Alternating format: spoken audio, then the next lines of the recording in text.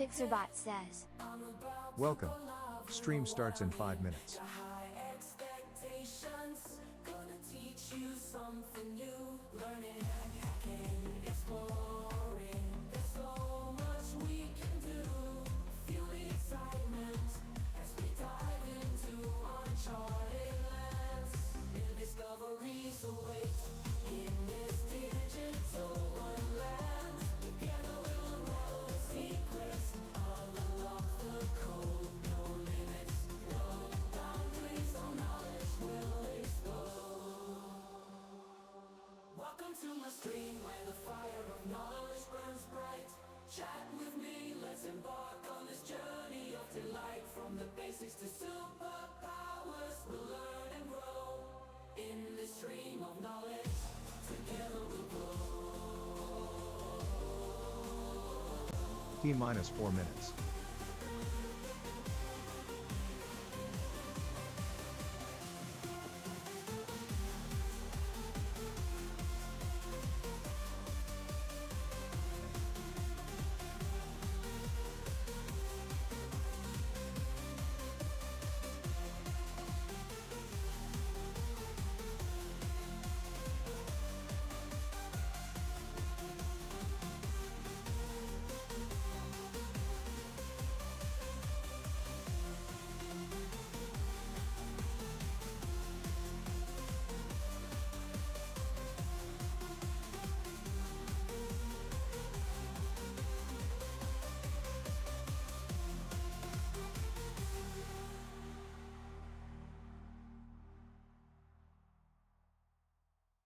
Welcome to my stream, where knowledge reigns supreme.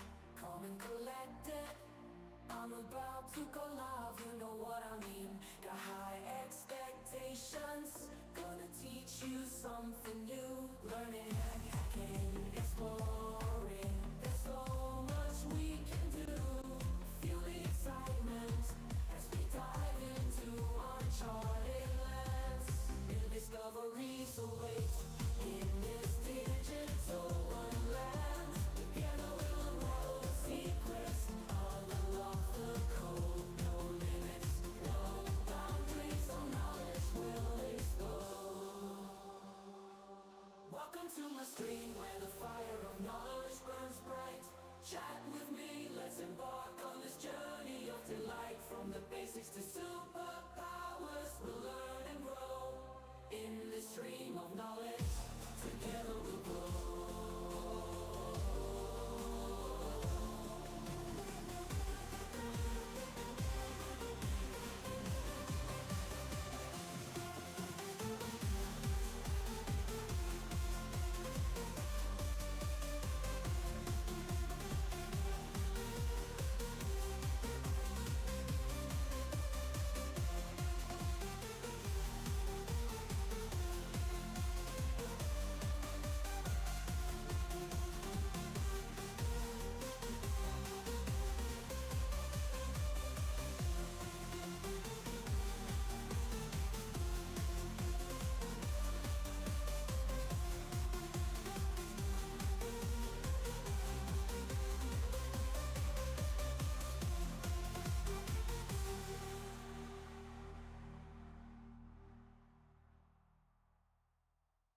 Welcome to my stream, where knowledge reigns supreme. Calm and collected, I'm about to go live, you know what I mean. Stream about to start. 1 minute left. Gonna teach you something new. Learning, hacking, exploring. There's so much we can do. Feel the excitement as we dive into uncharted lands. New discoveries await in this digital wonderland. Together we'll unravel the secrets. Unlock the code. No limits, no boundaries, no knowledge will explode. Welcome to my stream where the fire of knowledge burns bright. Chat with me, let's embark on this journey of delight. From the basics to superpowers, we'll learn and grow in this stream of knowledge. Together we'll grow.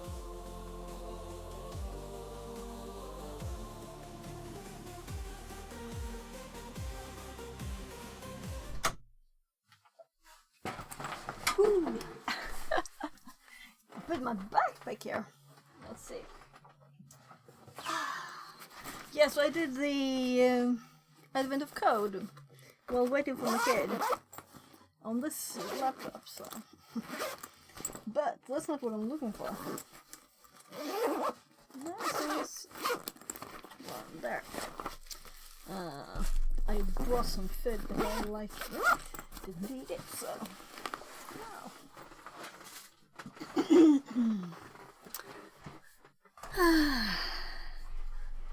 There.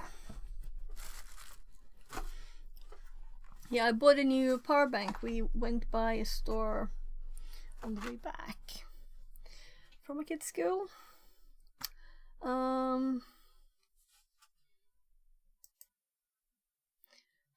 Such a messy desk. Let's see if we can show you some of it here quickly.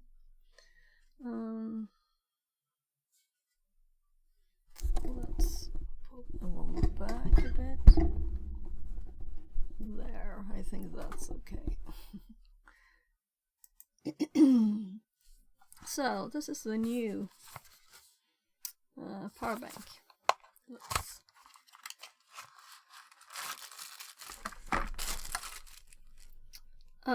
That's never been opened before. Okay, well, that was odd.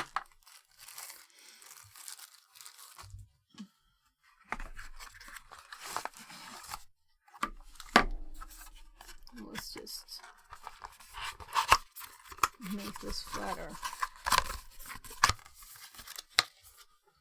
I have some more paper to get rid of. So why even waste paper on that? So this is kind of nice shape, right? It's not extremely heavy. So it's plastic. This looks like more like a speaker almost.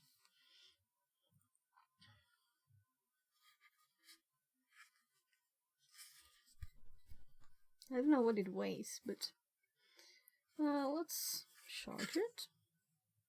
So I read on the box that you could like charge in all of them. There's micro USB, USB-C, and 2 normal USBs. So I guess this is the charging cord. USB-C, which is kind of nice.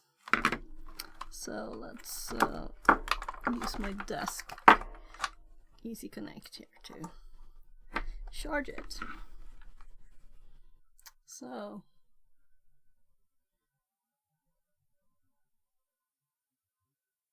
it's almost full already. That's nice. So my old ones, I was feeling when I stream, you know, and I'm outside, they're not as good as they used to be. They don't charge that quickly, you know. So I thought this was what was it? 99 Swedish crowns, so $10. It kind of looks nice.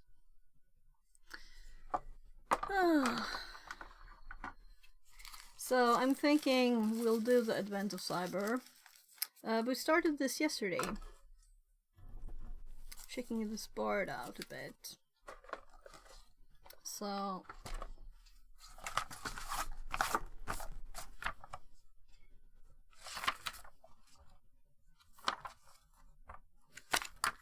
this is the plastic.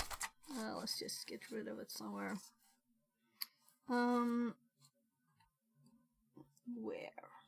Maybe it fits in it.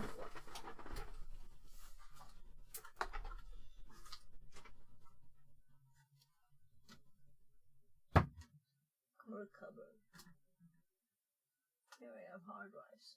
There. Let's get by the hard drives.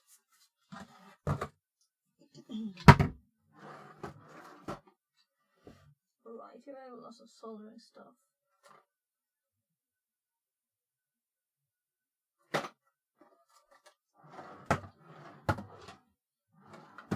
Alright, we have this project. Thread mill. We have a treadmill project to finish, too. Something fell here. Whatever. Let's get my food that I got from the. I brought it if I would get hungry, you know. And I didn't, so. Let's see.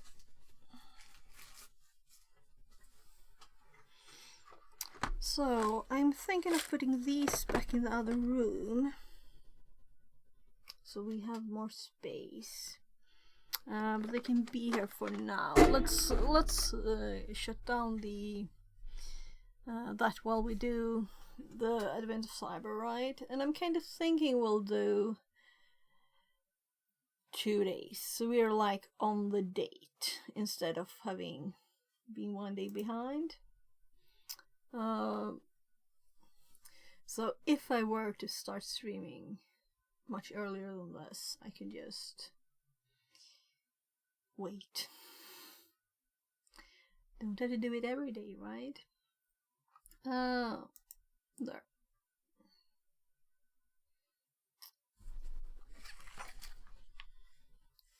So yeah, I was like, oh, log analysis, we did that already. This was a real short one. Not that this one was much longer, but I'm kind of assuming they will get longer. It was mostly just reading yesterday. So I'll just open this because I need to eat something. This is my lunch.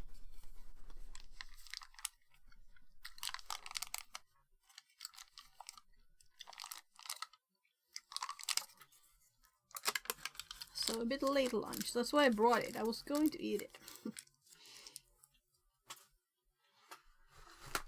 But I didn't think that I actually brought a laptop to do, I don't know, code in. So you kinda, you know, you focus on the problem. So I did the, what did I do? The second part of the first day and the first part of the second day. Or something. I don't remember really. So maybe we'll continue on stream. So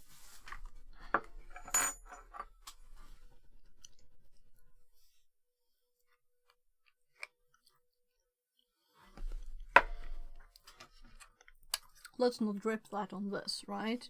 Removing that.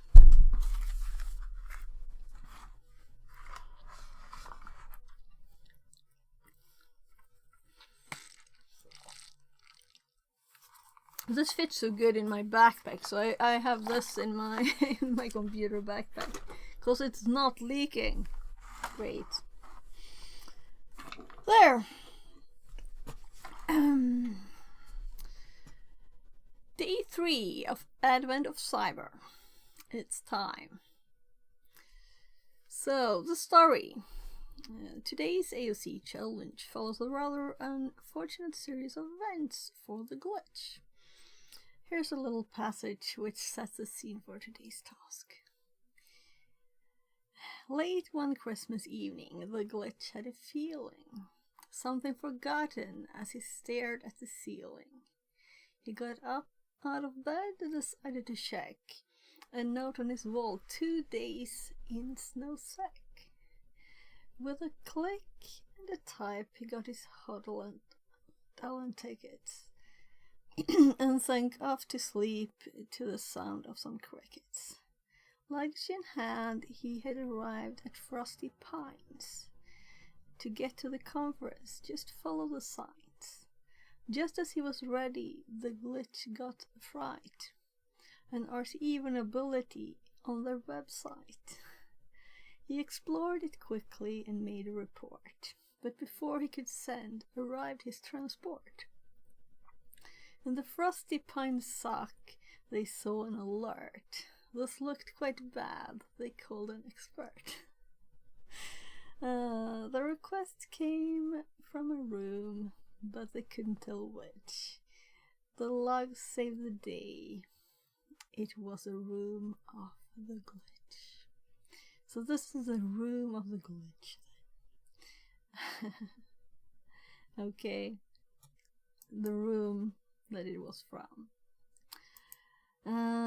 In Snowsack. Oh no. Transport available. Welcome. Enjoy your stay. Well.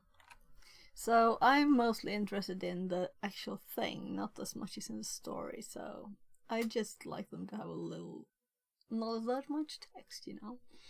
The task will cover how the SOC team and their expert were able to find out what had happened, Operation Blue, and how the glitch were able to gain access to the website in the first place, Operation Red. Let's get started, shall we?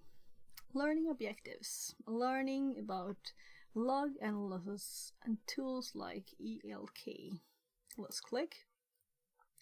Stands for Elasticsearch, Logstash, and Kibana. These are 3 open source tools that are commonly used together to collect, store, analyze, and visualize data. Learn about KQL and how it can be used to investigate logs using ELK. Learn about RCE and how this can be done with insecure file upload. Connecting to the machine. And I double click VMware at once here because I just got back home, so nothing is started.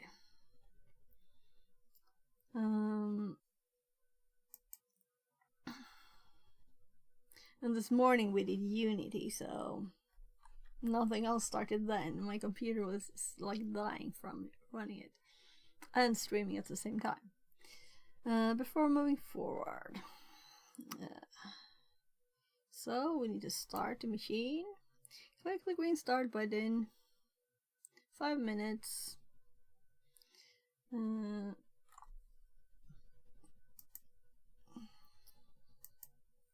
I'm just starting my Kali VM. Actually, it started already.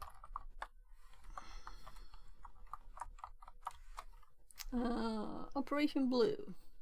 In this section of the lesson, we'll take a look at tools and knowledge required for the Blue segment.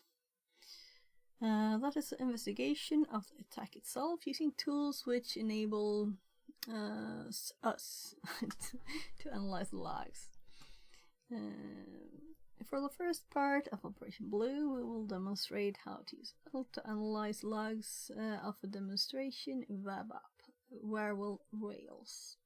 Feel free to follow along for practice. Yeah. So I'm just gonna start the VPN here.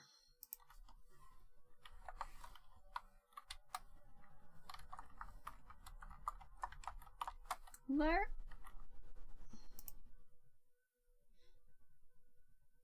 Bloop. So sometimes I can't get to the Kali line. I had to click another program together. So let's just do that. So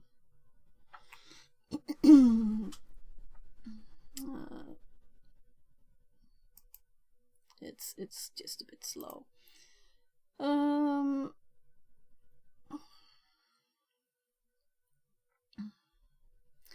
Log analysis and introduction to ELK.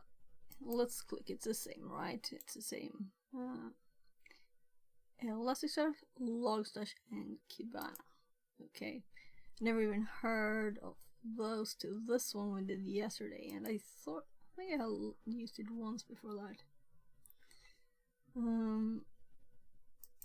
I'm just gonna close a few tabs. We don't need those open anymore. Or rather,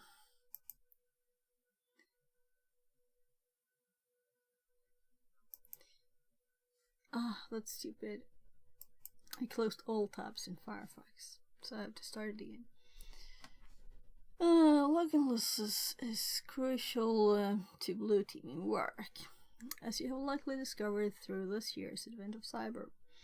Analyzing logs can quickly become overwhelming, especially if you have multiple devices and services. Elk or Elasticsearch, Logstash, and Kibana combines data analytics and processing tools to make analyzing logs much more manageable. Elk forms a dedicated stack that can aggregate logs from multiple sources into one central place. Explaining how Elk collects and processes these logs is out of the scope of this task. That's the most annoying thing ever, right? However, if you wish to learn more, we could have learned this instead of having a story. You can check out Investigating with Elk. Okay, so there's a room for this. So let's put this in the... This one goes further and further down there in the list. I'll have to reorganize my my bookmarks. Let's just close it. So,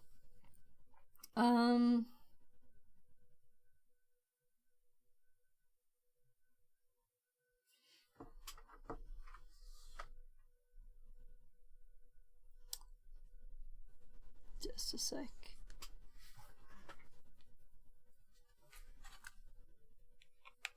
Just a bit of food.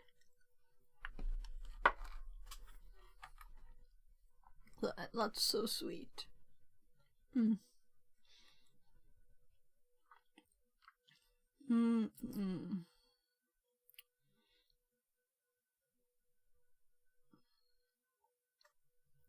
So the rube there. For now, it's important to note that multiple processes behind the scenes achieve this. Okay, so how Elk collects and processes these logs is multiple processes. The first part of today's bright light image, I'm scrolling up again. The first part of today's task is to investigate the attack on Frosty Pines Resort Hotel Management System to see what it looks like to a blue teamer. You will then test your web app skills by recreating the attack using Elk. So let's just copy link.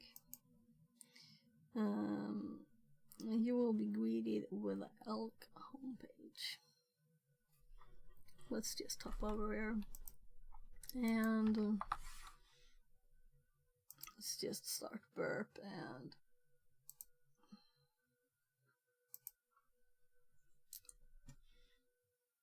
wait for it a sec.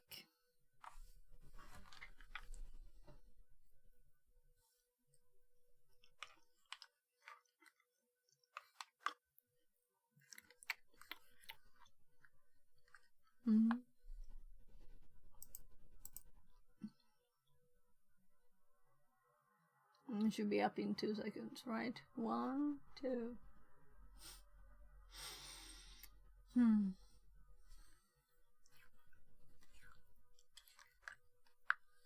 Good thing I have something to eat while I wait. So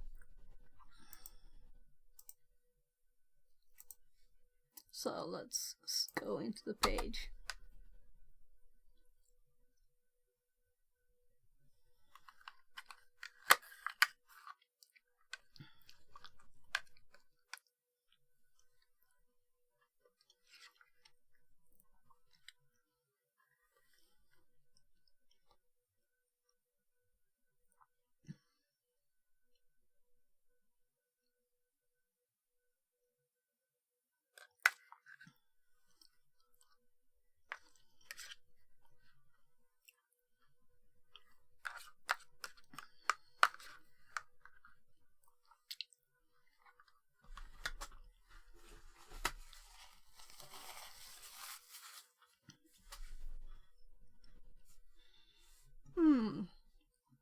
Upon loading the URL within your attack box, you will be greeted with the Elk homepage. For today's task, we will use Kibana's Discover. interface to review Apache 2 logs. To access this, simply click on the 3 lines located at the top left of the page and open the side of tray. Under the Analytics heading, click Discover. So, the most interesting thing is that I think we were in this like yesterday, right?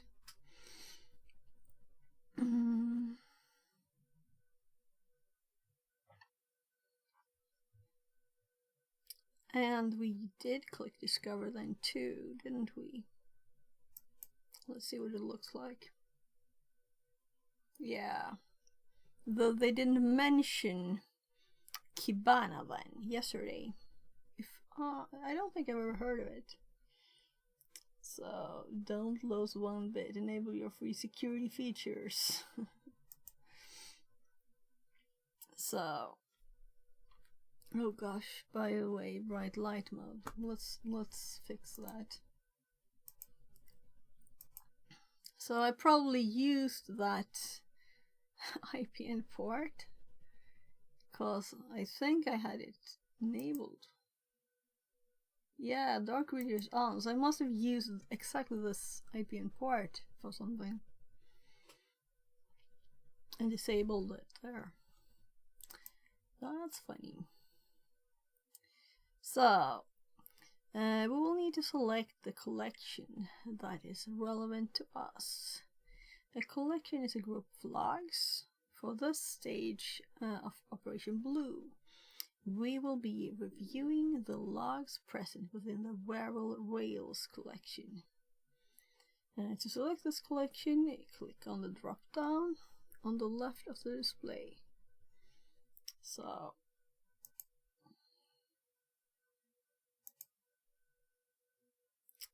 Wearable Rails. So let's do that. Once you've done this, you will be greeted with a screen saying no results match your search criteria. This is because no logs have been ingested within the last 15 minutes. Do not panic. We will discuss. We did this the day before, you know. We did the same thing, and now they're doing it more detailed. Is it like different people doing it? So, we were here in Discover. This one just said click Discover. We didn't have to change this one though.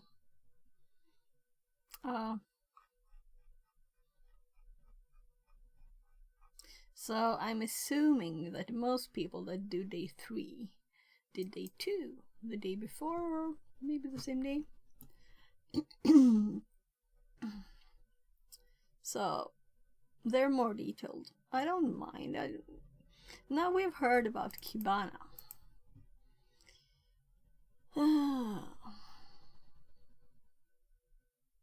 So to change the date and time, click the text located at the right side of the box that has a calendar icon. Select Absolute from the drop down. We now select Start, Date and Time. Next, click on the text on the right side of the arrow to repeat the process and date and time. For the Wearable Rails collection, we need to set the start date of October 1st, 2024. October 1st. Okay, so the day of October 1st. If you're stuck, check the GIF. So they haven't zoomed on the GIF either. So yesterday we learned that if we click here, and we do like something here, then it will automatically change it to absolute. And if we click here, we will have to set it manually. So I think the quickest way is probably to set the date and then change it. Maybe it doesn't work for today. Yeah. So today is a relative day, definitely. So we are going to October 1st, and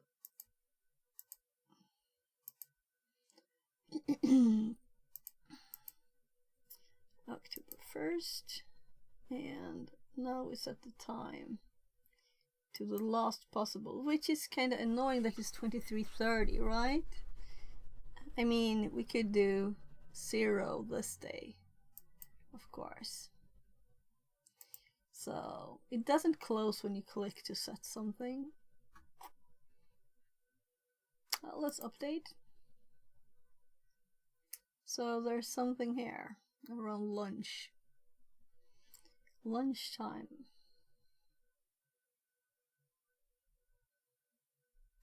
So let's look at one of them. Let's not take the end. Let's do this instead.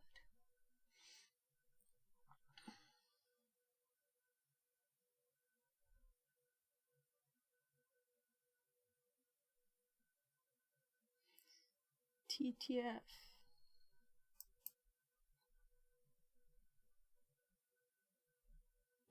Let's see what they say.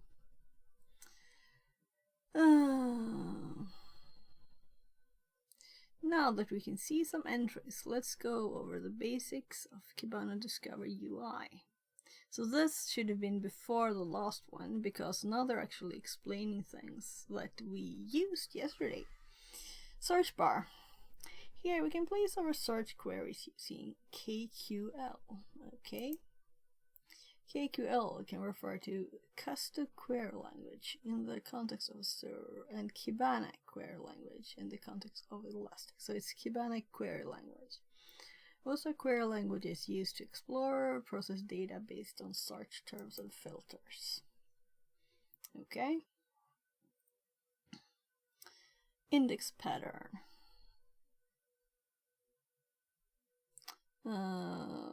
It's a collection of logs. This can be from a specific host, or for example multiple hosts with similar purpose, such as multiple web servers. In this case, the index pattern is all logs relating to where will Rails. Then we have 3. Alright, we clicked this yesterday. Fields. This pane shows us the fields that Elasticsearch has parsed from the logs, for example timestamp, response type, and IP address. So 4. Timeline. This visualization displays event count over a period of time. Then 5. Documents logs. These entries are specific entries in the log file.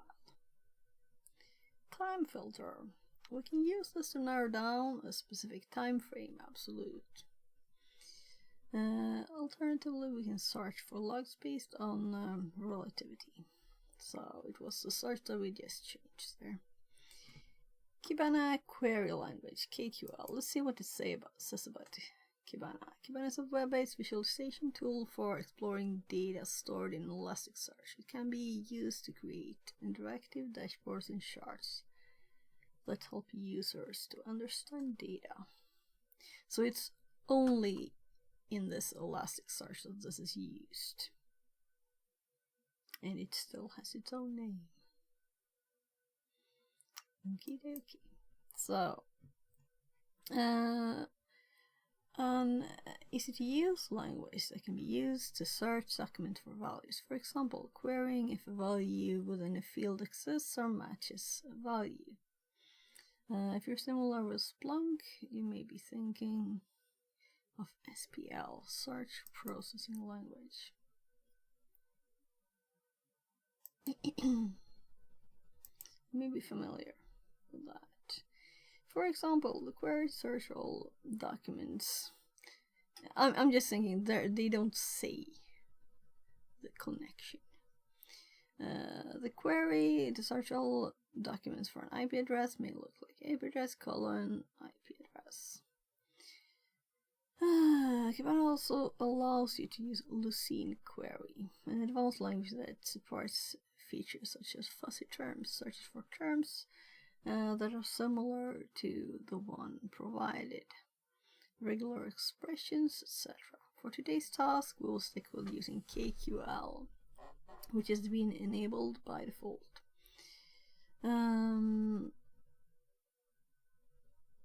I'll look later. The table contains a mini cheat sheet for KQL syntax that you might find helpful in the task.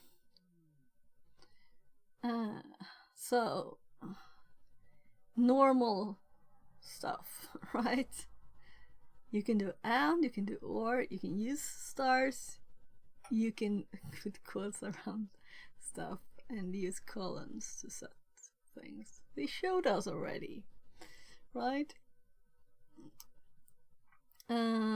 Investigating a web attack with ELK. Scenario. Thanks to our extensive intrusion detection capabilities, our system alerted that SOC team to a web shell being uploaded to the Rails booking platform on October 1st, 2024. Our task is to review the web server logs to determine how the attacker achieved this. If you would like to follow along, ensure that you have variable Rails collection selected like so. So, we already did this. And then they set the time again. But now they do it too, as I said, that why don't we do this? Let's imagine it's not in the last half hour. You will see the logs have now populated within the display.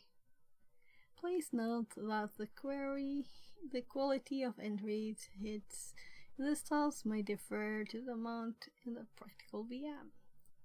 Okay, so this example might not be correct. Let's hop back here and let's just minimize these two that I opened. There.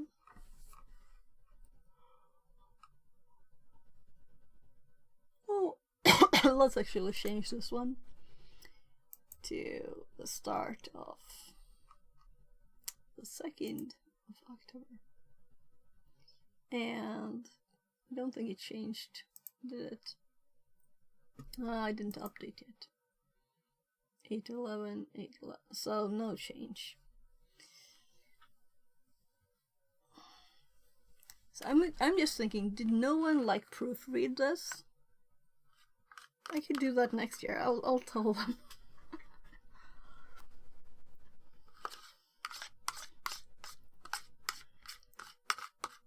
The same instruction twice, just after each other.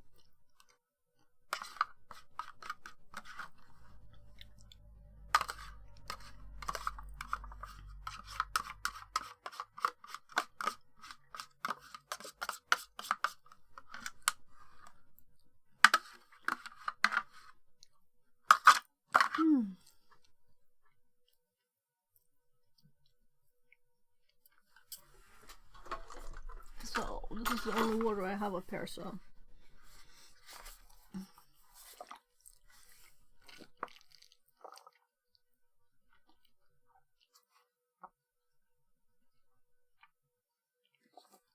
Not the quickest though.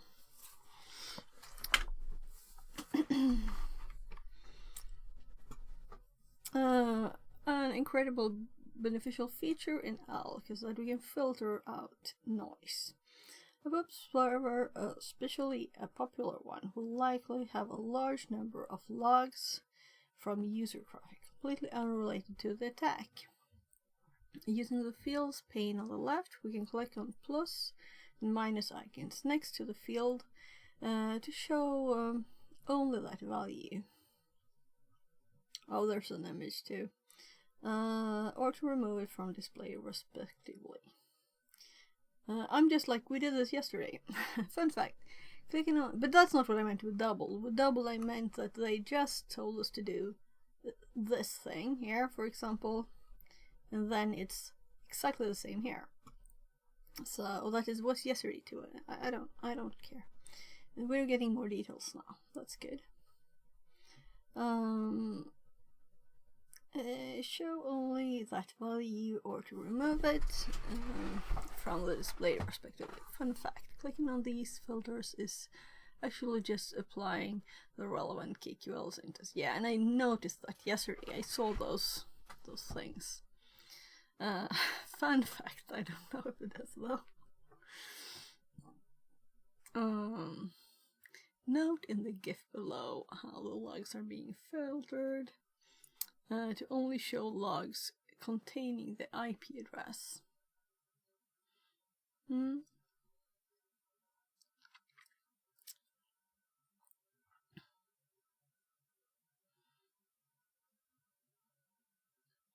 10, 13, 27, 115. Reducing the count from, well, we can combine filtering multiple fields or in or out to drill down specifically into the logs. So approve the filter, not for form. Yeah, let's look at this.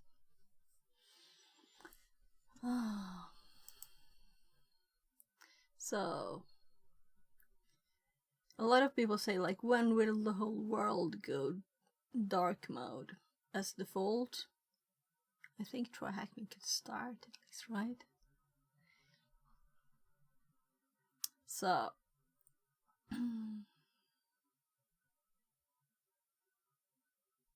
so they're like kind of clicking this bit here, and then they're doing the top values, and this is the one that they are doing plus on. So we're filtering by this IP, which was still 85%, right? So it's not like we're filtering out a lot.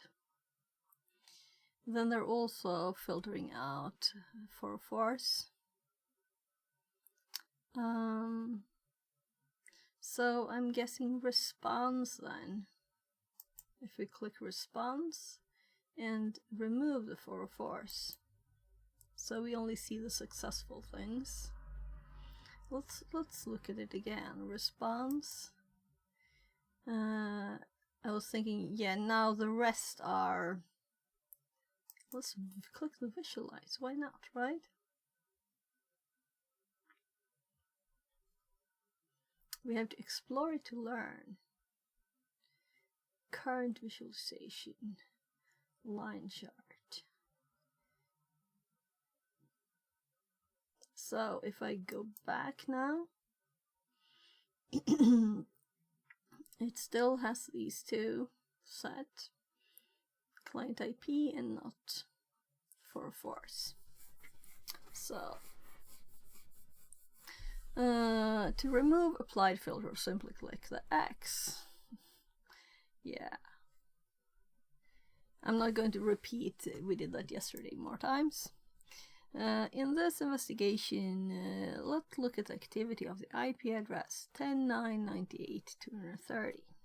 Then the filtering will be much more useful, right?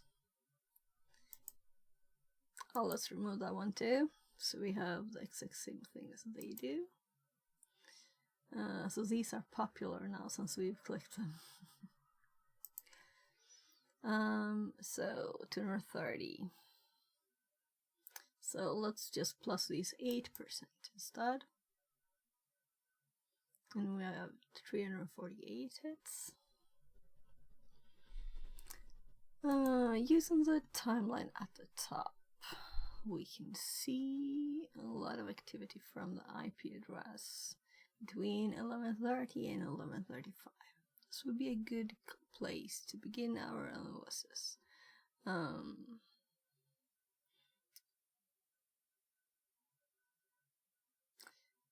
They also have requests in popular.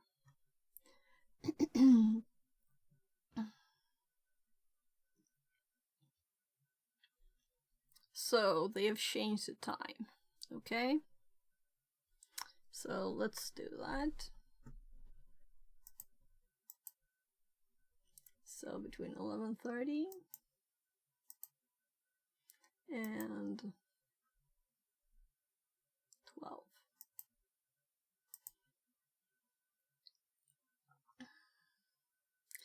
Okay, so now we're getting more details. We could even cut down the time more, right? Oh, did I do 10:30 instead of 11:30? Okay, that explains it.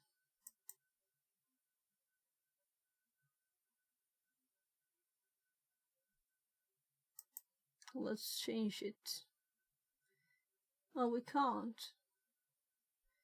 So, or can we if we type stuff here? Can I type stuff?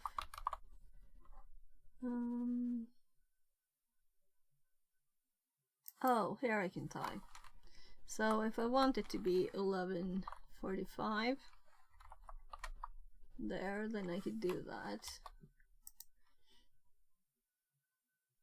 So we have even more details. But now we don't have the same as they do. So we'll see.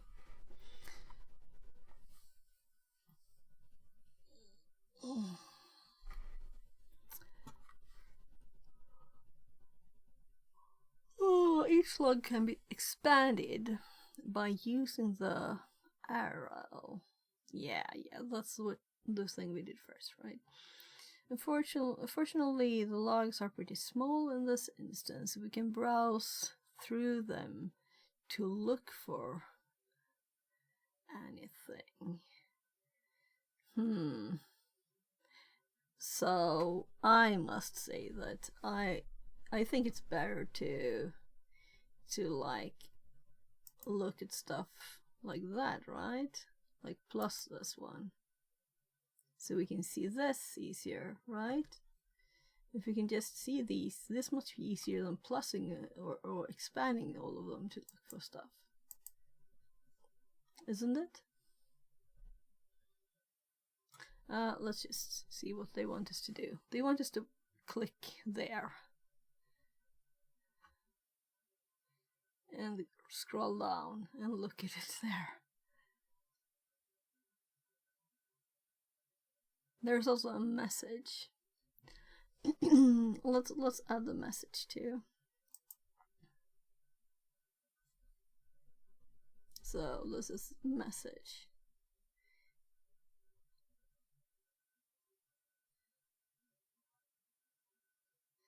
Oh, so here we're getting part of the.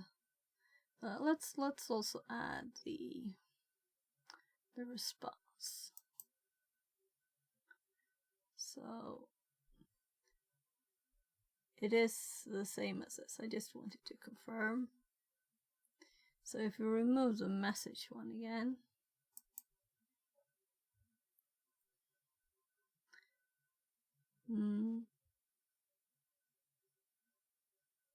So let's look into one of them. Just to get a feel for the fields here. So the client IP message is the most. It has the IP, it has the time, and it has the get, and it has the response. And the number of bytes. But it doesn't have the data.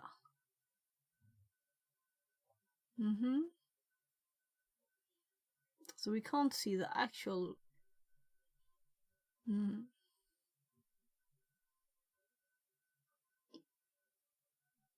Where's the rest of the data?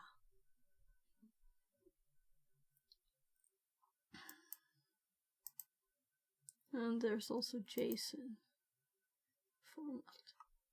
So we could see it like that. Somehow I don't mind that way. But this fits more on the page, right?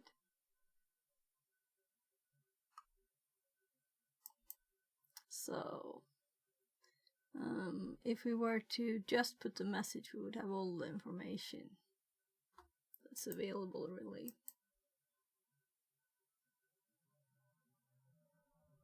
We could also see it in here, of course, but it's not as easy to read. I'm just playing with it to learn, you know. So here we can see them kind of nicely lined up.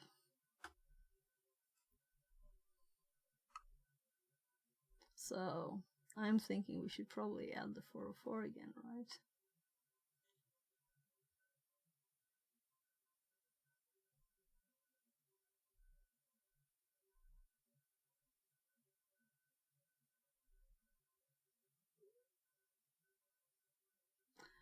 Let's continue. This image keeps animating in the corner of my eye. After some digging, a few legs stand out. Look at the request field. We can see that a name, file named shell.php has been accessed with a few parameters C, D. Containing commands. These are likely to be commands input into some form of web shell. So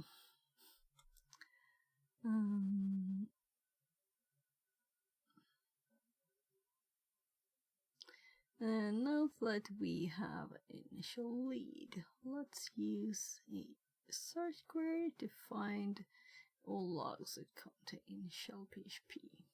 Now let's go back and see if we could actually find stuff. I'm thinking let's add what they showed before, right? The response minus these. We get rid of a third of it.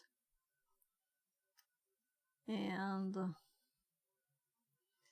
we could even do 200s, but it's most of the 3 or 4s or whatever.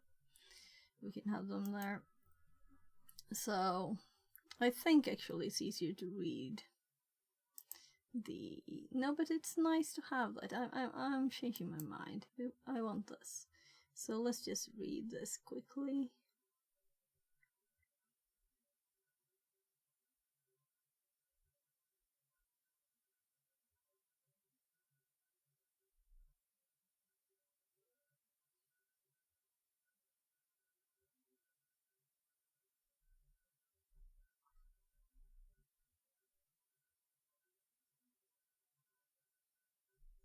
So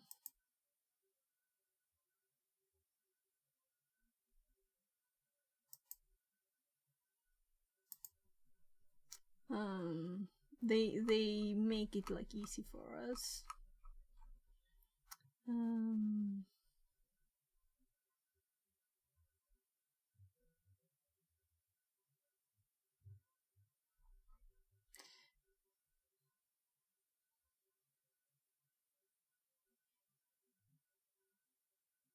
So it is not the same exactly, because theirs are 1158. Well, let's do the search. Let's do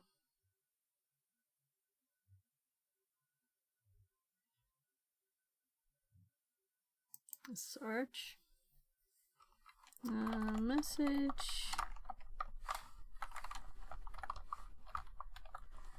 So yeah, we don't have that. Let's do just.php.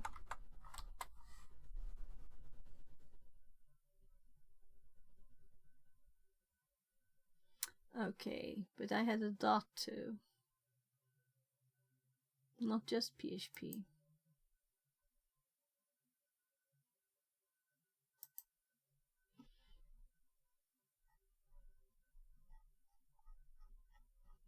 Yeah, so we don't have the same data.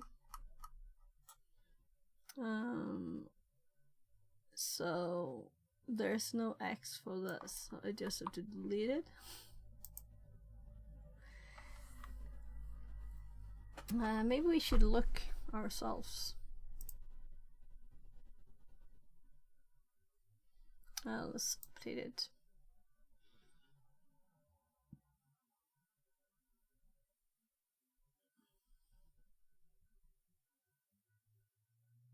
There's still nothing after here, so didn't matter that I changed it. So we're like in the middle of it. Let's go down and check the questions, because I'm kind of thinking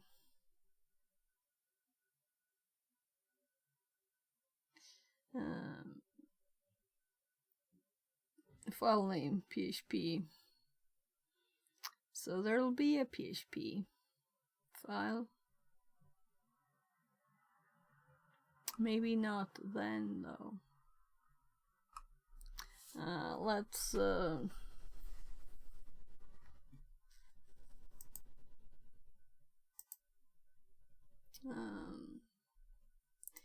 playing with it to learn, right? So we could even do the whole lactate and this one there,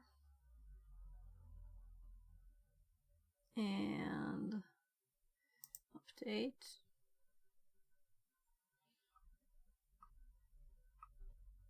And there's nothing after this time anyway.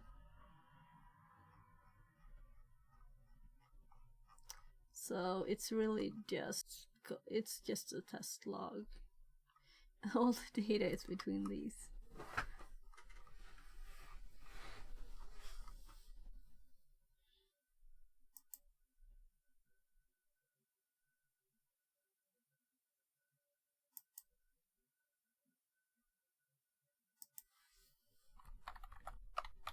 Did I misspell something? No, because it pops up. So no. So arrow down. No. So tab doesn't work. I have to click it. That's bad. Ooh, I think one of my kids dropped something of glass. I'll have to go check. Vad hände gubben? Mother broke a mold.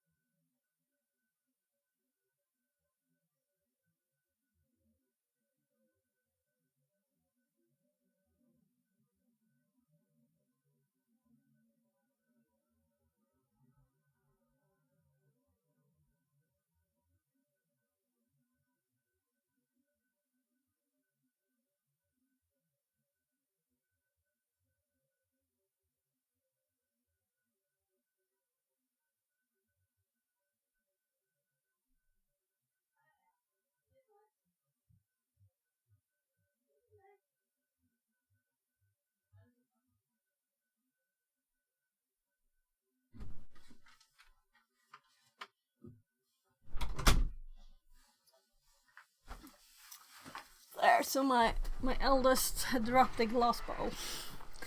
So I've been sweeping glass from the floor. So let's see.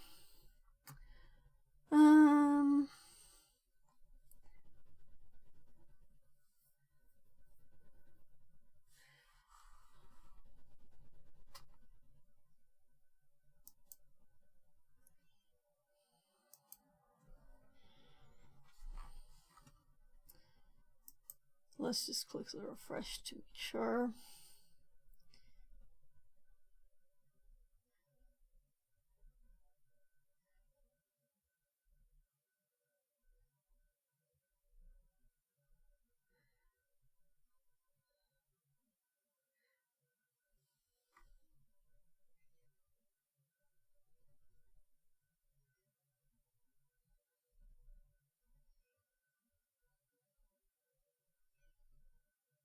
Oh, we could scroll further down there.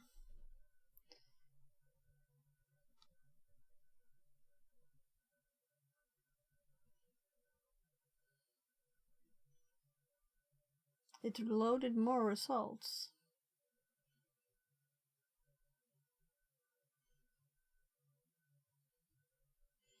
Until we get to 500.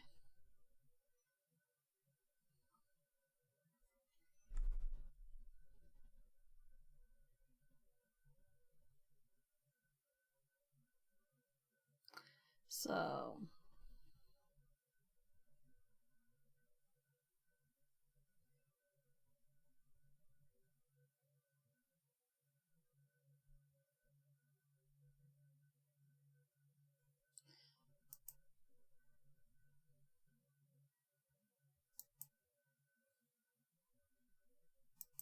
what is this? Saved queries.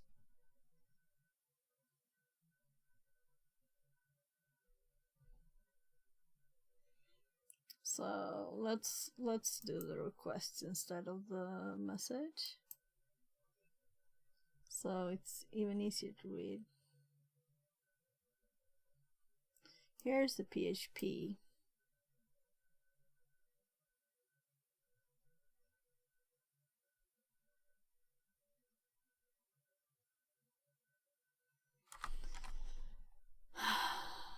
Apparently the search didn't work at all. Here's a PHP file.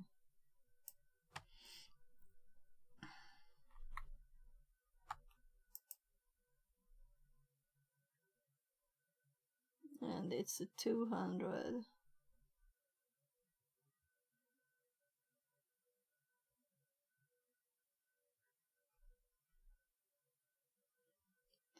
So this failed. Why?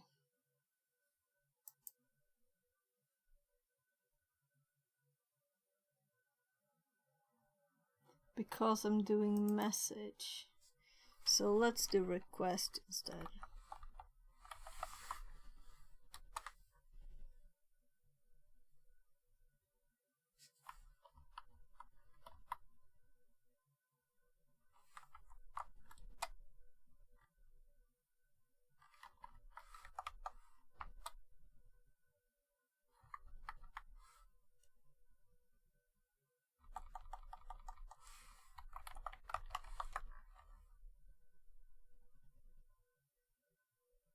Oh, here's even shell PHP.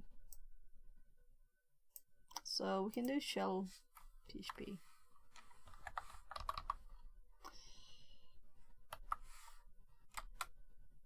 I'm mostly like, why, where, what? Why didn't we get these when I searched for PHP just a bit ago?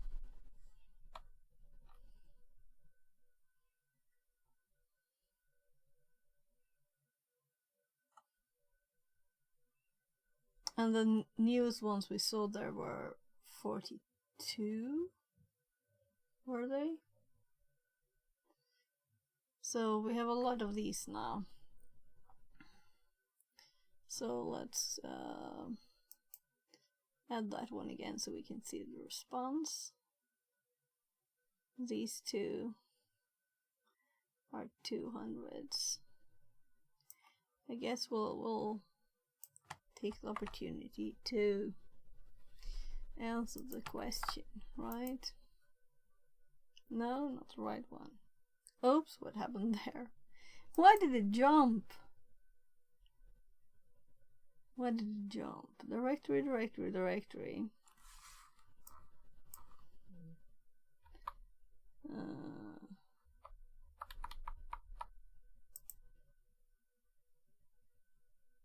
It's so slow.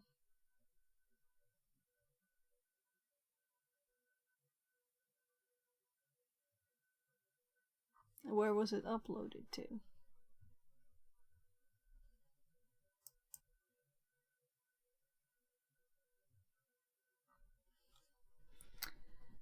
So I just clicked here, but nothing happened. So let's try again. Yeah, we were not in the VM.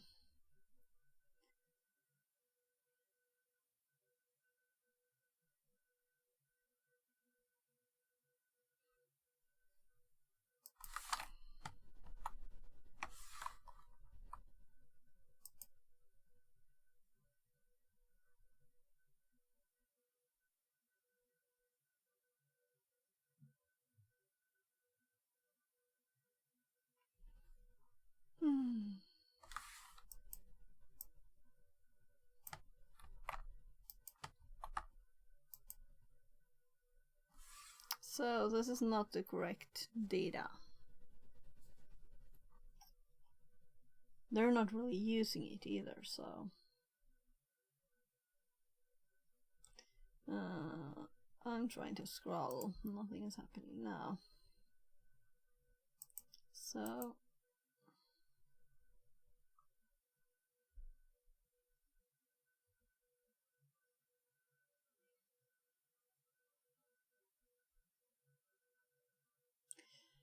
I'm a bit curious why does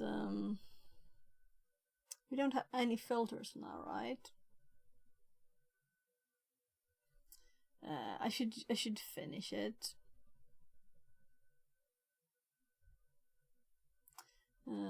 Before reading the text first, I think.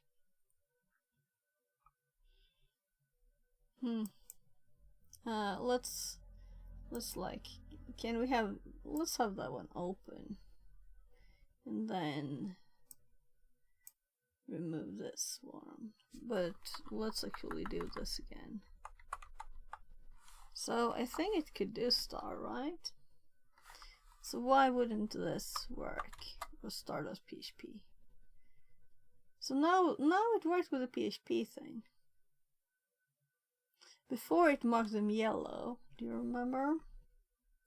It marked all of these yellow when I had .php. Why? Why?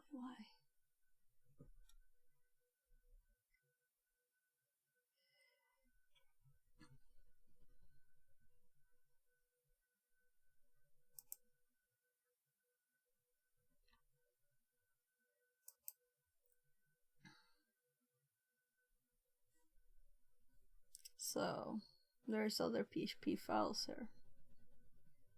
But come on, I just want to click somewhere else to have it not up there.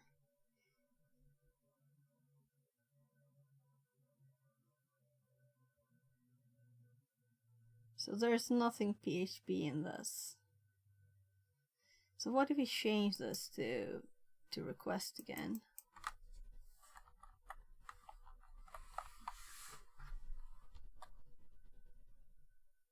No. So why? Why? So it should be both in message and in. So let's look at the one of the ones with not PHP in there. So the message here is, yeah, so it has this yellow selected, which is -php. It's not .php. So it's not actually fitting this. Dot must mean something special.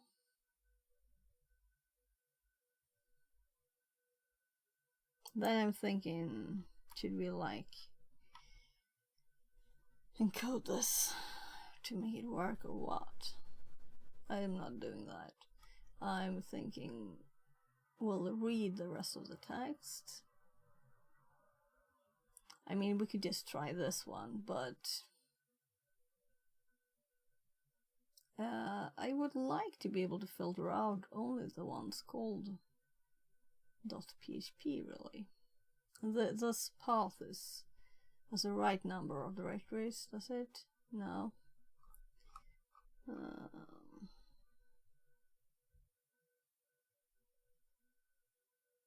There's a lot of them.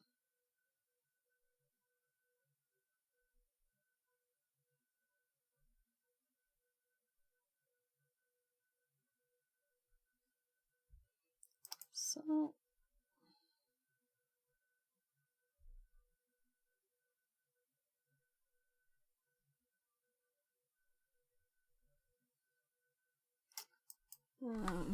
can you do like and not message colon .js?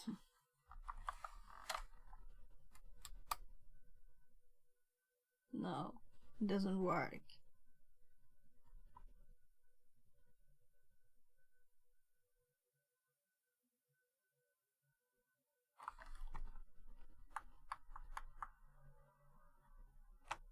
What happened when I scrolled?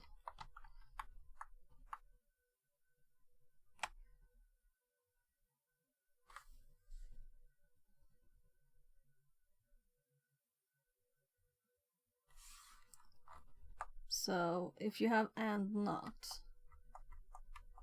and so let's actually click here instead, and request.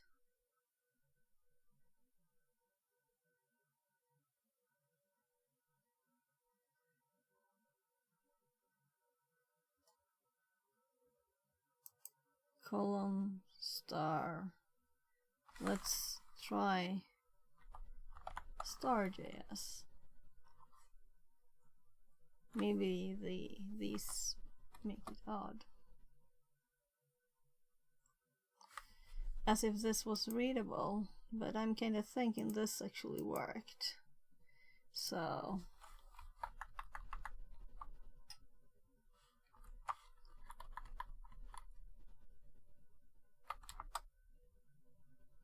there. So if we use these, we end up with a regular expression or something. Is that it? So now we have those. But the example they made was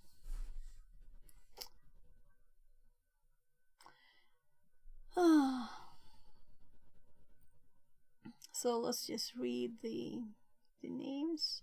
So we have the shell ones, we tried that one.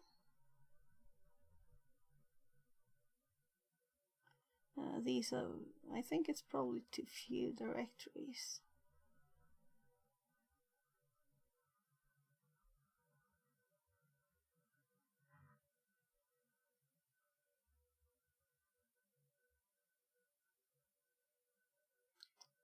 So how many are there? That's not very many. Hi, Goku says. Hello. What's a group parachute redeem? Again, it's when we're on the pause screen, then you can do it. But I can enable parachute here. So now you can parachute if you want to. I was wishing for a skydiving redeem lol. There. No, you can drop there if you want to.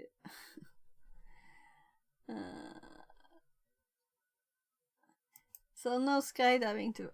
Sorry, no. We'll have to have just a.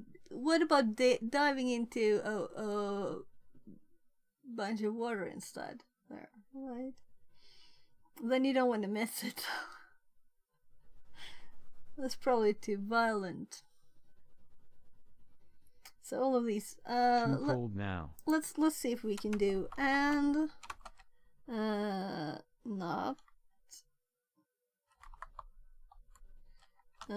message colon index star index dot php star.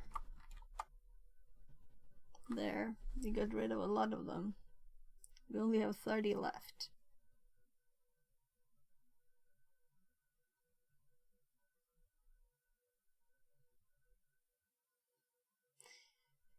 And this is cold shell.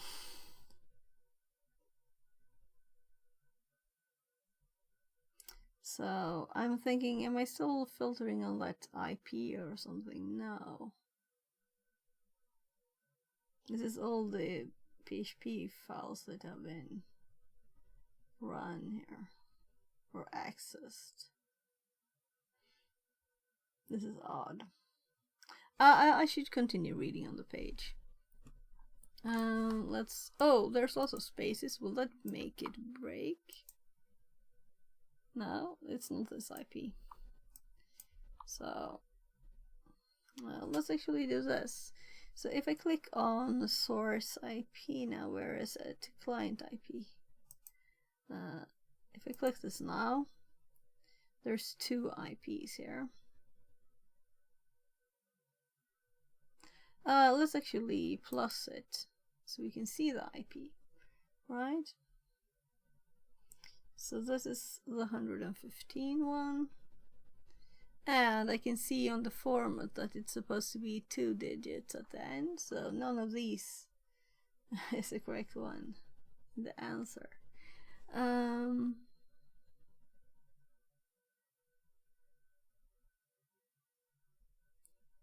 Oh, look, we have the 4th day, right? It should have been there for an hour now. So kind of when we started, I think it popped up.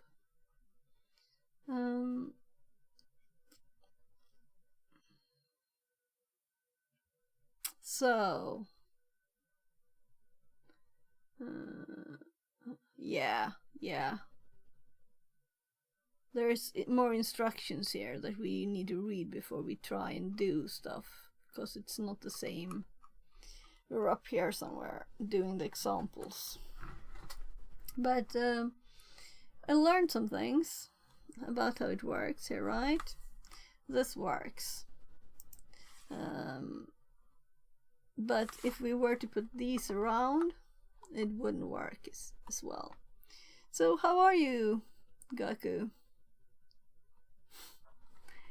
Kind of a bit cold to go swimming. Maybe. Some people are crazy and they go swimming anyway. Well, there was actually a bit of water on the outside of this now.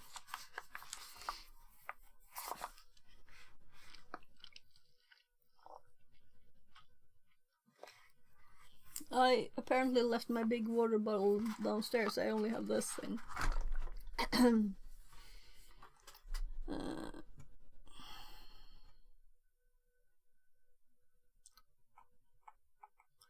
So where were we?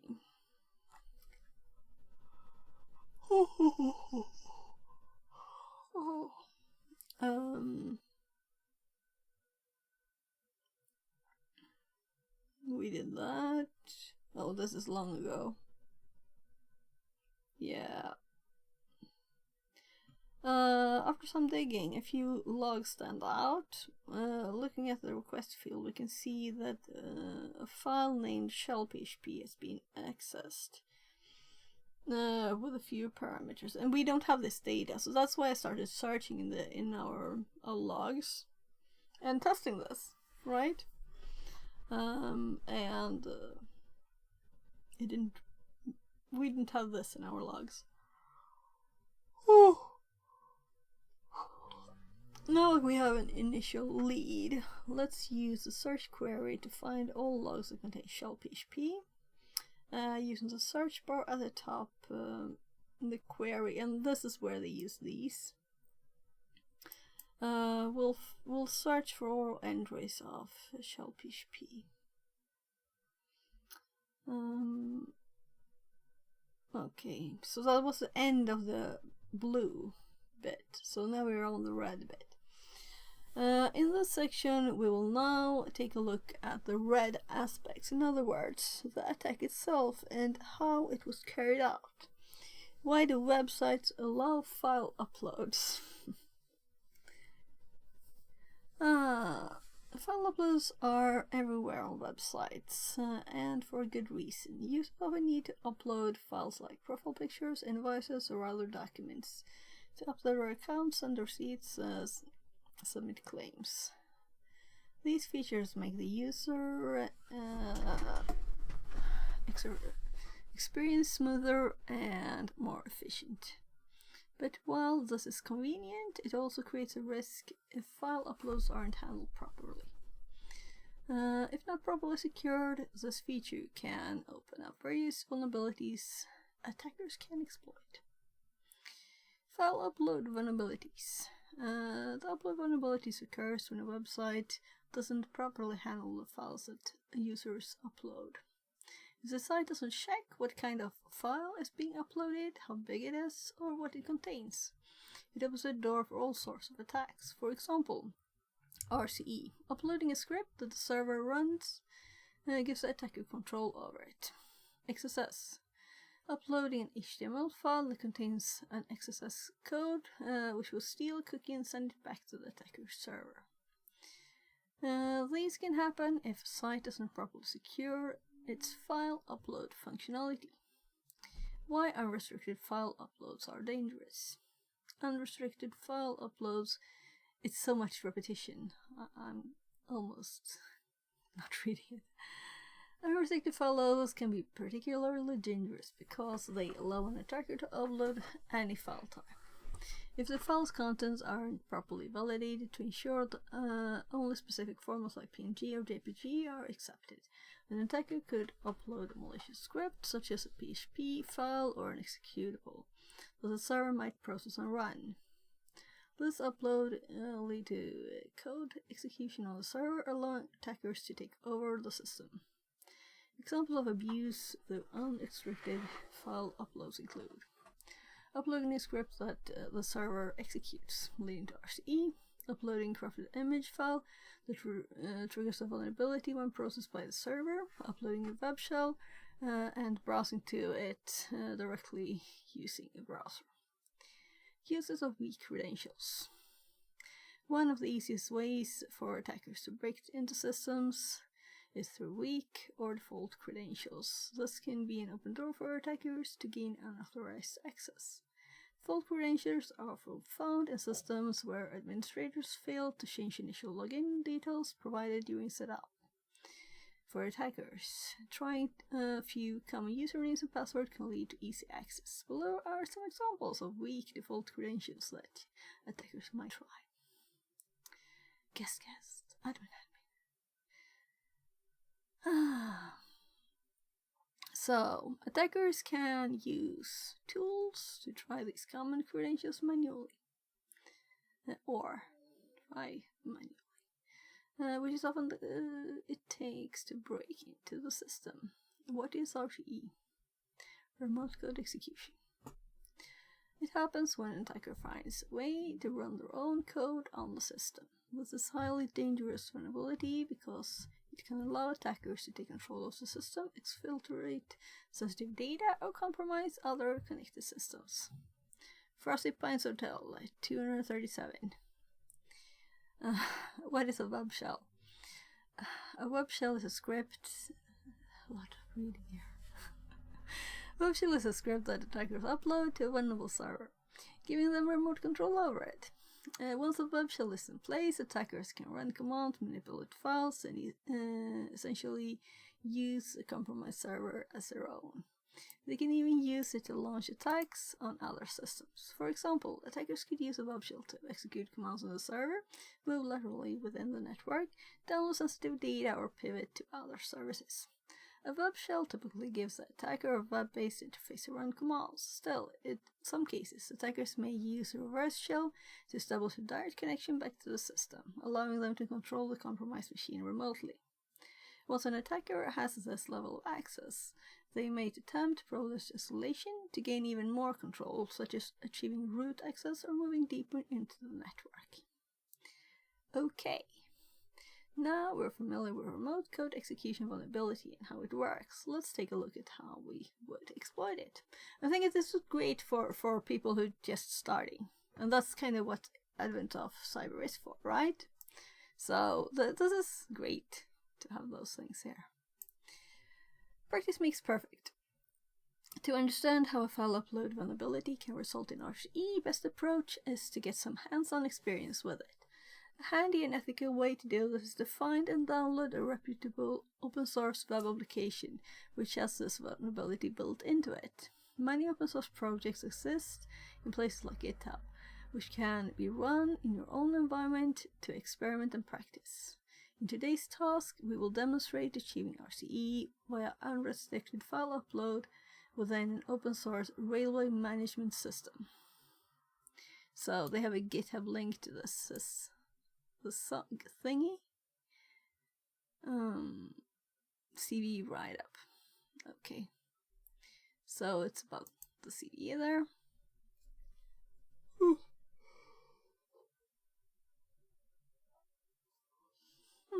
Sorry. Isn't the same link? Okay. It's just a file in there. This one. Steps to reproduce. Exploiting RCE via file upload. Now we're going through how this vulnerability can be exploited.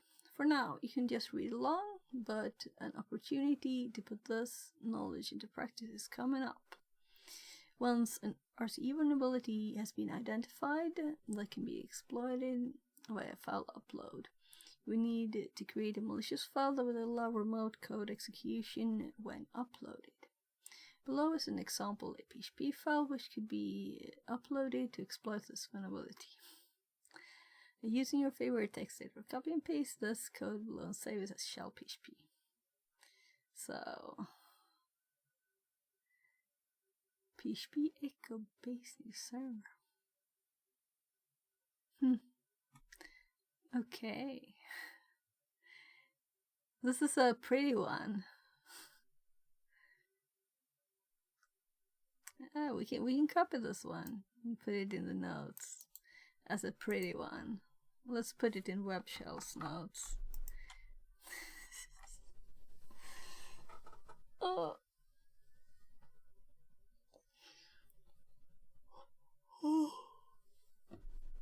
I'm sorry. I've been outside and now it's getting dark too. It's completely black outside. It was getting dark at like 16 when we were driving home. And that was 2 hours ago and a bit more. So,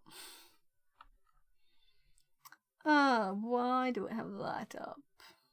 Well, let's just leave it there and open a new. So web, and let's update our web shell. Did I like minimize what I was looking for?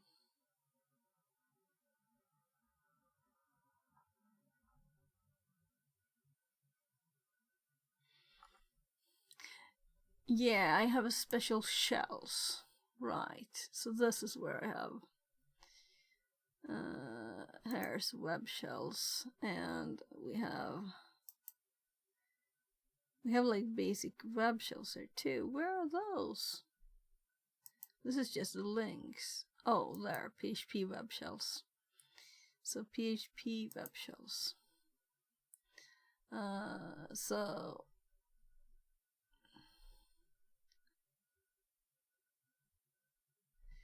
right, a pretty one.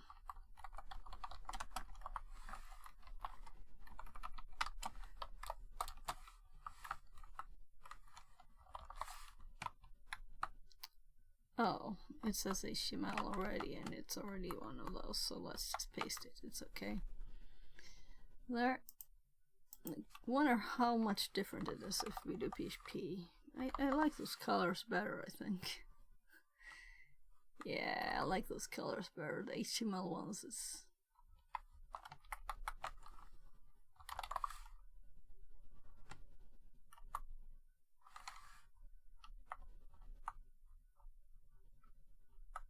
Yeah, we will PHP. We get the colors on the PHP too. Let's keep it PHP.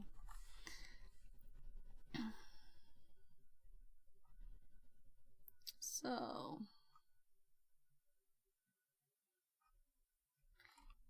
we have a tiny update to the nodes.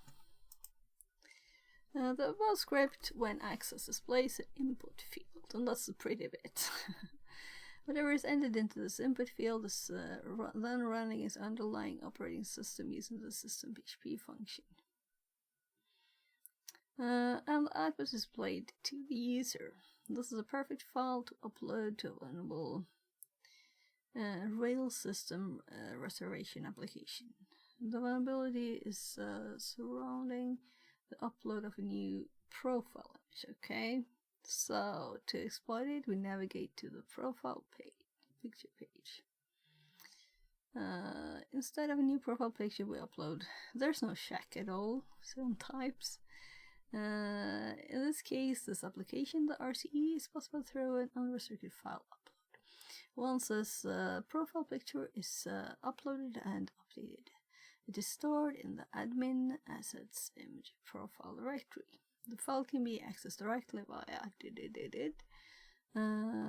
once accessed, we can see the malicious code in action. Sorry. Now we can run commands directly against the operating system using this bar. An output will be displayed. For example, running the command pvd will now show the following. So this is a pretty bit. Making the most of it. Because the vulnerability has been exploited and you now have access to the operating system via the web shell. There are many next steps you can take depending on A, what your goal is, B, what misconfigurations are present on the system, which will determine exactly what we can do. Here are some examples of commands you can run once you've gained access and why you might run them. If the system is running on a Linux OS, like our example target system. So we get a basic Linux info here too.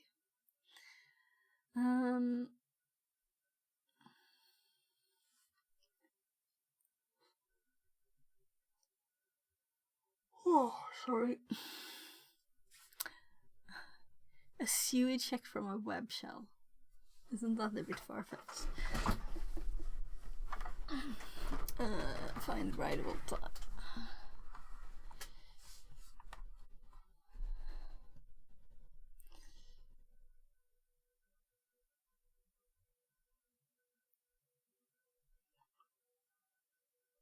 Find files with writable permissions. Files with writable permissions.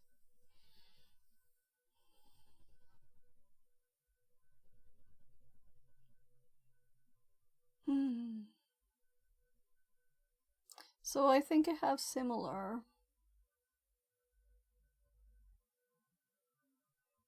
Oh, proc.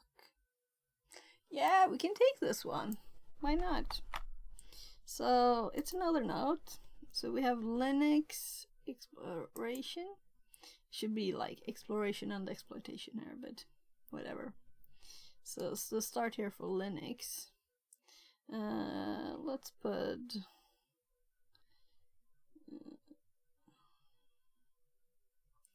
so our permissions, find writable files. So let's see. Probably we have a very similar one here, but the proc rep we don't have. So find this is ats instead. So the difference between these two is that this one actually has proc here instead of here. And the question is why? Why not just put proc here? Like mine here?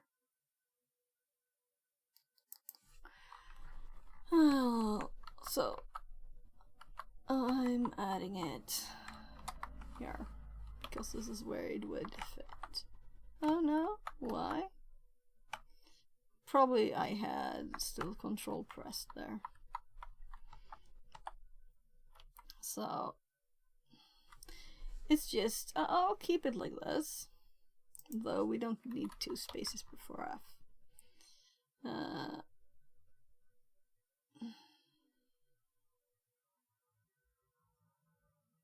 And also this is type F and this is not, meaning this will also show directories. Well. So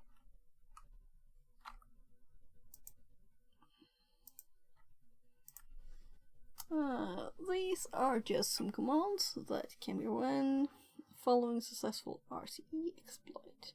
It's very open-ended, and what you can do will rely on your abilities to inspect environment vulnerabilities in the system itself. Practical! Finally! Your task today is twofold. First, you must access Kibana on the same IP and port that we were on, and investigate the attack and answer the blue questions below. By the way, Kibana query language, right? We didn't add it. So, I don't have much blue stuff in here. Do I have anything? I have like forensics here. Should we do like a log analysis, I guess? I don't have anything on this at all. I guess. Like. Or like blue. New folder.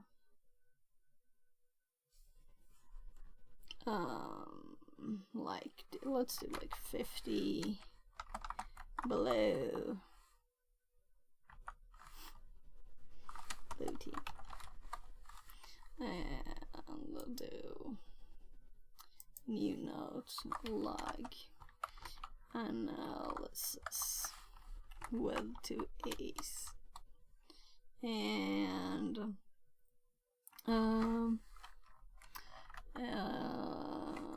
let's do it 3 elastic, and let's do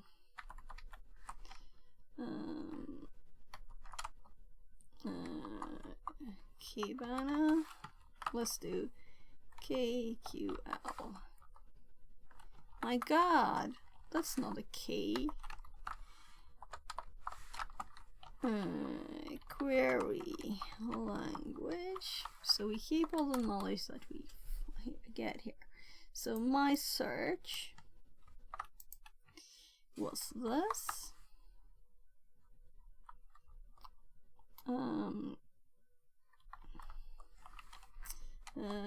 Finding PHP files in, well, web server logs.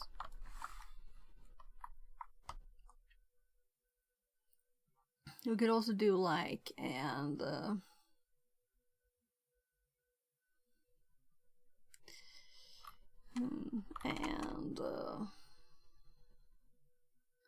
response not response colon for I guess. Let's try it, right? So let's hop over here and remove this one and instead add it here.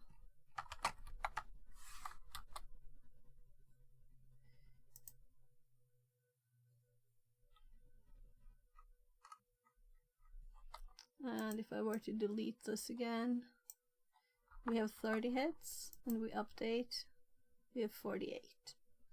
And those are 404s. So I guessed right? There, 30 hits. So if we want to remove 404s too. Ooh. So we're starting our blue notes.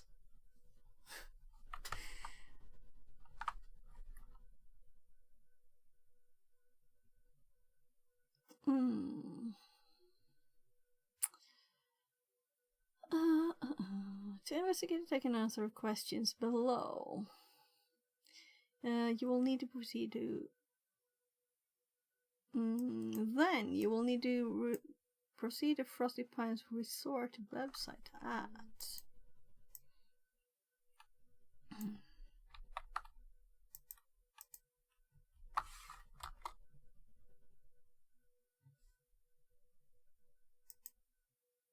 So I just tested typing in it, didn't work. So sudo no.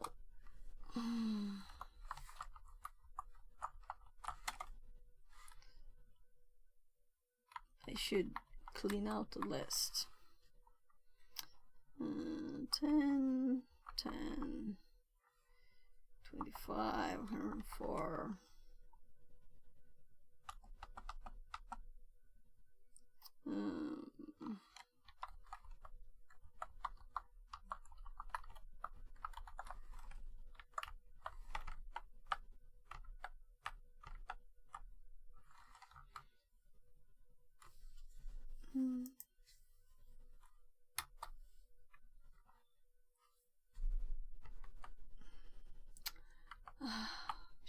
Do I have to add it to burp?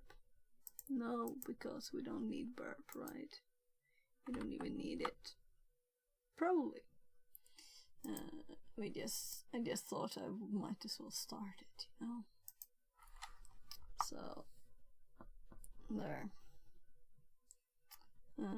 Find the best deals for your next trip. So we have the website that's vulnerable to.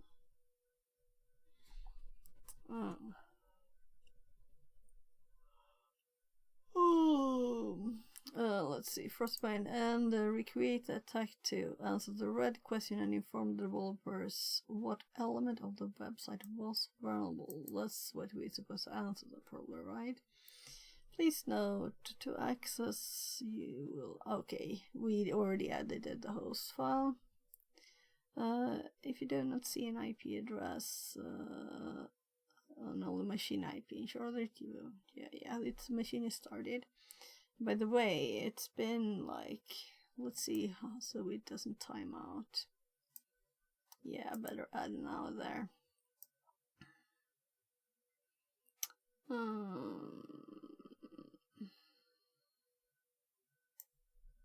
No, I went too far down. Oh, okay, it was kind of short as text. Good. Finally, we're at the end of the text. Okay, so this is like it. This is the important bit, though. To review the logs of the attack on Frosty Pine Resorts, make sure that you select Frosty Pines Resorts collection. And that's why we didn't see any data before.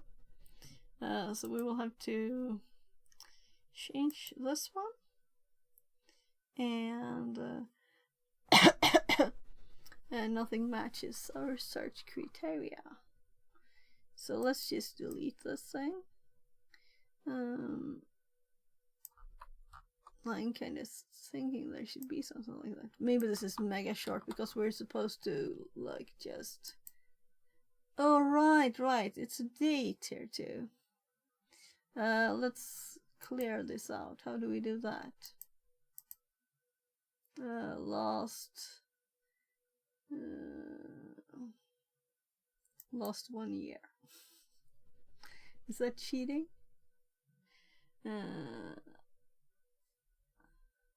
Yeah, they're saying the day to check and what time it is. It's in the task. So let's set an absolute date again. It's October 3rd, 11:30.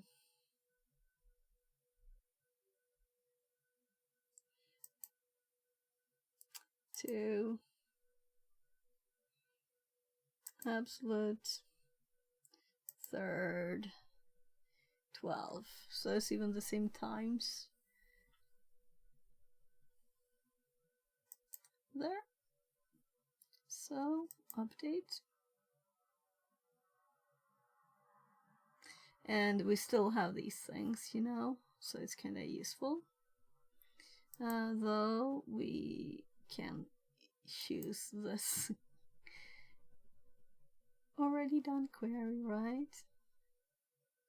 And it will probably be called shell. Let's do shell and see if we get anything on that. Yeah, so there's the commands and everything. Yeah. We could have had something in the other file for us to look at. I was looking too much for it, and it wasn't there. So, glitch. Shellfish p command echo glitch glitch txt to glitch txt, I guess. ID ls.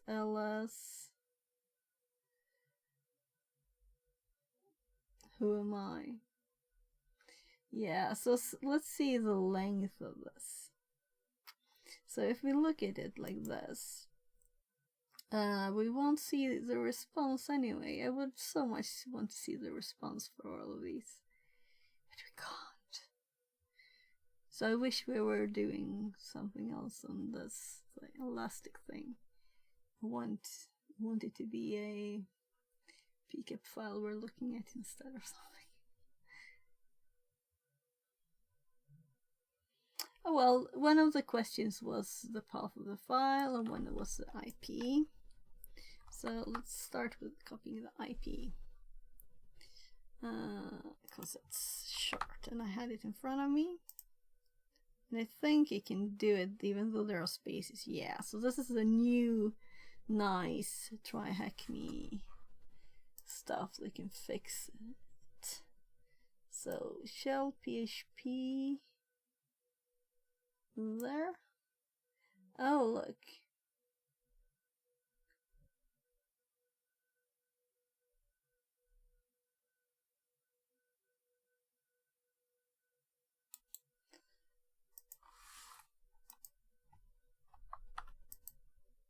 That was a bit of an odd format. They didn't want the full thing, but if we would have copied it here, maybe it's more logical from the get, which is the most logical thing to copy. And then we want a flag from the red side.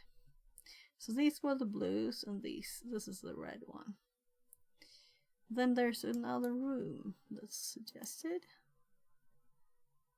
Advanced ELF queries. So let's put it in the TSHM12 to do rooms. And that was the write-up.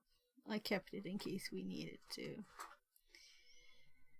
But it looks too simple, right? We'll see if it is as simple as it sounded. Just upload an image. So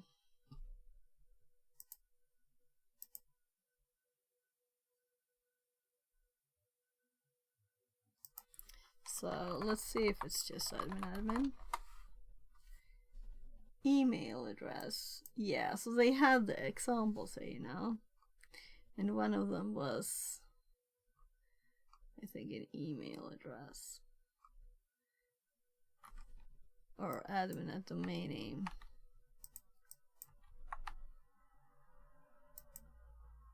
No?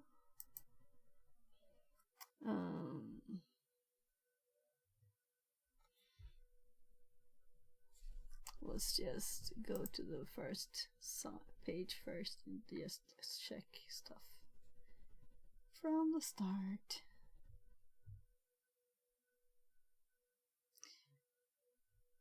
Since it said email is not correct, you know? Maybe it actually needs an email address.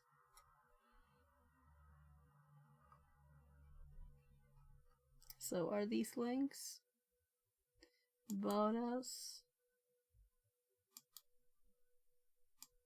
That's about us again.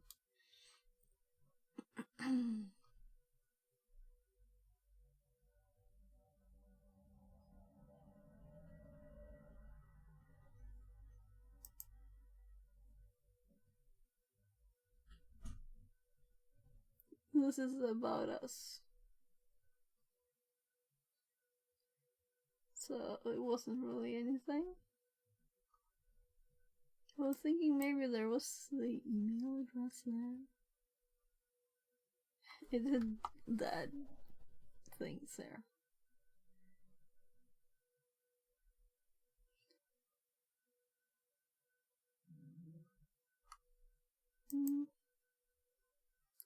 Oh, I'm tired.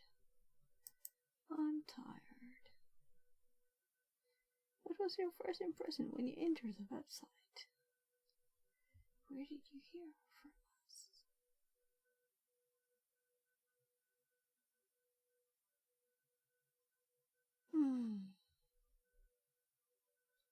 Oh, well, there's some kind of feedback form.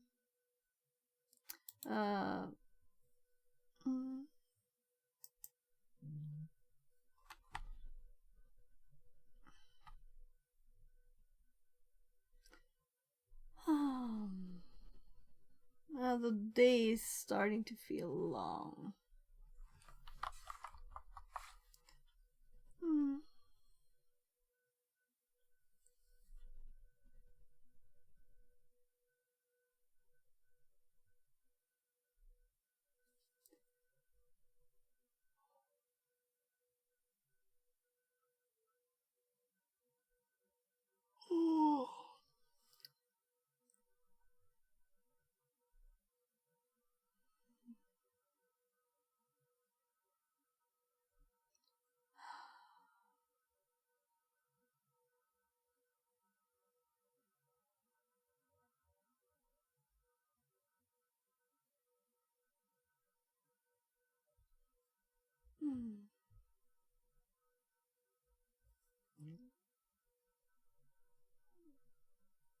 Oh, sorry.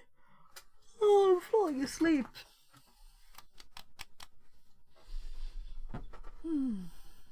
Yeah, I should eat something.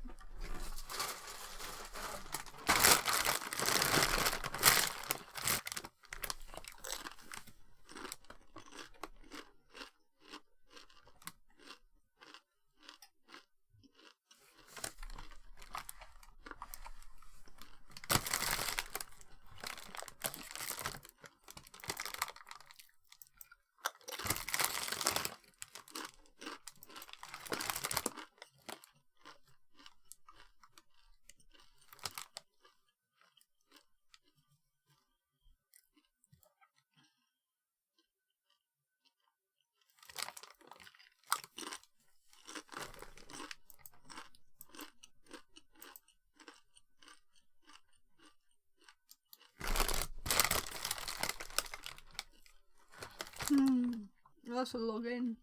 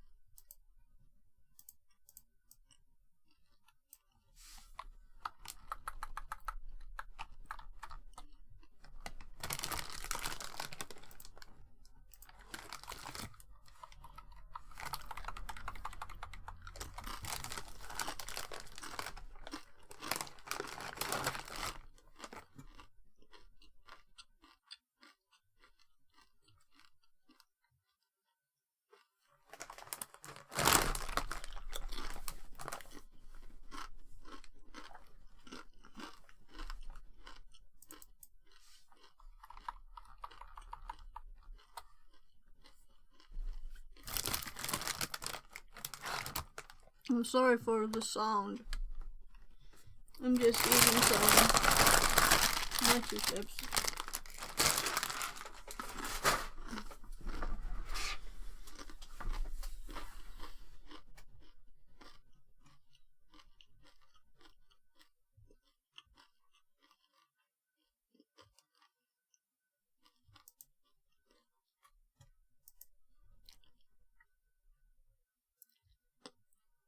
So, they're talking about 5 uploads. Week grads, right? And we have a login.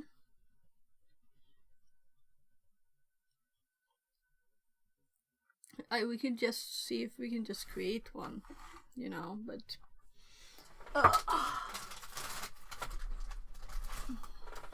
probably.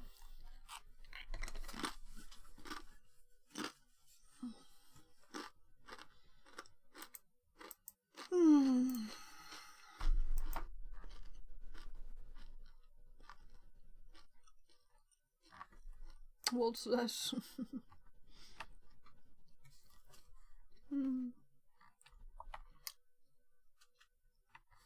I think it will say this is not a mail address. Will it? Some name.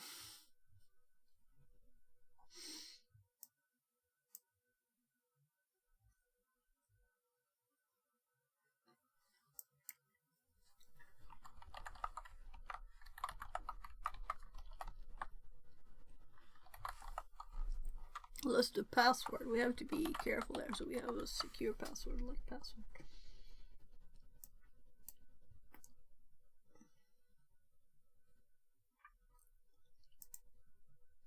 So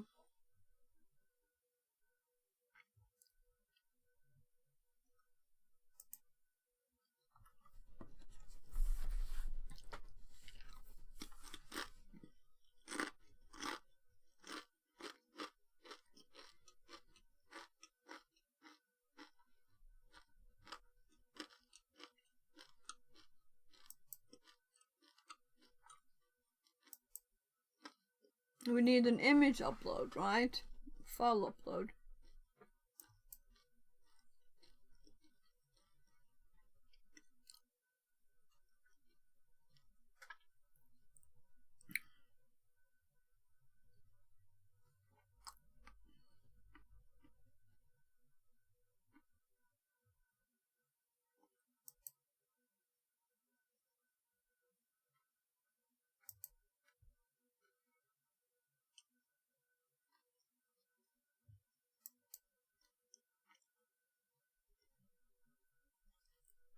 Let's check this page again.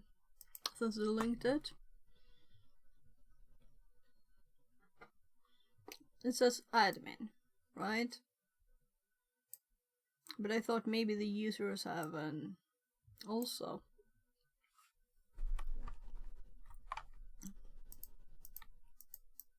Let's see.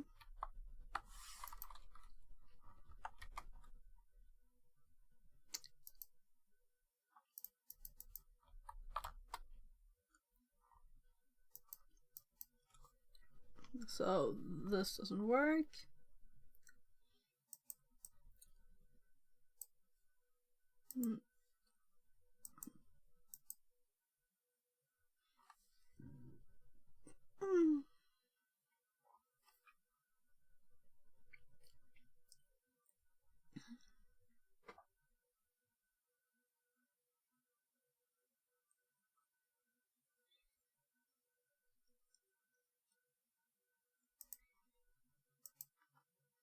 Let's try their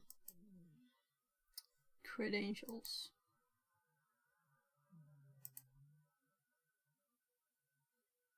But if we need an email to log in, they didn't work, right?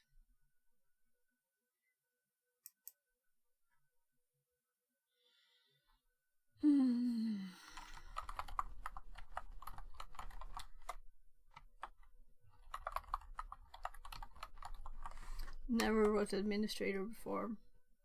Not like a million times. Oops.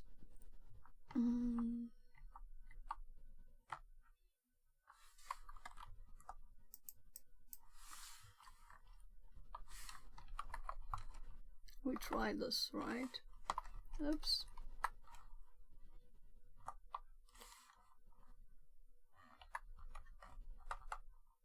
Alright. I wasn't thinking at all. Maybe those that food helped. So there.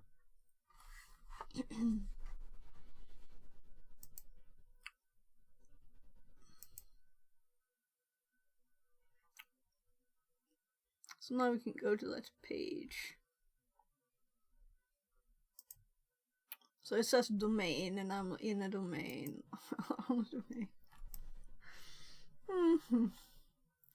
Definitely a bit tired there. I want candy. I do have some dried fruit. Hungry.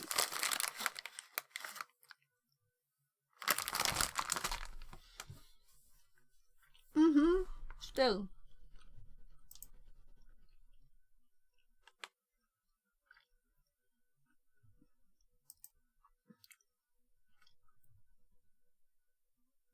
We have our test user.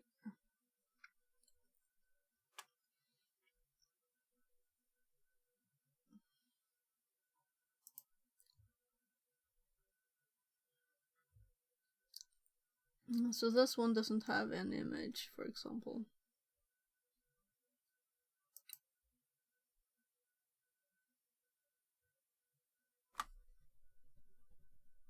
What information do they want? There was a flag, right?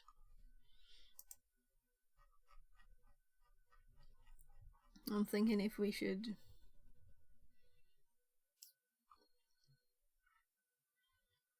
What's the content of the flag?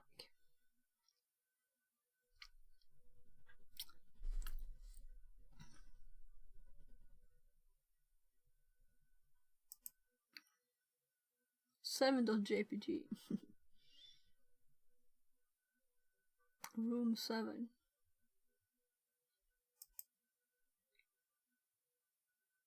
Okay, so that's how we edit a room. Rooms. Maybe we can see this.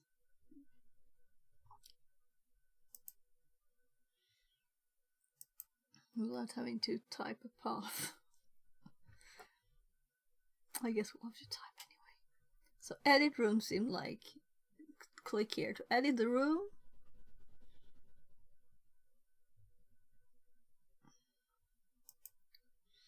So I have a new IP on TryHackMe, so I have to edit stuff. No, because this is... If we're just doing a web shell, I don't need to.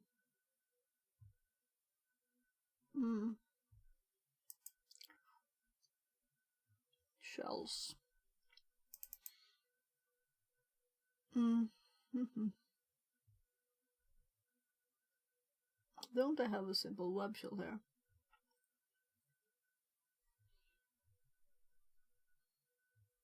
It's mostly like other stuff. Let's make one.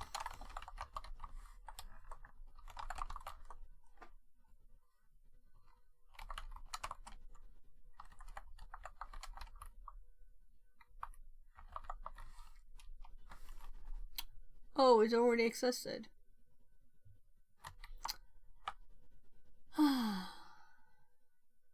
Okay, okay.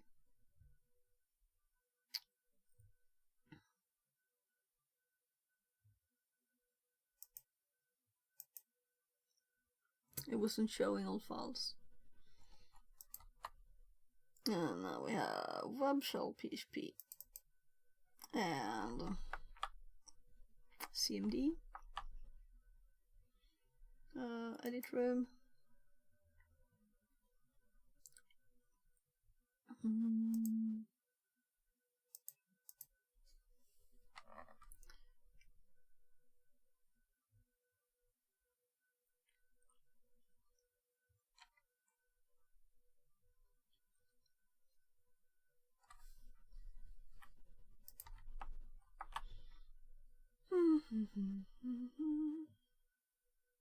I kind of want to do the other one. Where did it end up? So I replace this tab with this one. Should we add this one instead? I at least need to put it in a file.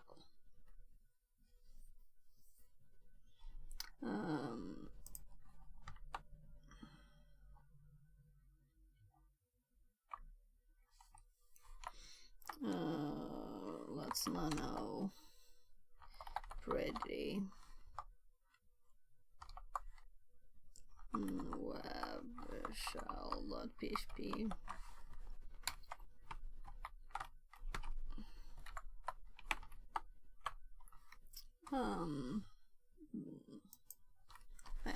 I'll have to see it even though. Let's do cmd equals. Well, what should we do? ID? Yeah, it's probably better to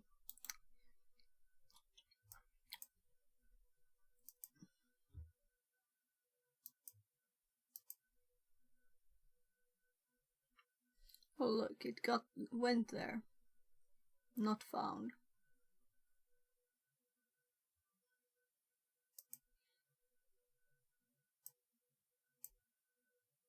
By the way, did this path work now? When we're oh no, I forgot the slash. Log in as admin. No, it was still not the right one.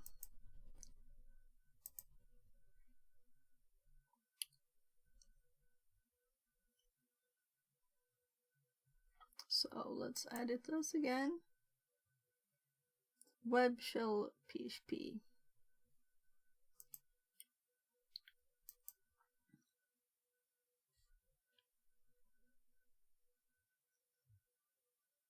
So when I did this, when it loads, it just looks ugly for a bit.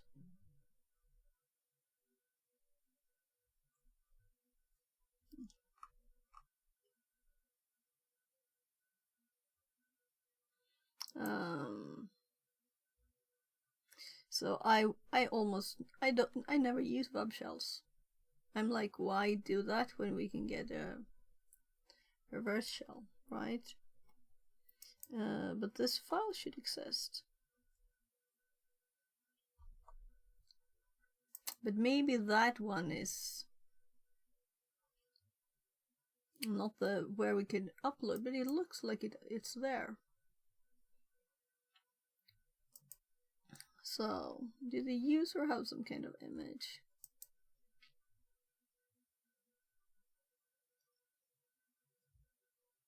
Roam ID cannot be empty. When I click users and we edit, oh, the links are not okay. It just says room ID equals nothing there. Okay. admin1@gmail.com.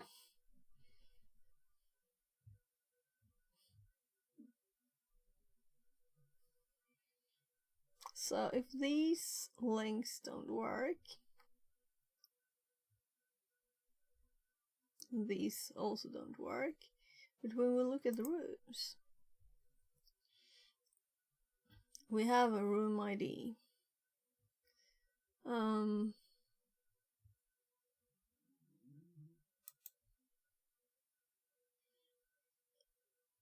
I'll just see if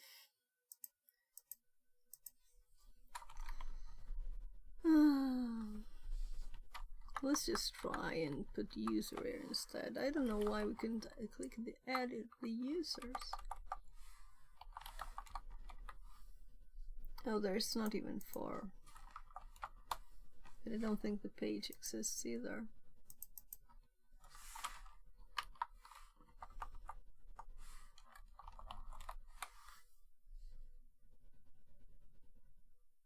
What did it say now? No error message? Yeah, invalid room ID. Because it didn't exist. That's interesting.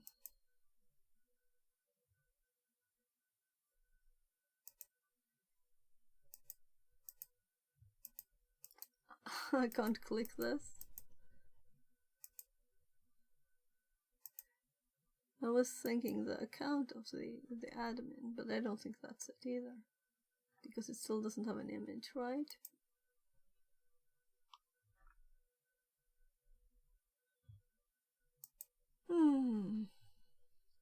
Well, let's try the full URL of it. I'm tabbing to Firefox. Oh my god, it's that late. It's 19. So try hack me popped up.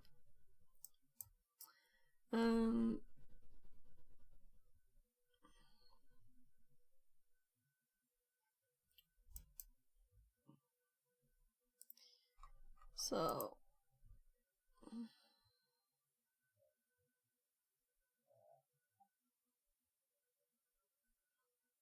railway. Will this exist? We already know that admin has another path, but maybe this is like something else. I don't know. We better try. But we didn't get like, we got not found. We didn't get anything else. I think it uploaded the file though.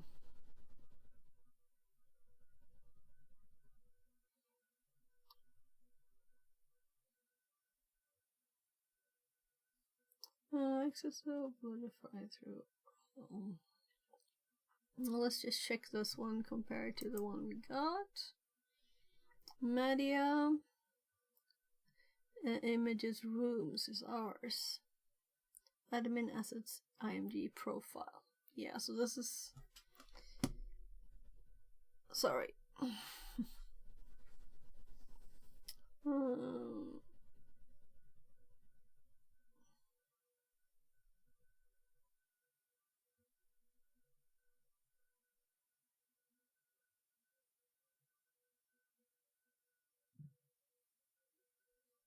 Oh, this is totally different.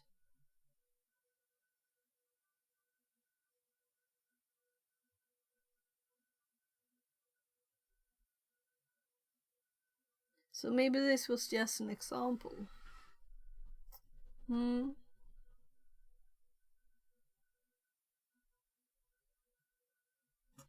Maybe that's just an example. And we should just try and do it like anything. So I need to go check on my family. It's 19 already. That's much more than I thought. Time just flies. Be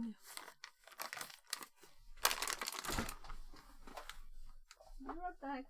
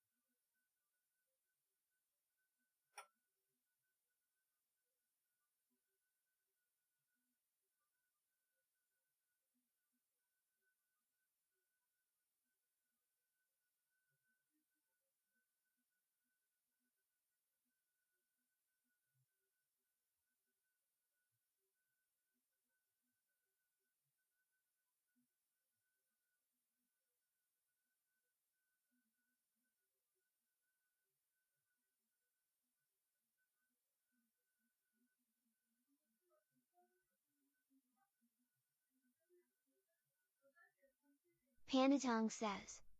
Someone steal her chair.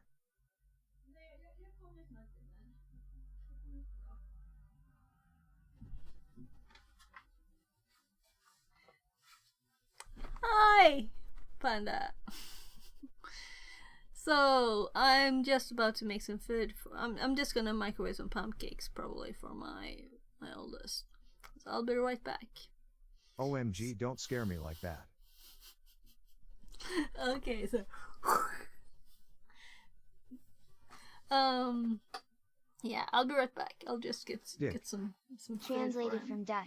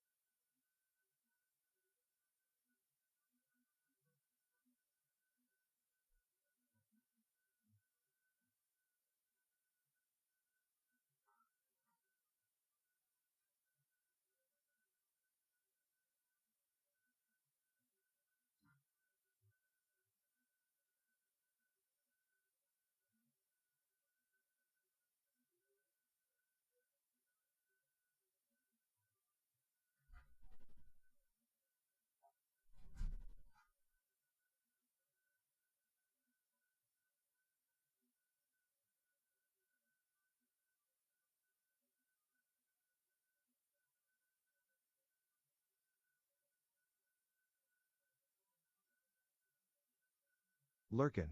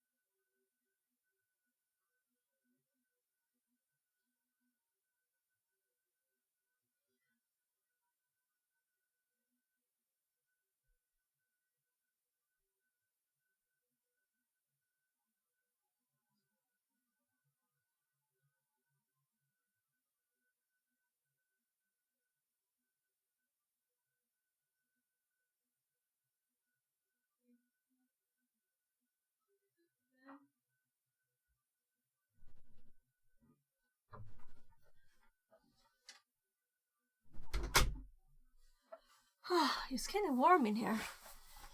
26.6. -5 outside.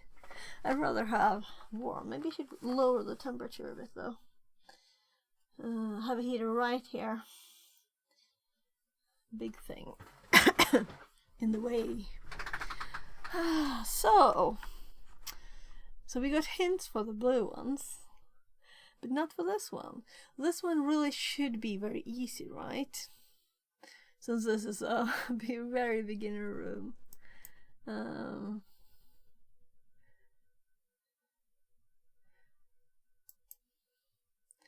Images are stored here. Yeah, so maybe that's the hint we need for this one. But the only place we managed to upload to was another place. Yeah, Media Images Rooms. So we're in Media Images Rooms, but our web shell is not there. Maybe it's just gone deleted or something. Though this is supposed to be very basic, so but let's go here again. And let's actually upload the one that's we're supposed to do, right? So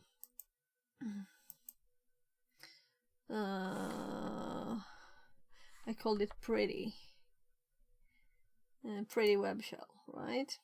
So let's open the pretty web shell and save it by edit. And really this should work too, but so let's change this to pretty web shell, and it should be the pretty one now. It shouldn't be not found. Media Images Rooms. Do we need to call it like shell for it to work?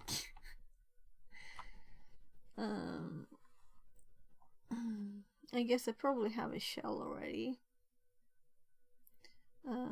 Let's nano shell dot php. I don't think I have one, right? Yeah, do I still have the paste memory? No. So we'll just hop over to the notes and copy it. So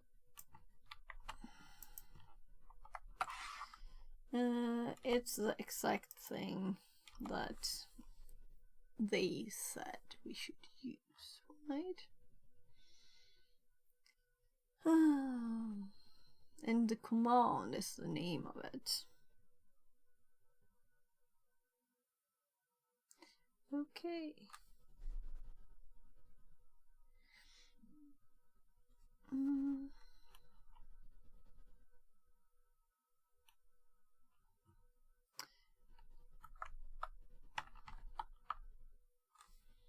So let's go here again.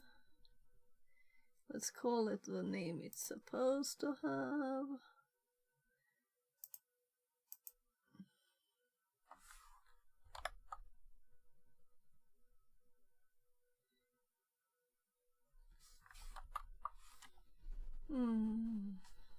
Well, it's easier to just type it, right? Shell.php. There. Open. And edit, which should save it. And if we update this one, we should even have it in here. And I did open image in new tab. And we get not found.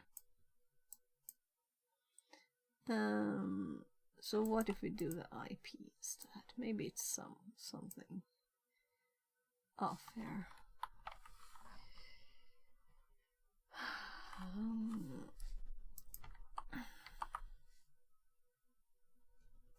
Also time flies, right?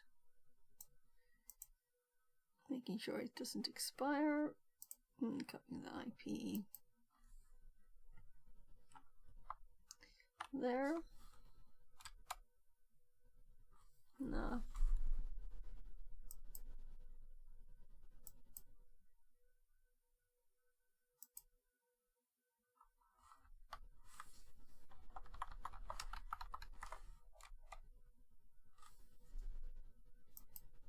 So the path does not work for us.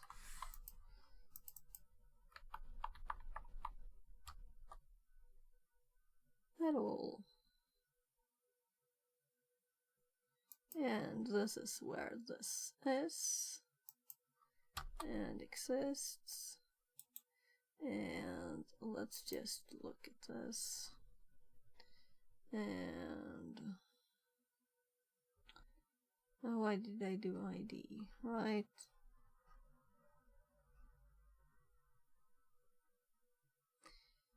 Where's the darn images? 7.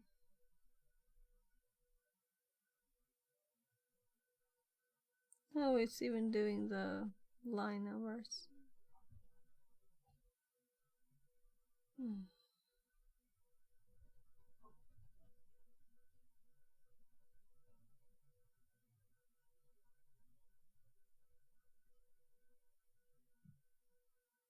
Rooms 1 has capacity 7. Okay, room.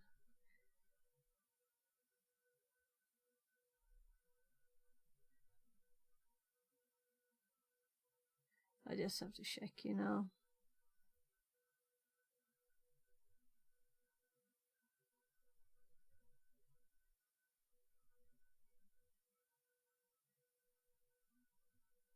There's another one here. 7. I should have searched for something else. What on earth?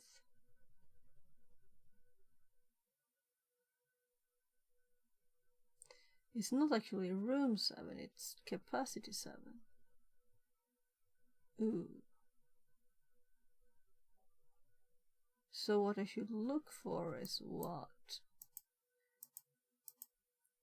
I was just looking at the 7 here, but it's room number 202.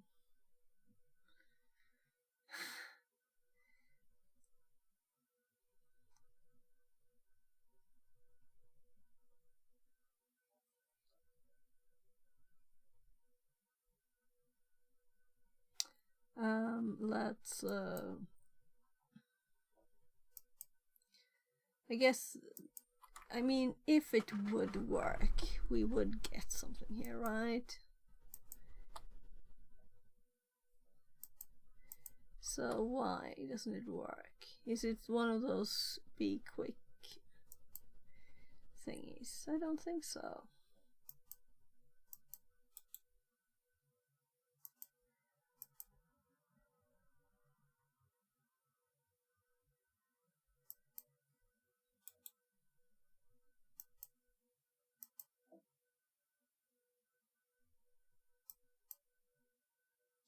At least this confirms that it's a room. So if we go down again. This confirms that we're supposed to do rooms, right? Maybe I should look at the actual stuff here.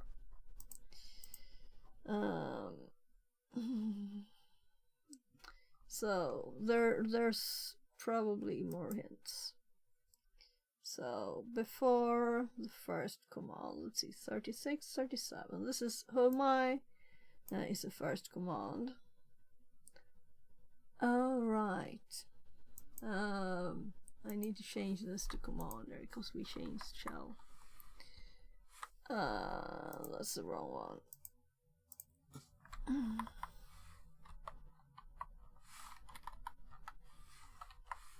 So just looking at that is useless.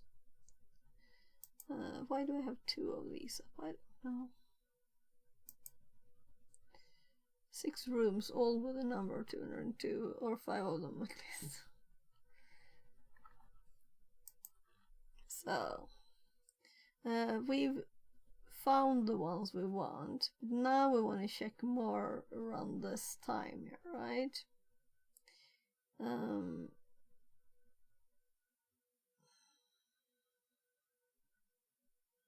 So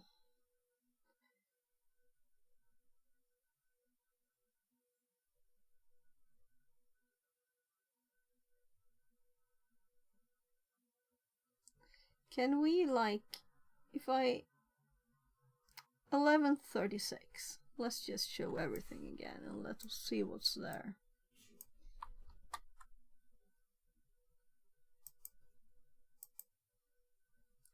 So 11:36.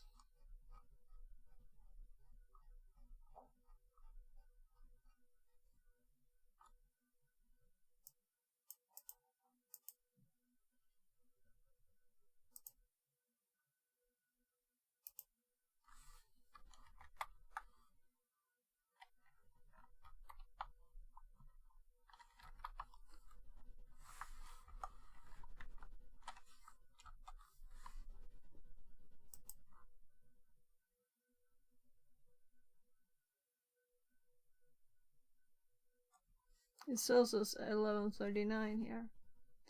It's like odd and slow.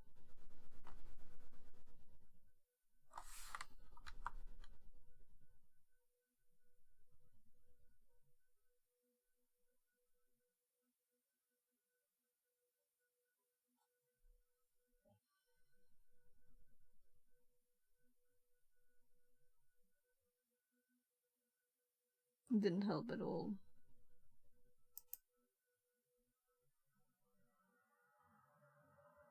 Public base URL is missing, it should be configured. So yeah, this is not at all correct. Oh god. Why is the year wrong there? That's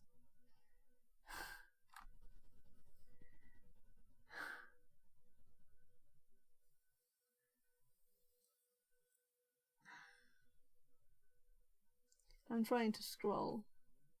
Now let's just type it. Now we're on 2016.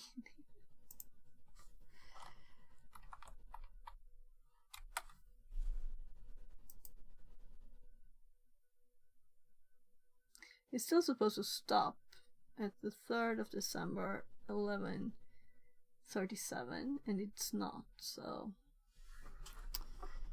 okay.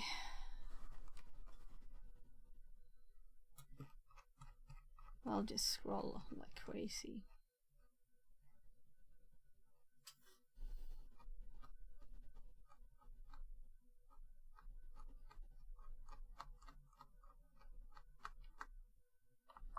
No page down. So we're at 33. Finally something happened there. Okay. Media images logo. Well, let's see if we can see before 36 there what they're doing.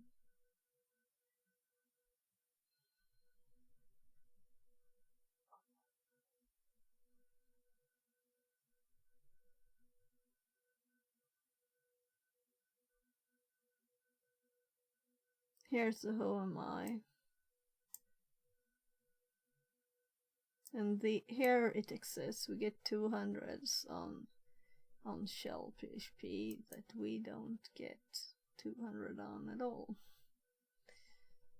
We get 404s.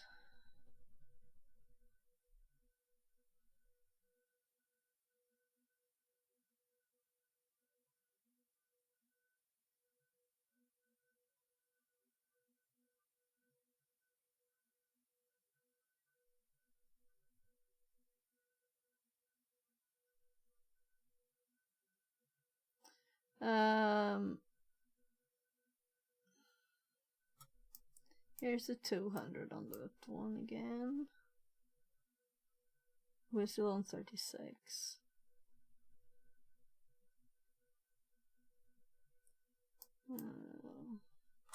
Let's actually do this. Let Firefox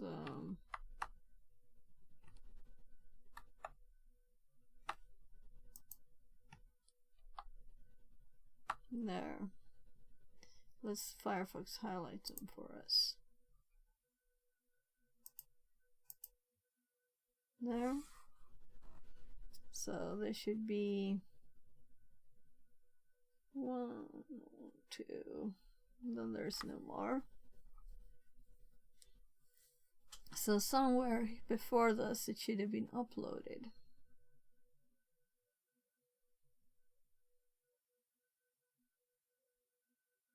Here they're looking at the old image. It was 7.jpg and it's a 404.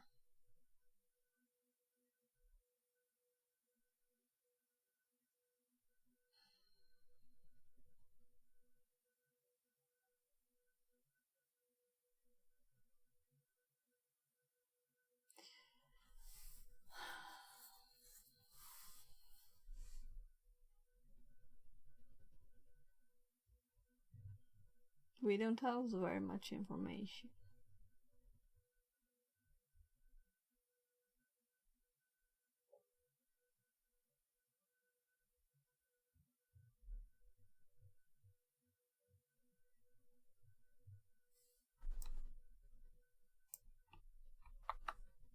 What's this thing?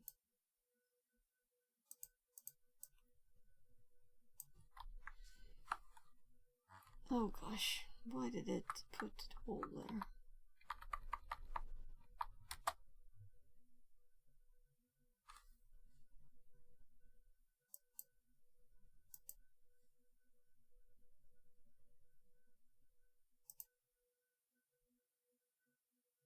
Rooms.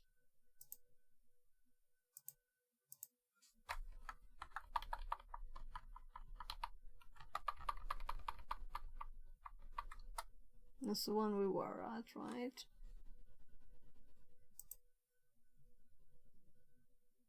Add room.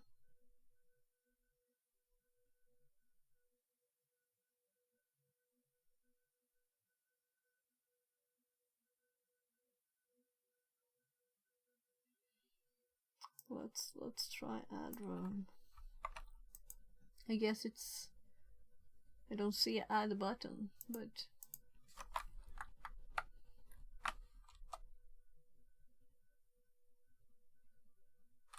so room number 1.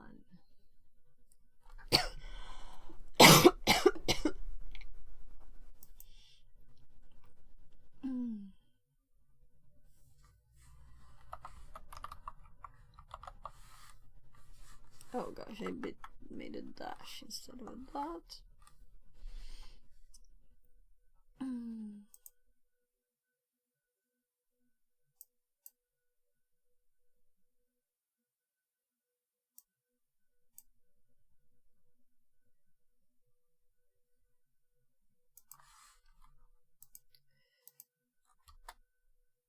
Okay, we needed to add a room, and we could only find this in here.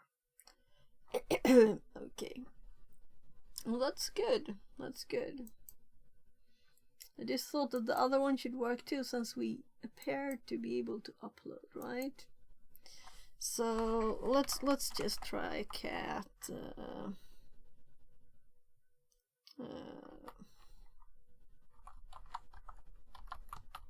Is this the path, possibly? Okay, cat flag. There. So.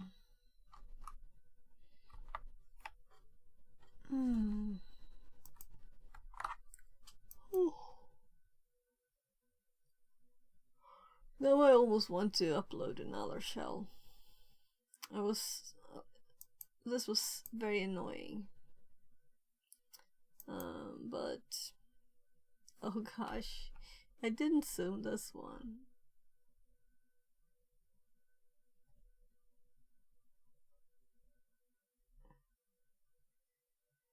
It's slow there. This should be 100%.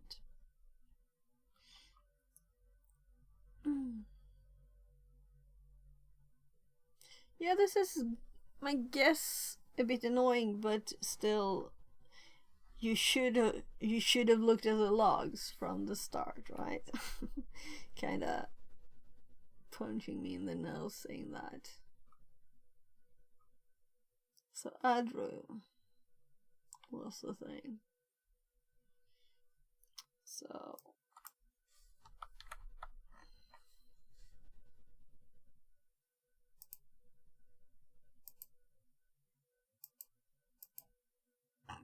nah, I'm not going through stuff again just to find it. Adru. There it is. This was the hint we needed. So,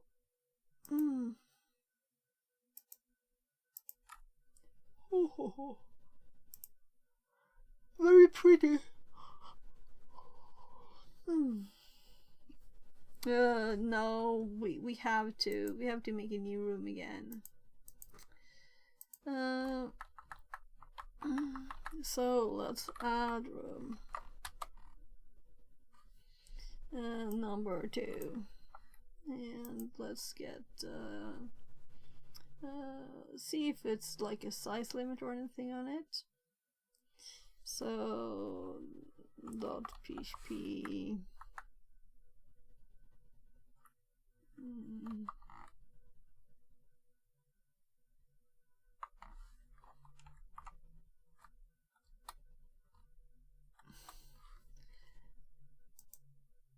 yeah, that file doesn't exist. The thing was, when I typed shell, I got all the shell stuff .php, and gosh, it's when I click home, I want to go to the start here. Yeah, this is funny.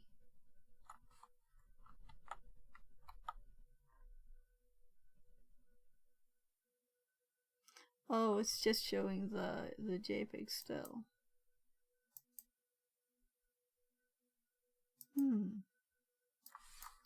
Let's just... Oh, now it's searching recent, that's why. And we're supposed to be in shells. Let's just do this. I don't like clicking. If I can do it without clicking, I will. PHP reverse shell. Pentis Monkey. Much bigger file. And oh,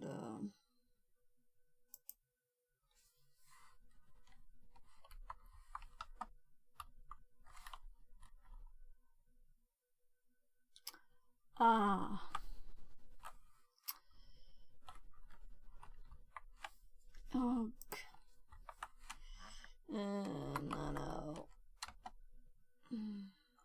What's the name again? PHP reverse shell dot. It probably has a lot of names, but I've got a new IP, and that's annoying. So it's already this IP. Good. Goody. I thought I hadn't used it. So then it should be good. Just exiting.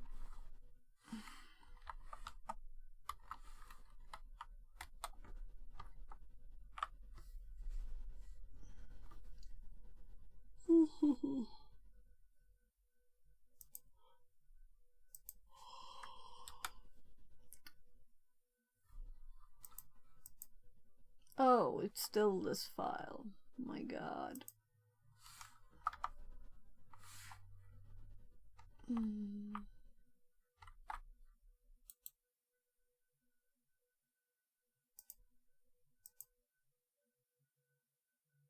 It still says it's shell because it's the same. I didn't look at the new room, right? If it even exists. Whatever.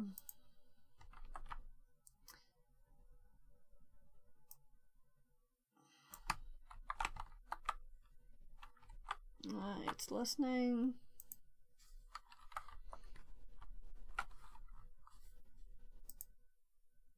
I didn't add the room. It's apparently then it's uploaded. And then it's already hanging. I was thinking, why didn't it already hang when I uploaded it? But it did. So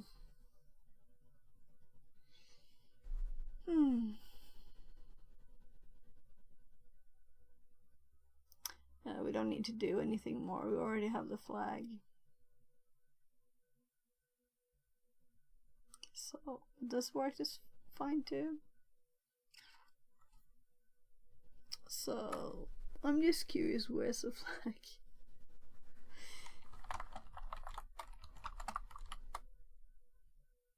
Throw Acme and Ubuntu.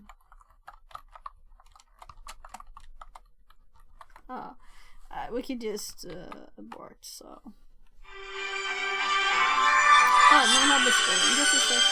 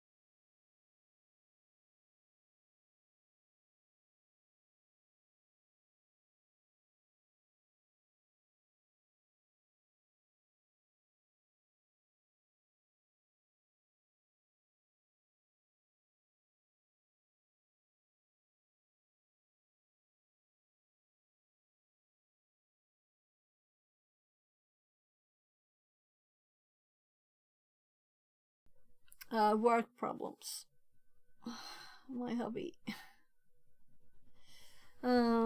is still at work. That's what happens sometimes when there's network problems.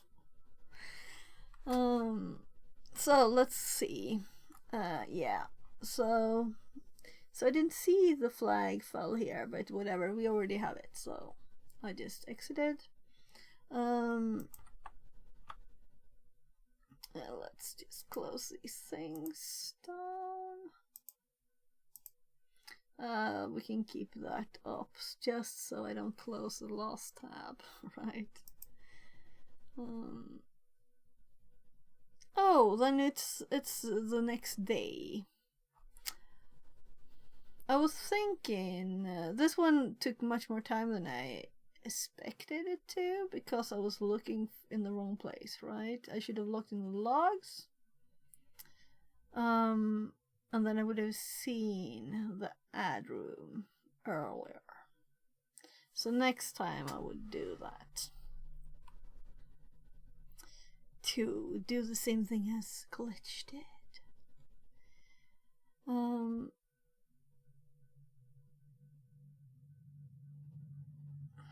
I'm thinking it's a bit late, right? Maybe I want to do something else than Advent of Cyber today.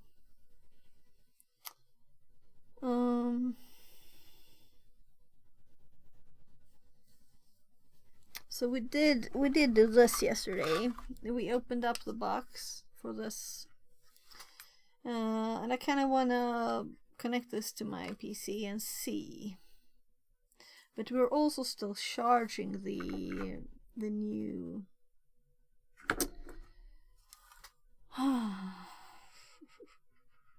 So I need another USB cable for this. And I need to like find that variable AC adapter. Unless I can find that this one actually has some set value, like 12. There. So let's search.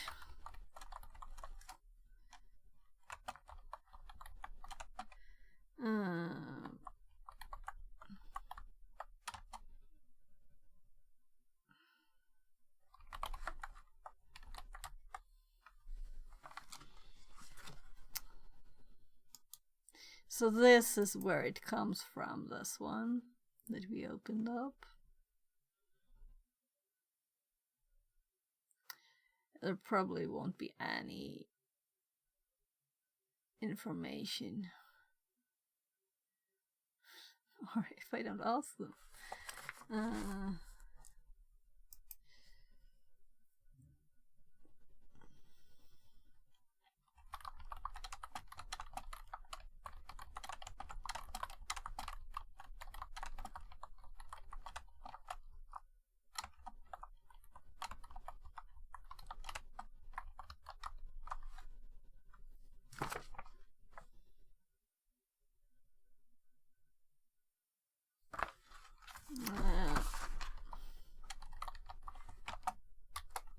Say as much as I saw quickly here.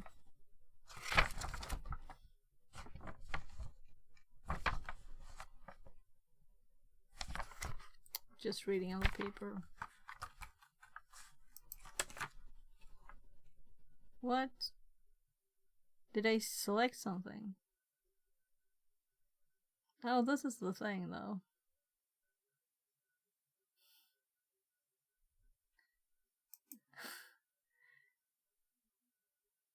You can connect 20 units without any problems.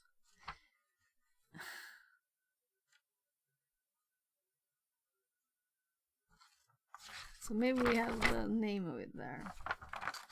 It's probably on the box, you know, but it's over there. It's like 1 meter away.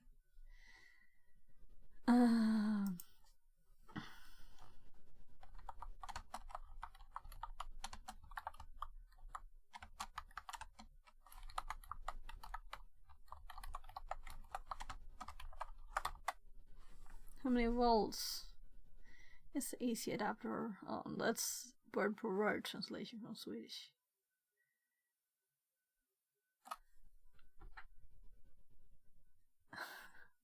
Well, get a human then.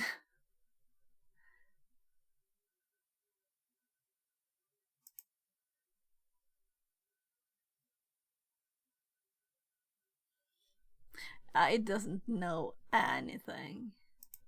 Hardware? Hårdvara in Swedish. Use a router. Routers give you Wi-Fi, and you can connect several computers with cards.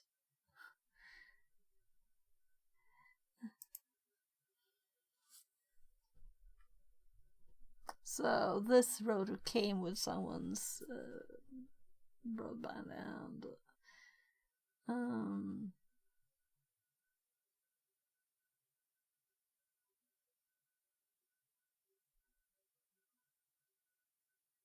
so this is what we have. Look, maybe it's actually doing something good. Yeah, this is the thing where so let's just show us the end of that card.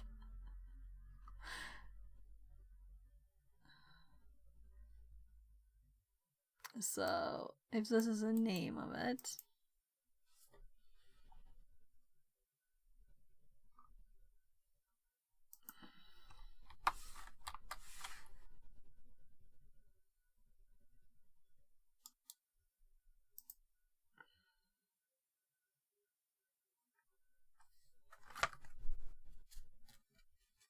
So there's an extra light here in the middle, but maybe it's just not showing on this. But this is the exact same thing. Oh gosh, the price! So I got this for $7 or $6 maybe. And it's new. They're still selling this thing apparently. Ah. Yeah, so we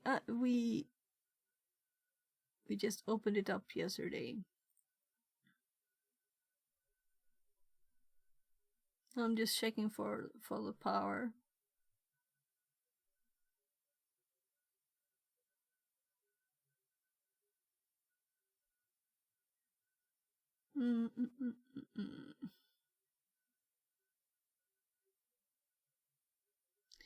So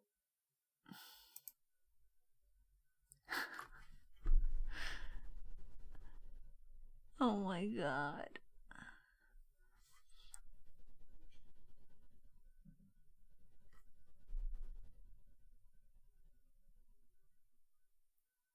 This is not really readable, is it? Frontier Communications.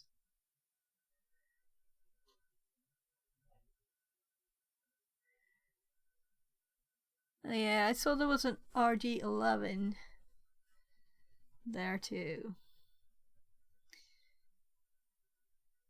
Phone indicators. Oh yeah.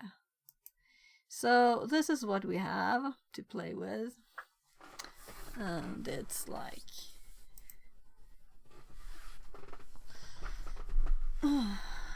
what can we use it for except opening it up? And yeah, I'm thinking we'll solder some pins to the obvious marked TX RX ground voltage there, but we need to power it, and there's no text, so we can just test different voltages and see what happens when it's starting.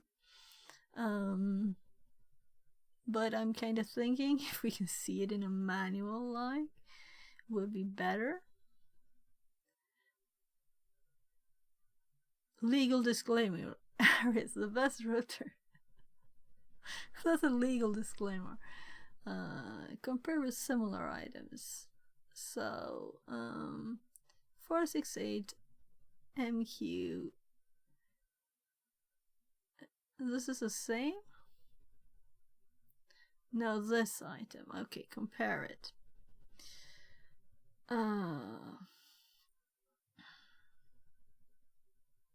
By the way, I have to see if stuff is on their way. Let's change the title of the Twitch stream at least to like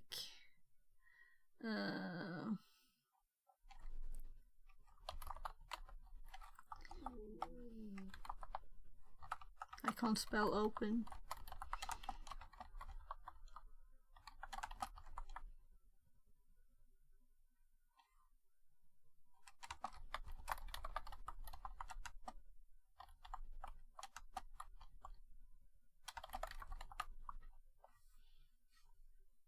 So I'm just changing it to opening a router and connecting it to connecting. I can't even. It's to the serial. There. Let's see. That's a goal. It's opened, but we need to know.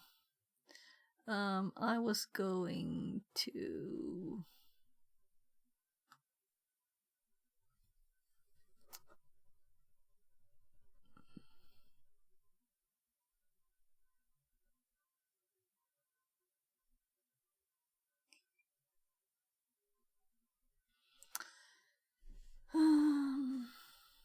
too many things at the same time. We can search for the model number and manual. I think that's what I was going to do, but I didn't copy anything, did I? I did. I kinda was going to. So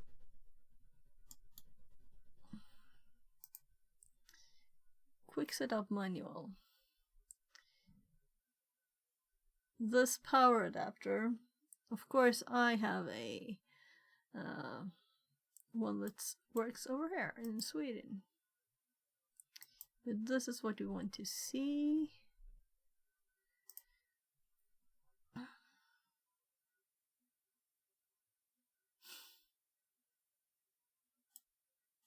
Oopsie. No. This is kind of interesting anyway, though, right? The coax goes there. And I guess this is next page.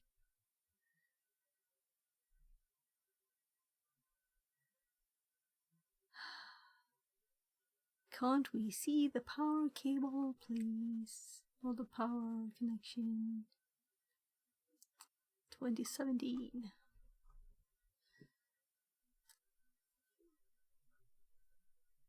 It's always nice to see the full name, right? So let's put some info.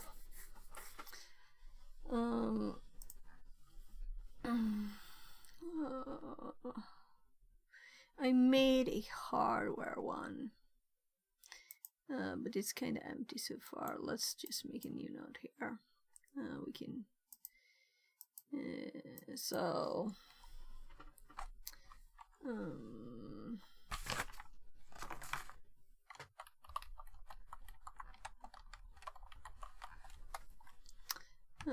We can just put stuff. Did I copy it? I copied it.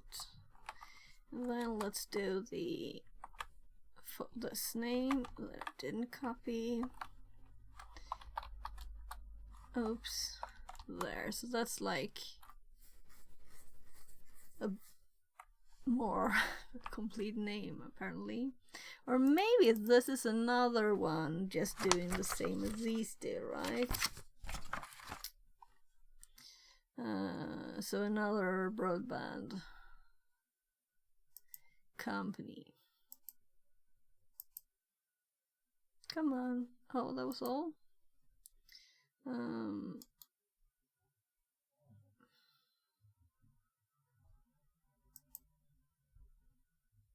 I hate this.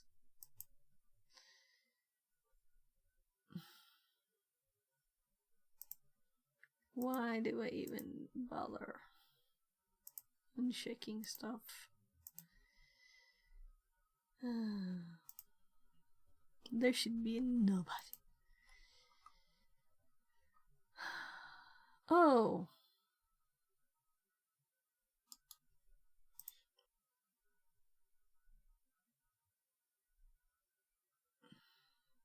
Yeah, let's move this voltmeter. So this is what it looks like, or looks like. This is just, it's open, you know. So I have the antennas here and the screws between the sticky feet there. So this is what it looked like. We should be able to see more stuff here. Oh, and that one says Frontier, but this one says Lent, so yeah. By the way, we could look and check that bottom. Closes.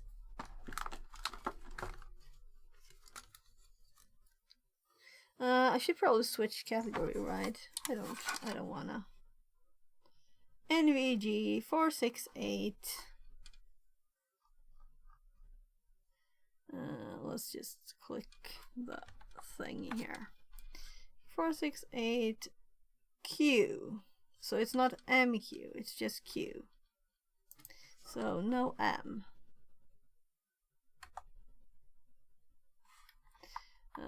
let's say this one is similar, right? Unruffled Goaltender says, Hello. best view RS on. Web Oh. link. We got another one of those messages. Oh, okay, it actually says input voltage here. So, well, this is interesting anyway. But it feels like cheating. Viasat. Wi-Fi network name. Viasat. There's a password here and everything.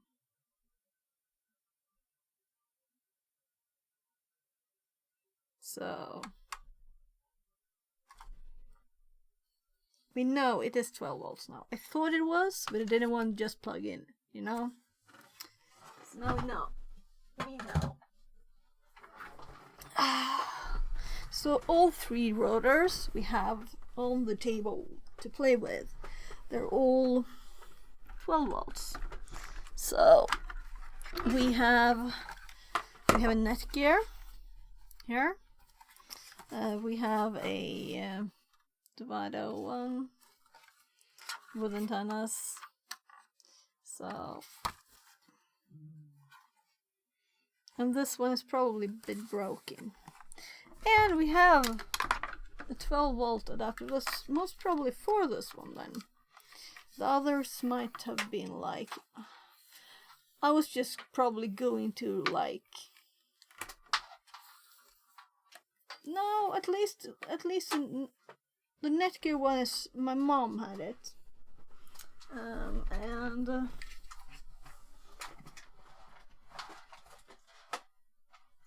So there.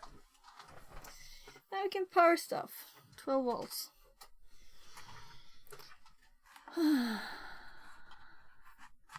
So I'm just tying this together with the USB on my table so it doesn't fall off.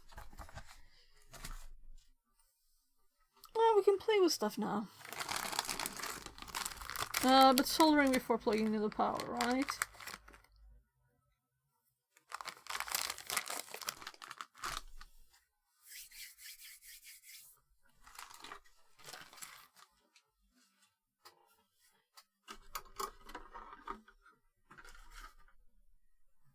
Minus 5.1 outside.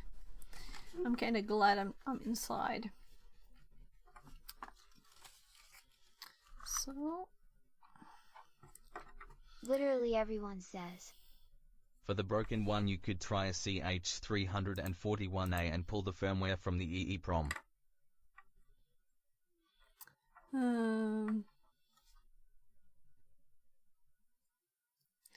CH341A.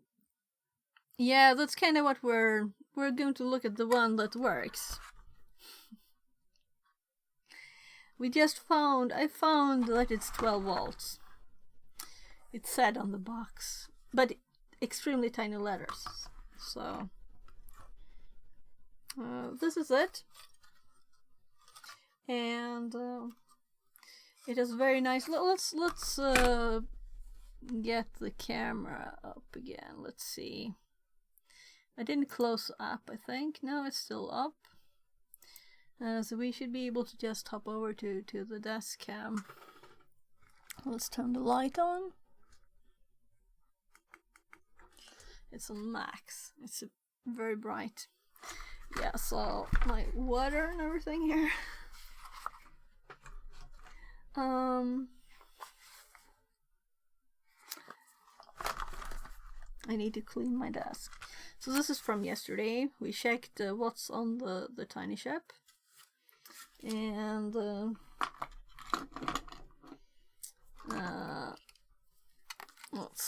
let's see.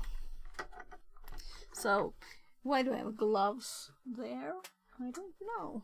It's not like they really want to be here. Oh, network card. So in comparison, this is the part that was kind of too tiny to do anything with, right? That's the SD card reader. So these ships, talk about needing the microscope. unplugging it in. Oof.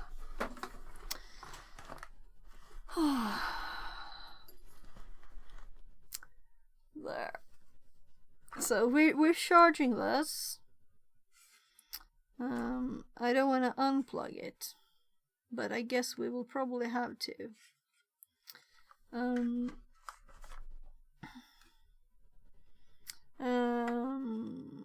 Yeah, there to use that. Here's a screwdriver I didn't find yesterday.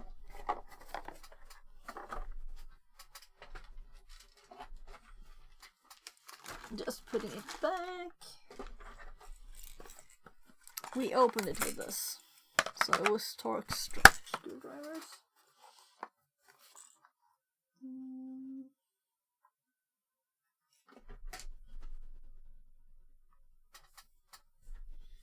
So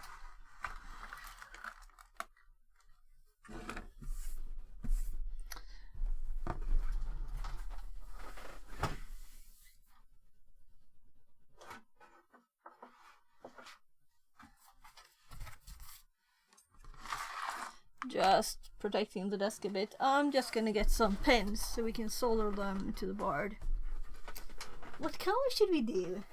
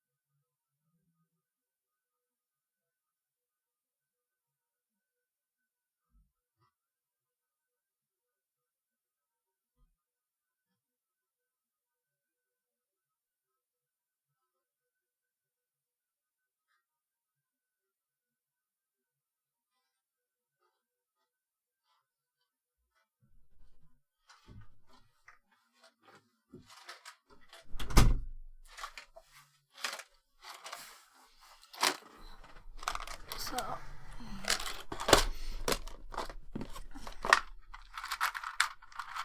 oh, I have angled ones too. Maybe it's nice to have them angled.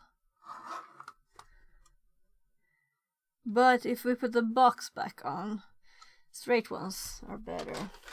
So these are like odd ones then, in this one. Colors.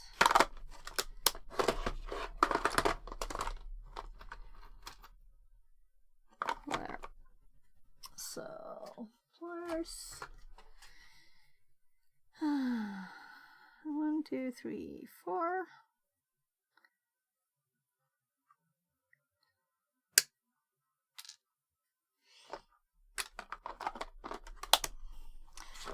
I'm putting this back at once because, you know, mess.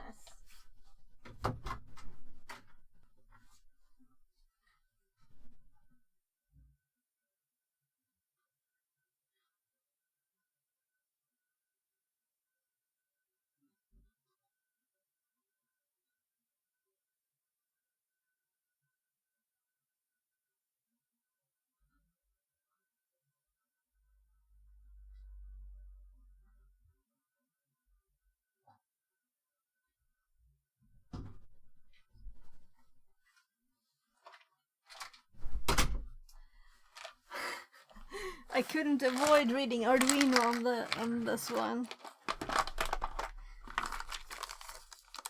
Oopsie doopsie. We got some playthings here too. Can do a lot of things. Most of these were bought quite a few years ago, so they were even cheaper then.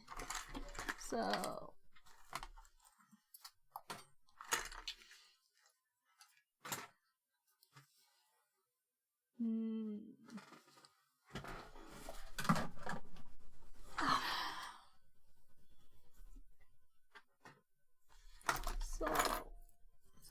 Do you do SDR/software radio stuff as well?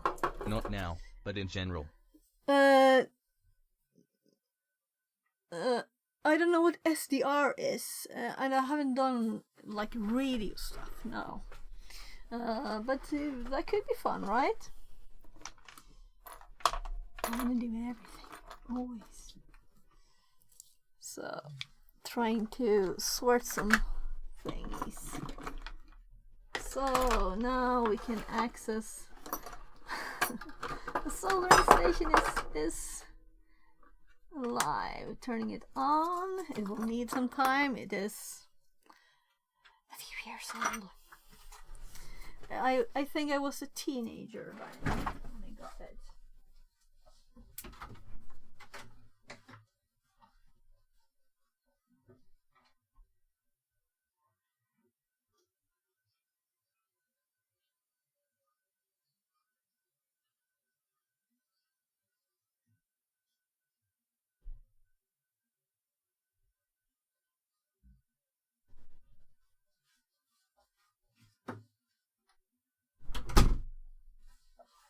I just put some water on the sponge so it's moist there.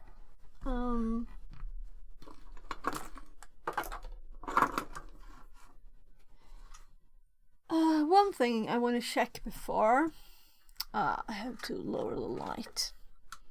It's a bit bright. So we now know that it is actually called. What do I have in my paste? Only Q, right? So let's see what we find with this one. We found it at once. It is a lente. People are selling it. There's an auction for this. I bought it for $6. This is $25.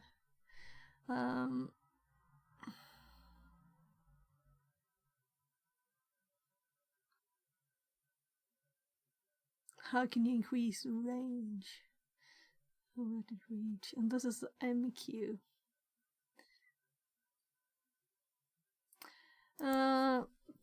VS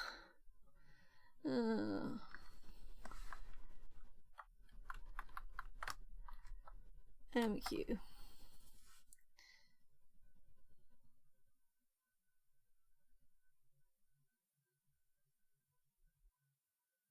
Not really a lot of info, right? I don't know what the M stands for.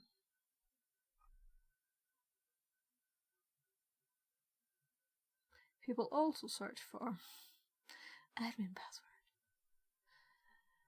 Yeah. Oh, whatever. So we did find a interesting site here when we searched for it.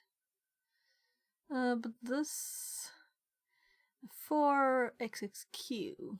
So that would be this one. And the images, and when I saw this I was like, oh right, I can read on the box, and I went and got it, though it was a full meter away from me. We were searching mostly to find what voltage the AC adapter was. We would have found it, right? So, but now I already knew. We opened it yesterday. But it was like very late. Very late. And I had to get up and eat. So, right, so that's 2.5 amps.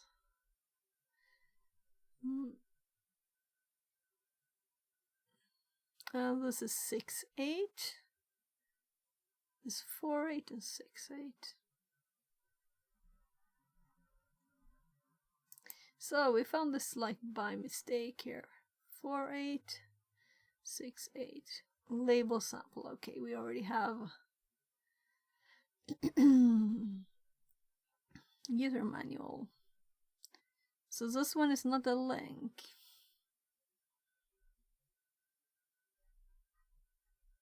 Yeah. So let's just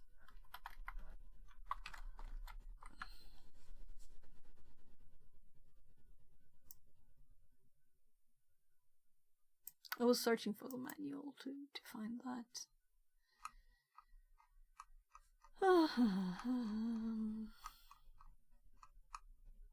So why so many photos?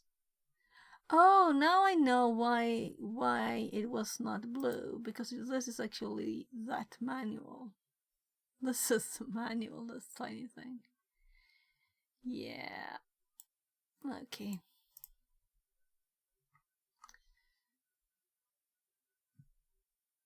Zoom. Let's zoom.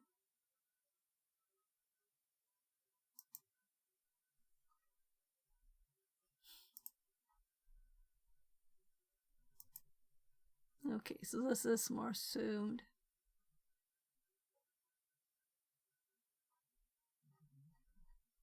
No, whatever.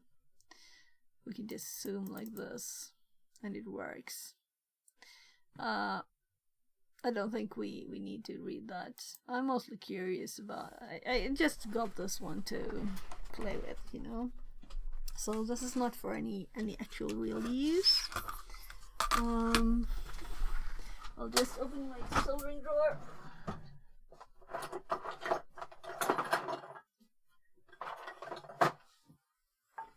I should have one other of these.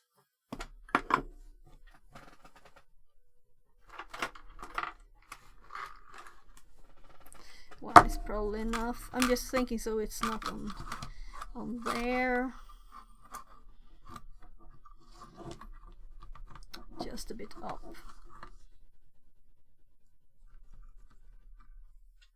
And this is already 385 degrees.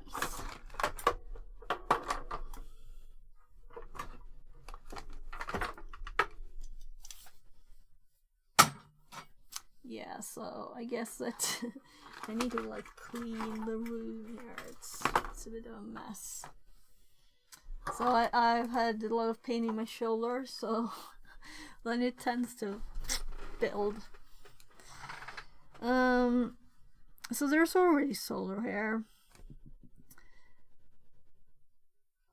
One of the boxes here had some solder, so I don't have to go away again.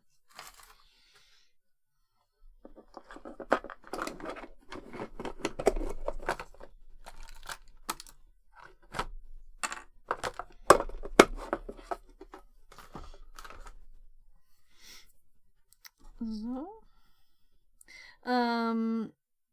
I have some stuff on its way from AliExpress. Hopefully in the next few days I'll get more fun toys.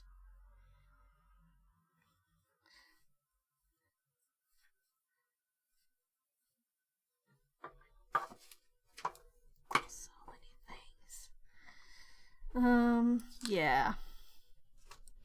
So these are a bit broken, but I think this will be necessary. I'm thinking this solder will probably be easier to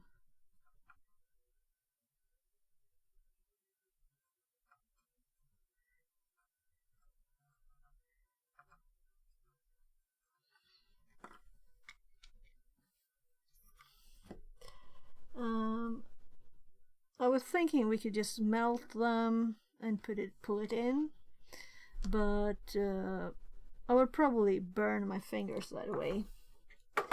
So let's just get rid of it instead.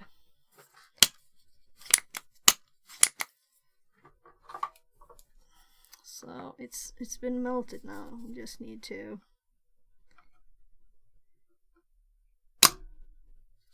that didn't work very well.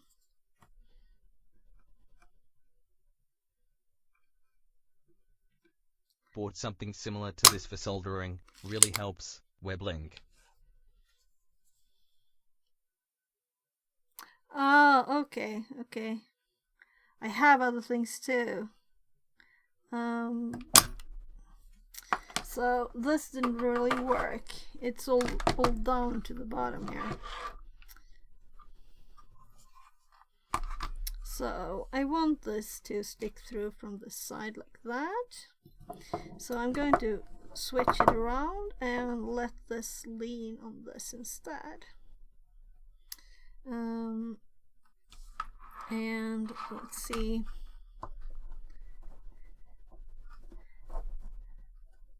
There.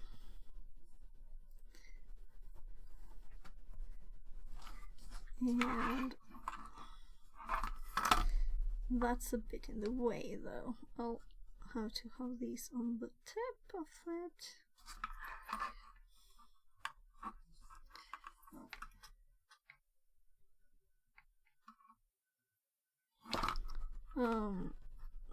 This is a bit annoying. We'll have to do this angled. So down with that and up with that. There.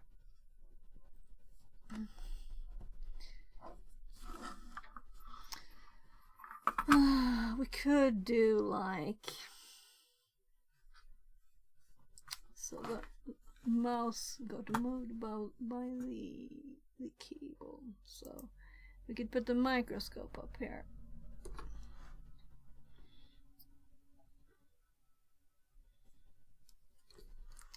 So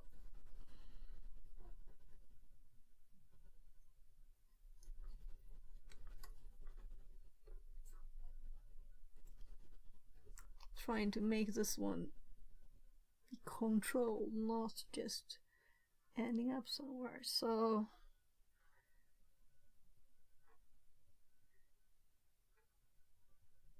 hello, yeah, that's the spot. And I want to preview so I can see it bigger. There. So if we put this one now up on top here, I see that I need to angle this more. So it will just fall on it. I'll have to hold it a bit. And we'll see if I can heat the solder up on all of them on this side. It's a bit heavy. So this side I have not soldered on at all. Putting some more solder on there.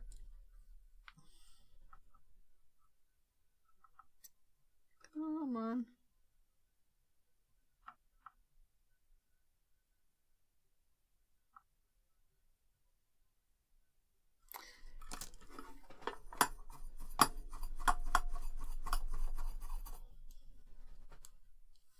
So this is a bit dirty.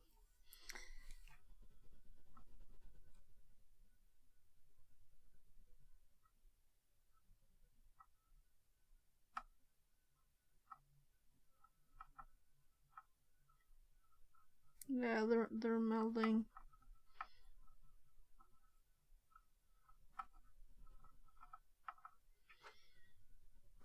Low battery. Good timing. Switch ears before we get started.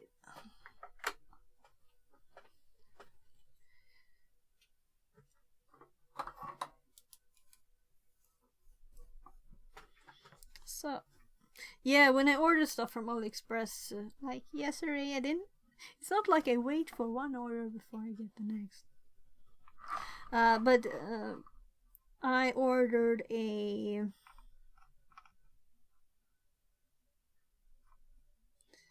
actually a pair of magnification glasses that were like $5 or something. I might need something to help this keep it warm, or we'll just get rid of it from this side now. This is so annoying. For desoldering, you might want to try out a wick instead. It seeks up the solder instead of doing the vacuum thing. Really nice. Yeah, but I don't really like that. But I have it. I can get it if we need to. But if you solder from one of the holes from one side, you know, if you warm it from the one side and suck it up the other side.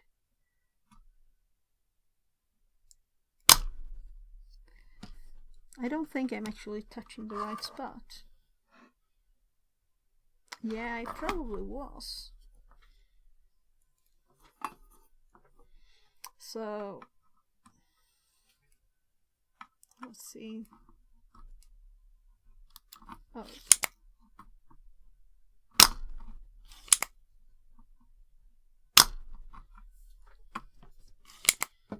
So this is usually not this tricky.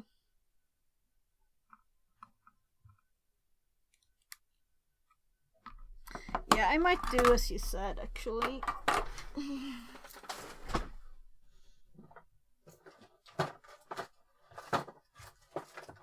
A million types of solder here. Where is the...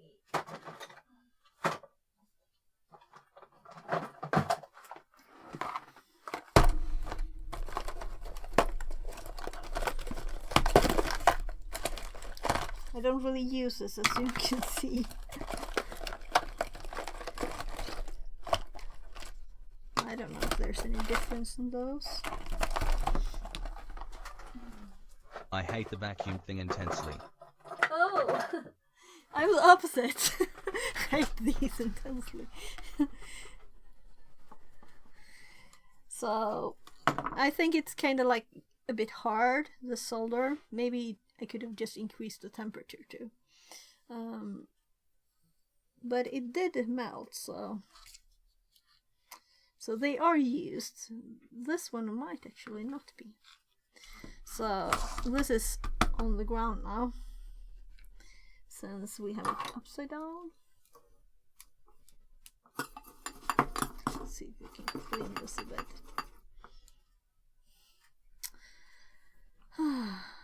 So let's see.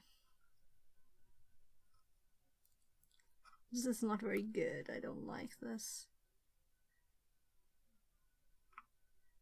Everything is just getting very warm, extremely hot.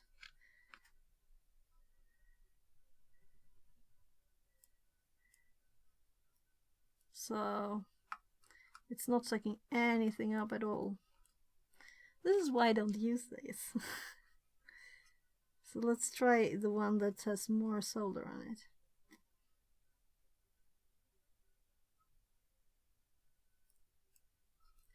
I'm increasing the temperature a tiny bit here. Like 10 degrees.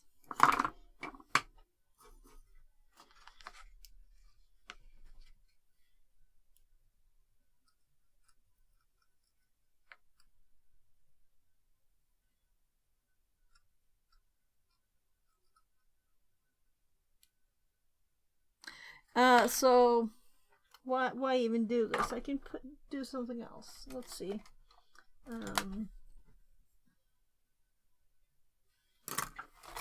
This felt stupid. I'm doing something better. Which is the thinnest of these? Oh, there's not a straight one. Let's try this. So if we push something through, we will know that there's an actual hole that we can use here.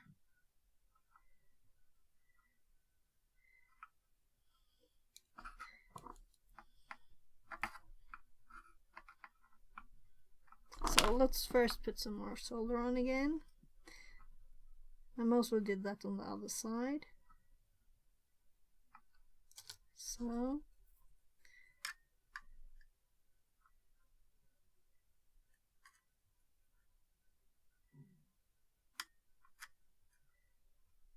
there might not be a hole there. I think there is. They really look like there are holes.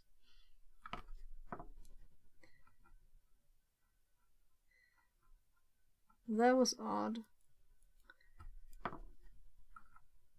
Yeah.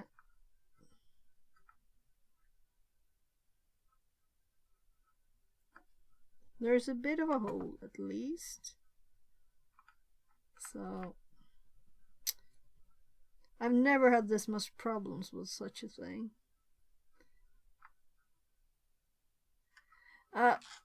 Maybe we'll just do something else.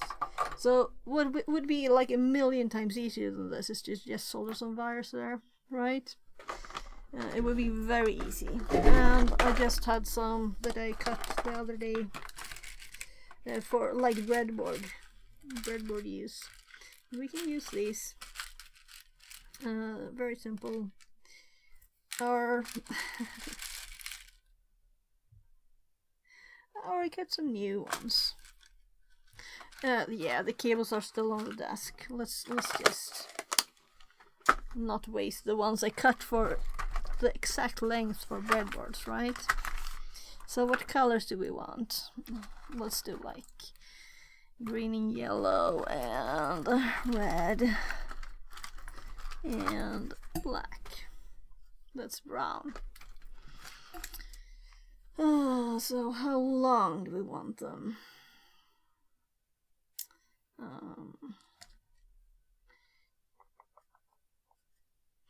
Let's just get a bit of wire.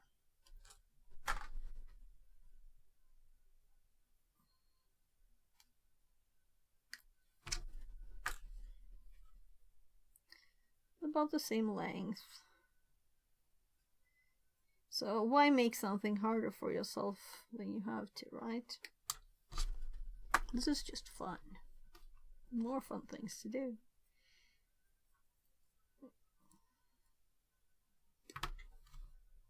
I think this is a better way. Yeah, I think it's much easier. So let's just get we don't need very long on these.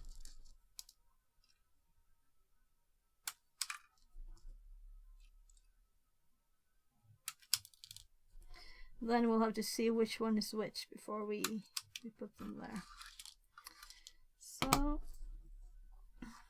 the holes might be too tiny also for this thing, you know. So it is kind of wide compared. So on the other side,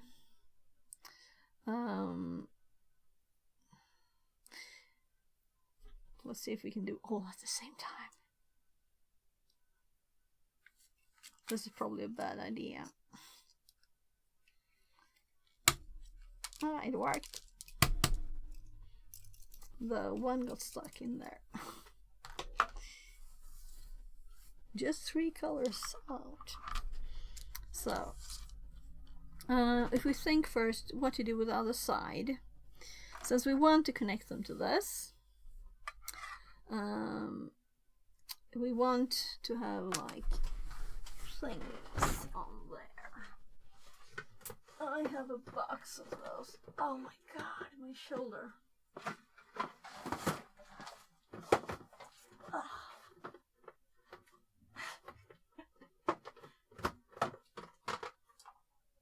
Oh, that was the wrong box. The box behind the box behind the box.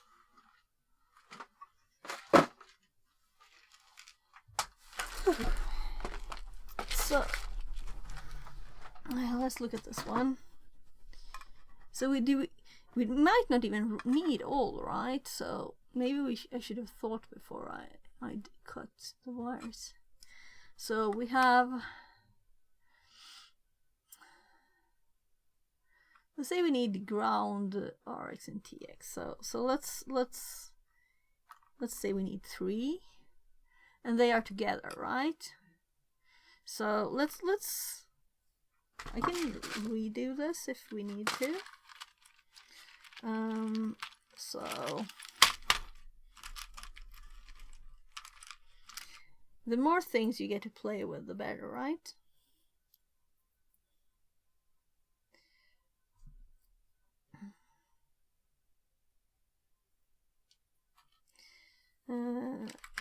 So we'll see if that's enough.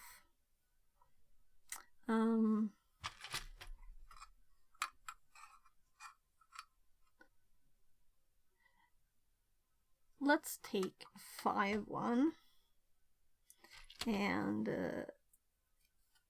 so it will connect like this,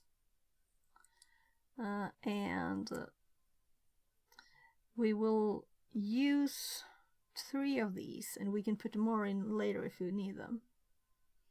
So there's food on my nose on my screen.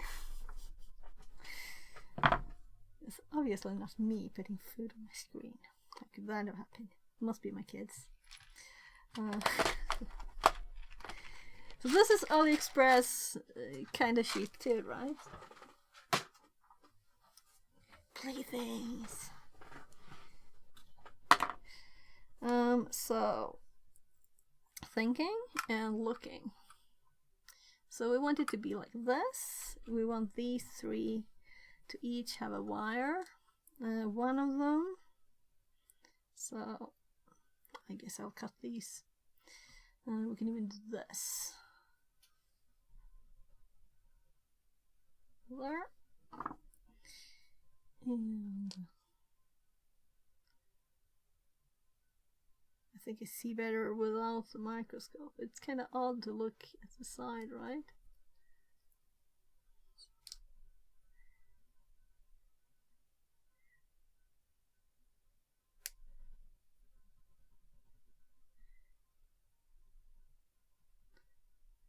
Oh, that's in the way.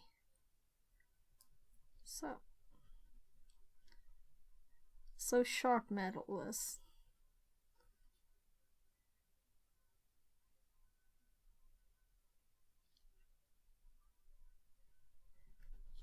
So we can go a bit closer.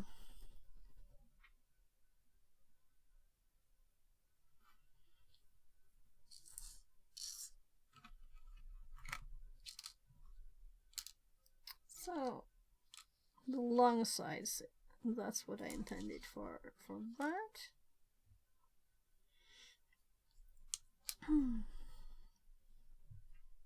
So like somewhere there or something.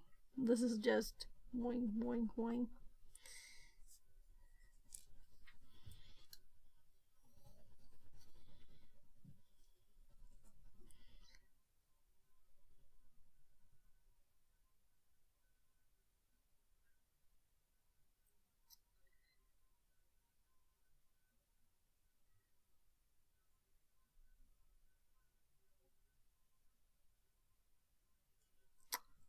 So, my god, I don't remember how I did this last. If I put this is probably the height I will be using, right? So, let's see it from the side. Yeah, there's like a... Yeah, I think I'm folding both of these. So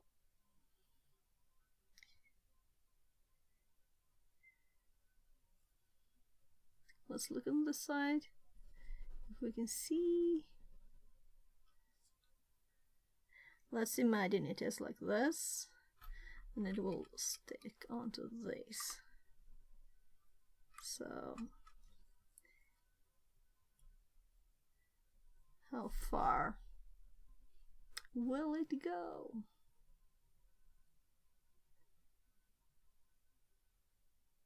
Kind of like there. Yeah, and let's look at this one next to it. Better make sure. I think it will be like that. Right? So it won't be all the way in.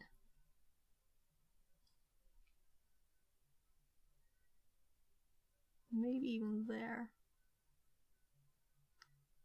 So at least if I don't put the cable longer than that, it will be good.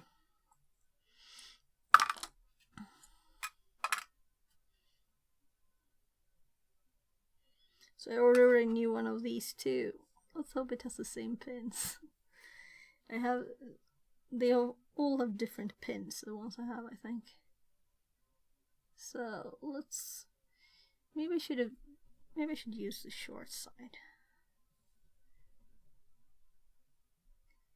Like that. Or we'll fold this one over. It would probably fit. I'm sorry if it's slow for you. I think this is kind of fun. This is fun. This is fun. This is Legos for adults. So I'm just bending the cable to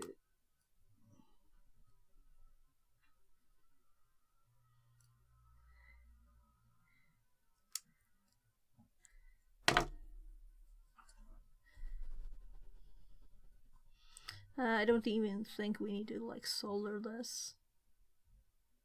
Maybe I should just cut it off. That's probably quicker, right?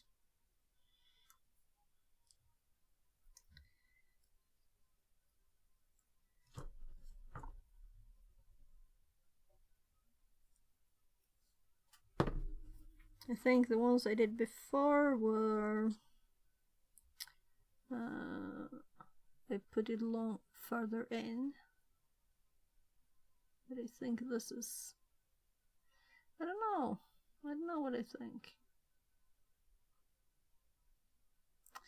That should be good enough.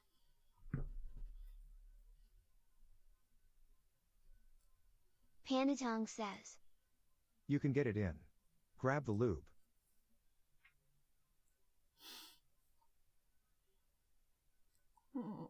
Let's see. So I'm just pushing one of those thingies first and then the other side. So it should be kind of stuck now. And then we just make sure the metal touches too.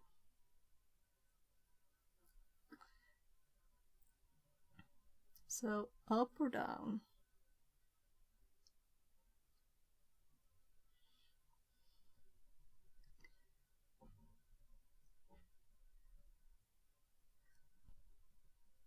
So you shouldn't need to solder these, it'd be enough just to push them together a bit. So that's more than a bit, I think. So I don't think this will ever go out if we don't want it to. So let's, before we do another, let's try this, right? So on this, let's see that we want this to be Literally TX. everyone says. Nice to see someone taking their time doing it right. I usually just solder some lab cables on there and make a mess. Yeah, I thought of you know, I was going to solder the headers on here, and then I thought, well, I could solder these, but I will solder these on there, but on the other side I want to connect easily to this one. So, and it's fun. So let's say that this is TX. What do you think? We have green and black too. So let's get this side. Let's look at it. So let's push it into this one. I won't go in.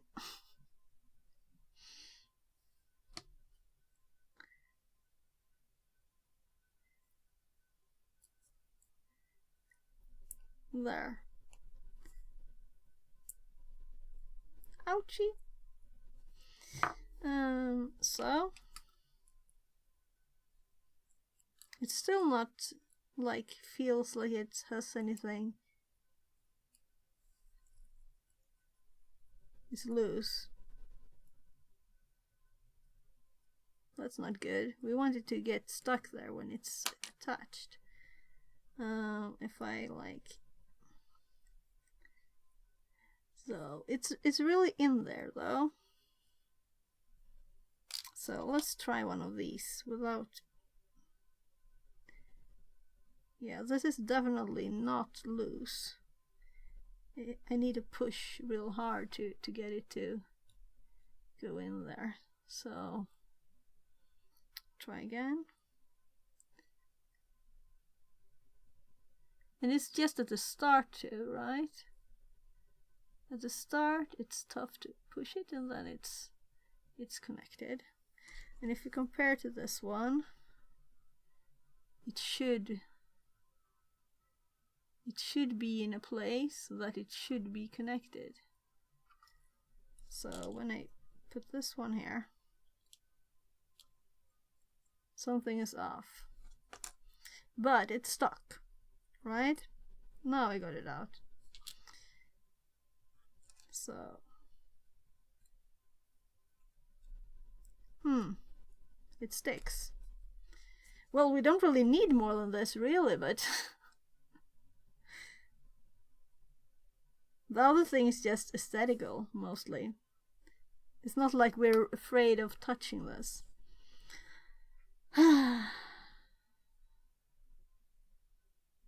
So 3 of this kind of resistance, it would be kind of stuck there. So why didn't it...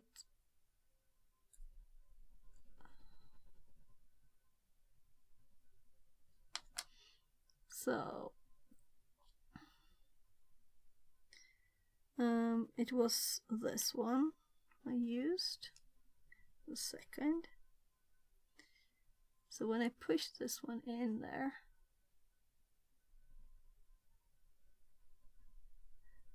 I just need to wobble it a bit, I think. The cable is a bit wide.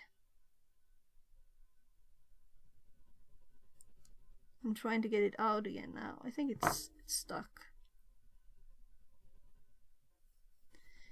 So I was trying to push it in further than it could go. Maybe. So there's no resistance. Why?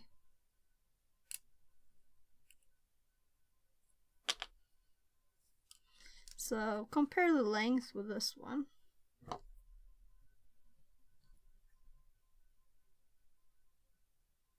It's just in this far. So I probably didn't push it in far enough.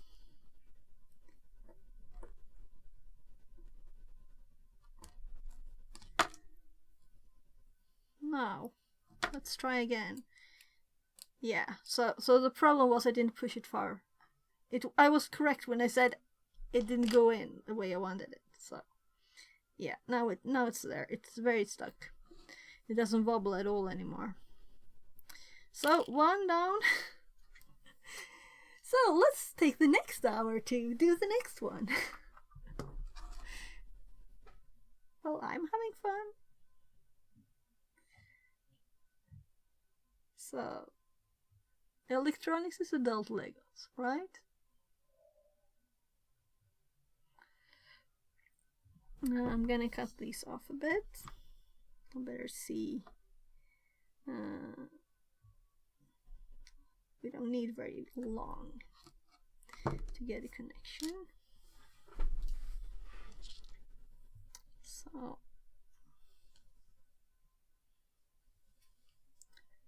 there and there.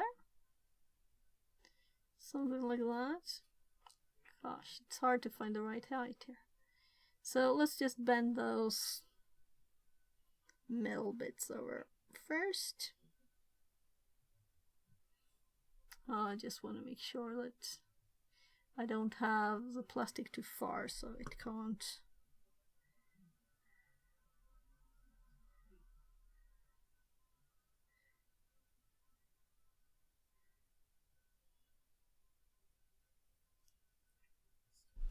So let's just see, where is it? One is bent. The other one.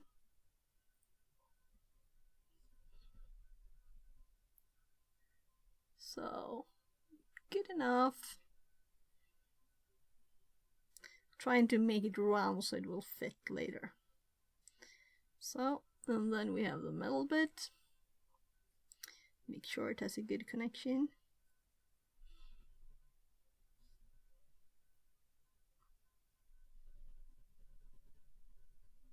Trying to film this is like harder than just doing it, you know.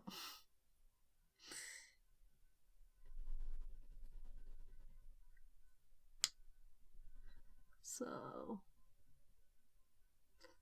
let's see, make sure it fits there.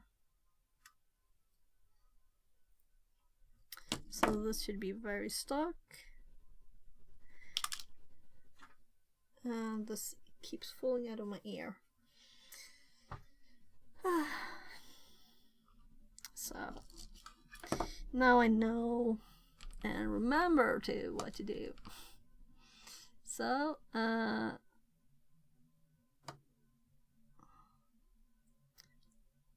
that's the next one, right? The middle one.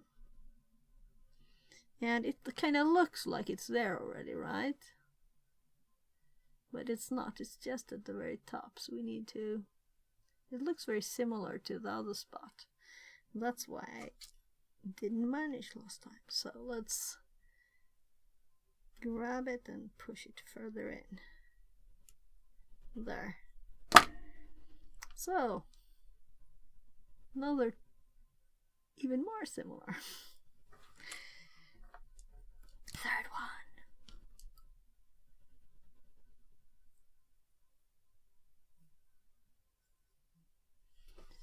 So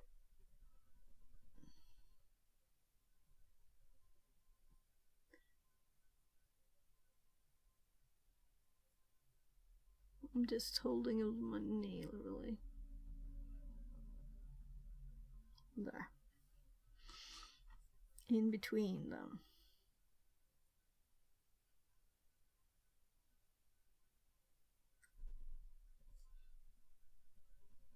Trying to make it so you can see too.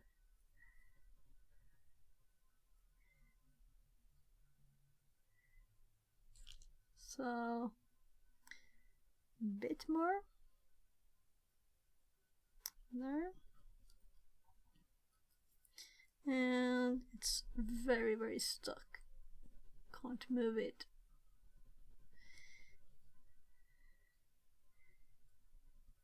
I like these. It's kind of nice, right? The only bad thing is that I can't connect this end later to a normal cable easily. But we can solve that too, right?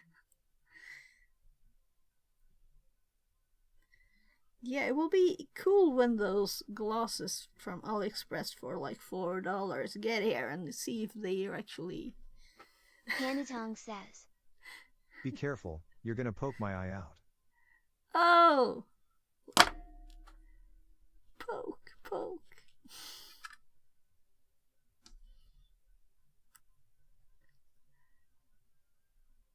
So... I'm like, Ouch. what was I doing?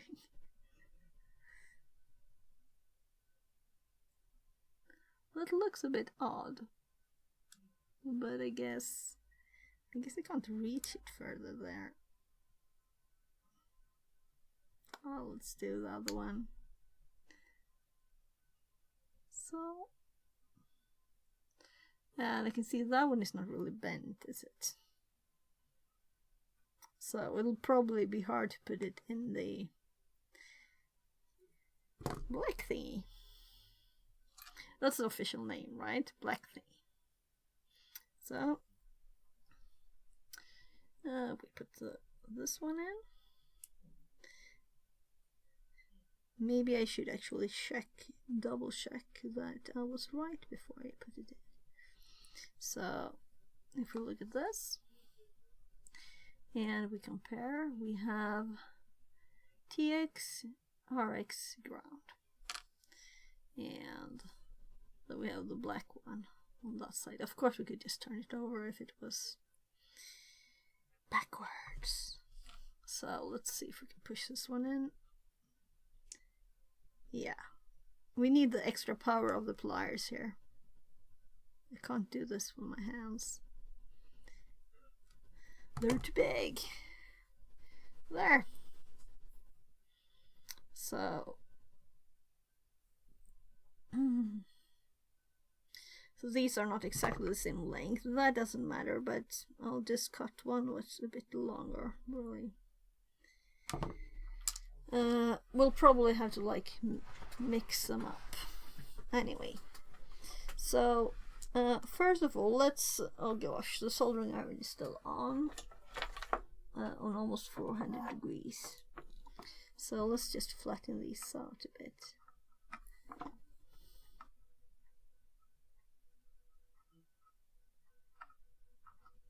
I'm going to solder on the other side. And this is from when I was a teenager, so the handle gets a bit warm.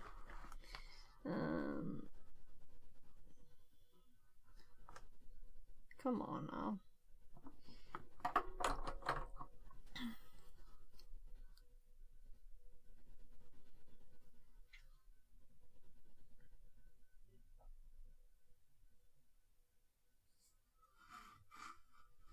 That's actually the spot. So that would have been kind of cool if you could just, they were on the right place already and you could just put it there.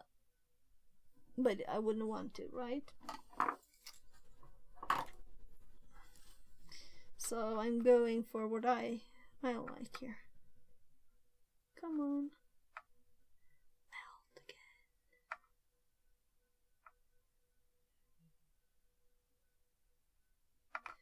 I don't want to put even more solder to make it melt.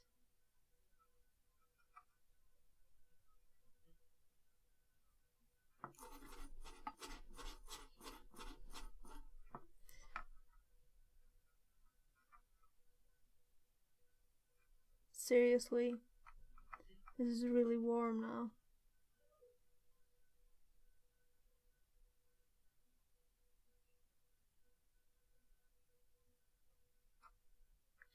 Yeah.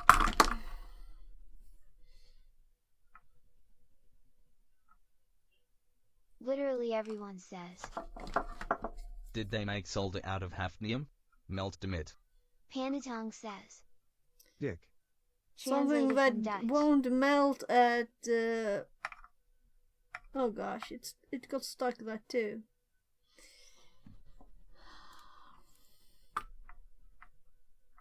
Seriously.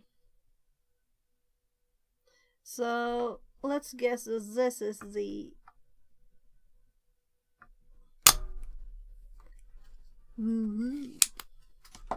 So we did get the hole now, just because I made these cables because I couldn't get the holes. So now we got a hole. That's too funny. So though it doesn't matter if all of them are possible to remove now, then I still can yeah, that one too. Well, don't ask me why. I'm sitting leaned back, relaxed, they're just taking it slow. And suddenly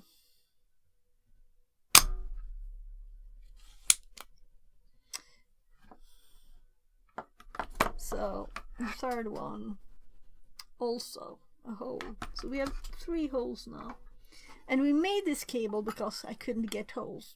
And we tried the wick too, and it didn't want to go. I love these kind of streams. Okay, great fun. Thank you. So this one actually melted now. I don't think my this one really can do 400 degrees though. It feels like it's like going bye-bye a bit there. So I'm actually turning the solder in. No. So now we have a decision, people. Tell me, should we put the header here? It's somewhere here.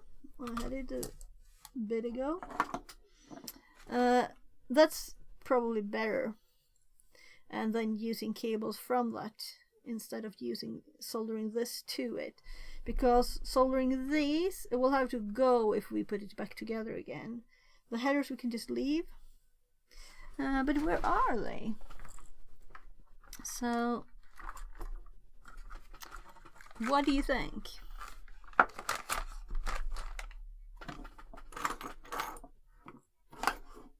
All the soldering things are in the way. We can just take a few of the ones in the Arduino box. It's not like I don't have a million of them.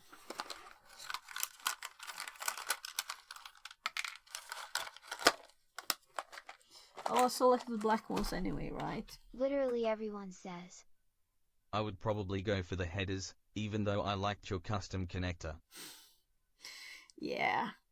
We could still use the custom connector and just make another side of it, right? We could connect one to the other side too, and we have a custom cable instead. But then we would have to put the other side there, though. No, we could put Good the other point. side on this. Yeah, we can do that. So this could still be attached to the card like this, and then we can have the 5 or whatever it is on this one. We can even make it in the right order, so we can just pull it off and on easily. Yeah, we could do that. Or we can have them loose so you can select which order to do. So there's so much solder now on the table, I'll just clean a tiny bit. Feel like I get all of it on my legs. So, by the way, this one, this is the one we probably won't be able to get the ROM out, alright? Look at it. Do you realize how tiny this is?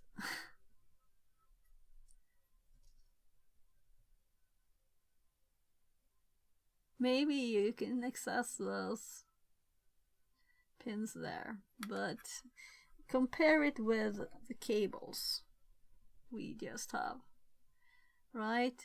So we couldn't really connect these,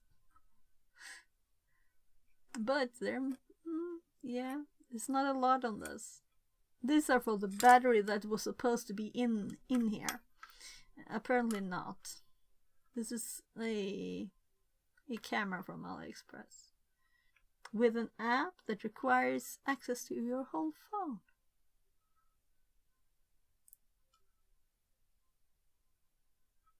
So, yeah, I'm curious about exploring this. I want to explore this one more too. Of course, right?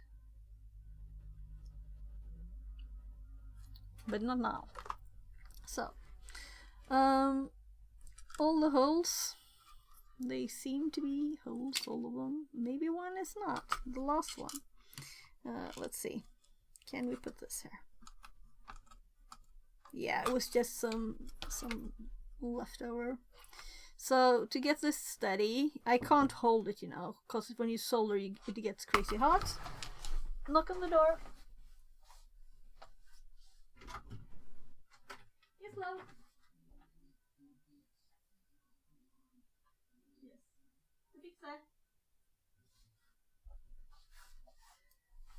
So I'll just get some pancakes for my kid. He's hungry. So let's put this in the right place first. Did I actually lose it again? No.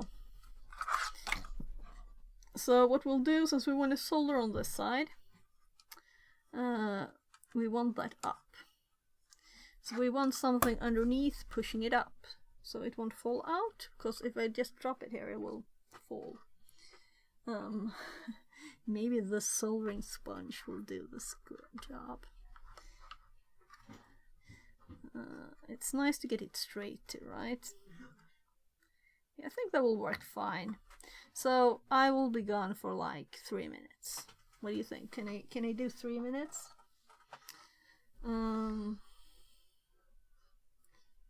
So there. That's where we want to solder.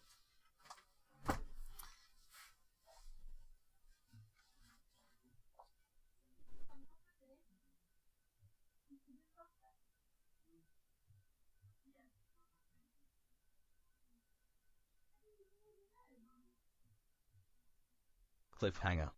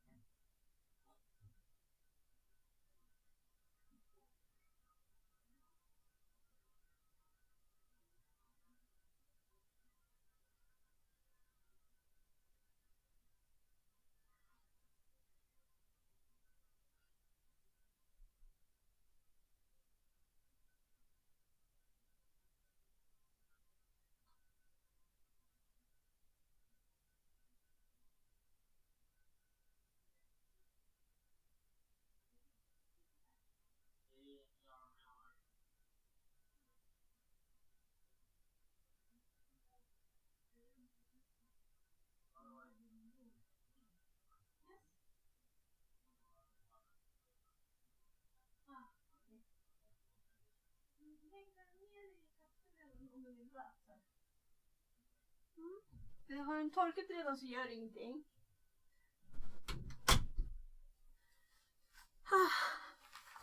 Yes, it smells like heat in here. The soldering iron is on almost 200 degrees, almost 400 degrees. I'm actually going to lower it again.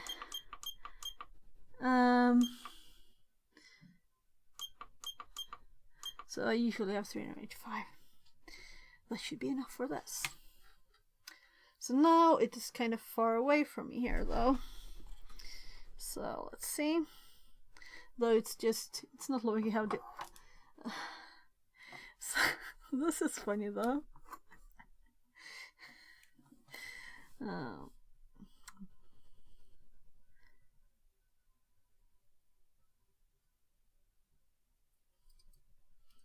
Let's see, come on.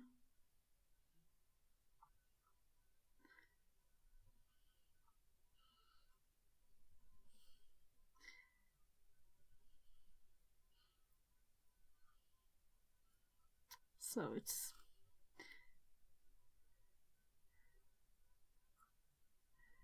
that's odd. You want it lower. Oh my god. Yeah. This is not pretty, is it? Let's just... Come on. You want it to go down into that hole. This is horrible.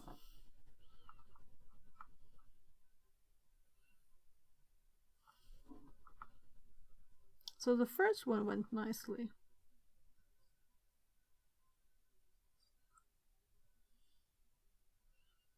That's not pretty. Let's see. So I think that my my tip is a bit dirty. So let's try this a bit.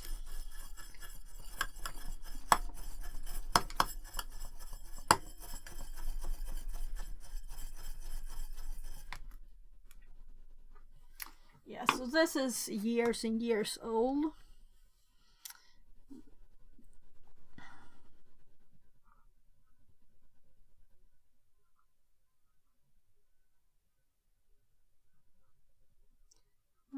It did go there.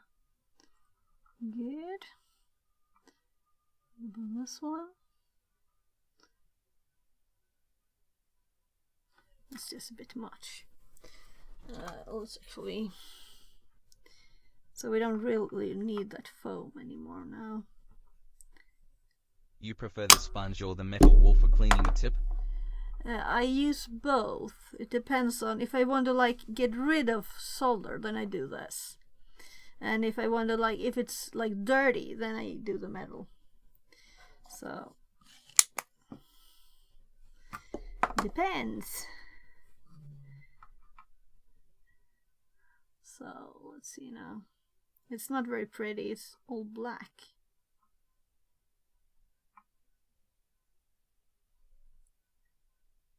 Come on, go in the hole. Yeah, so this is probably the unleaded solder too, right?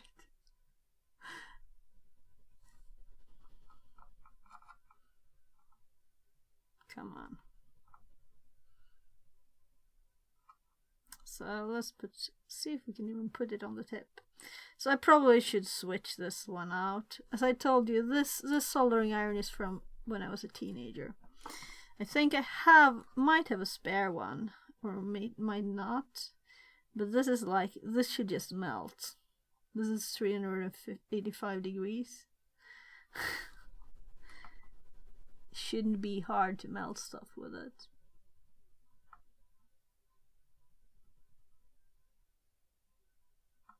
This is probably good enough, but it's not pretty. There's actually a hole on the side. So we don't need this anymore. I'm just wiping it off.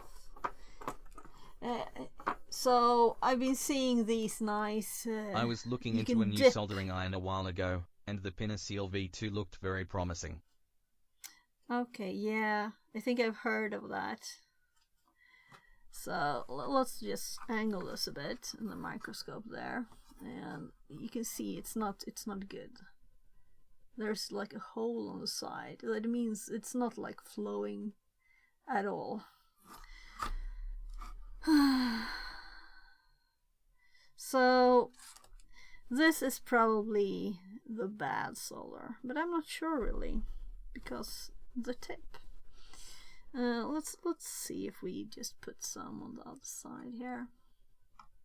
The poor board will be like totally burned here. So you can see this is not going anywhere. We can do this too. I'll see it even better there. So, come on, you're supposed to melt. The tip is warm. I know this.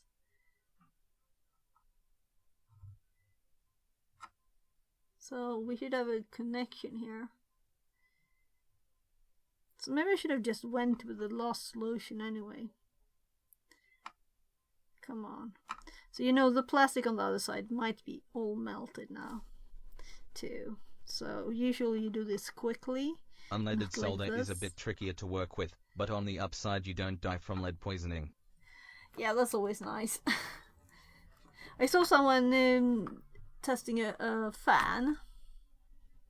See, this is like so bad. Anyway, the plastic hasn't melted. Then probably the board has not died either.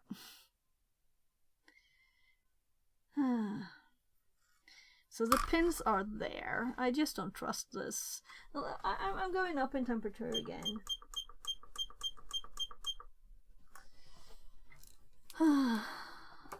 Let's try and clean it off with the water one. The moisture. Looks a bit nasty, sure, but I think you're good.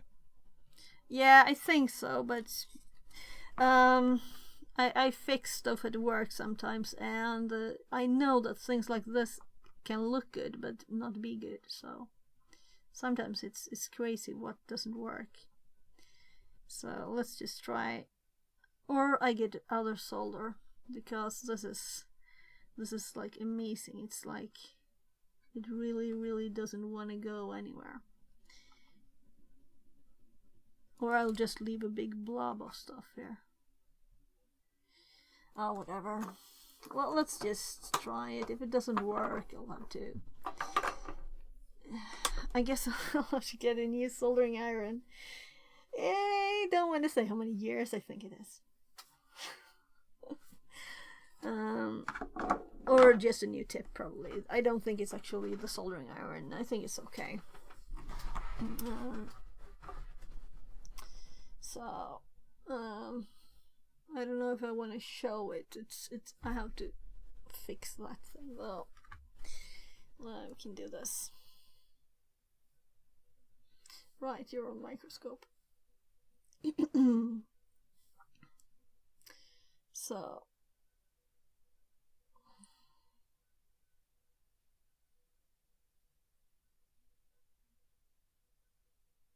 Oh my, I have a lot of messages.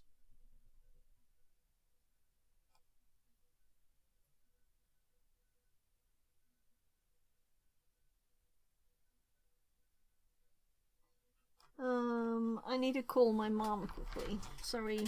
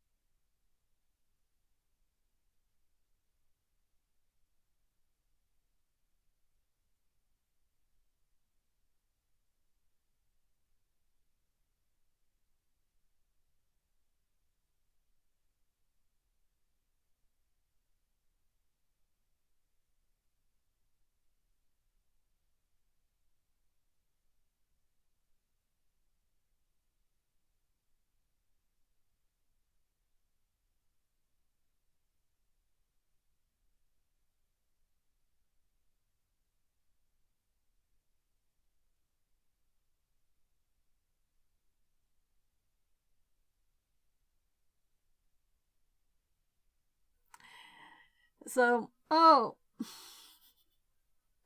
my mom's charging cord is dying to her phone.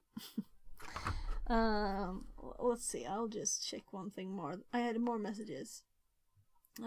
Sorry. I saw like 14 messages. What's that?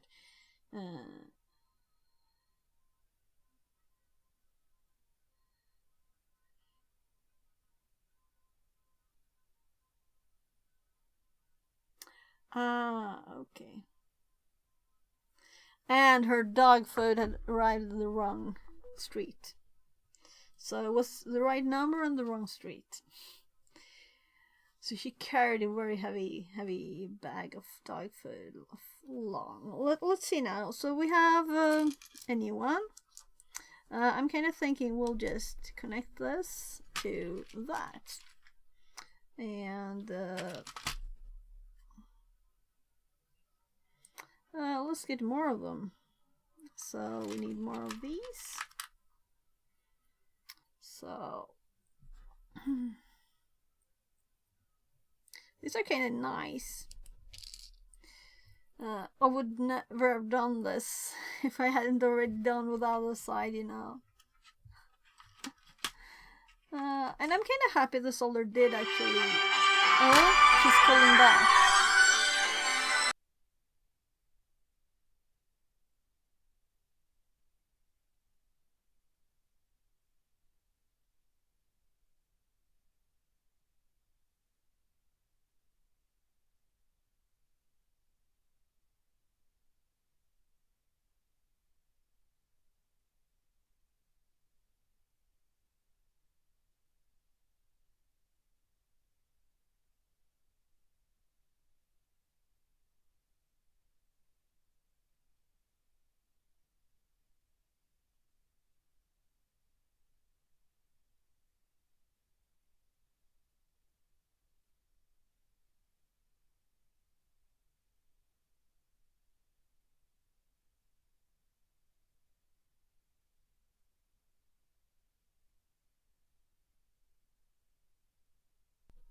There was something she thought, oh, I have to say this too, and then she forgot it.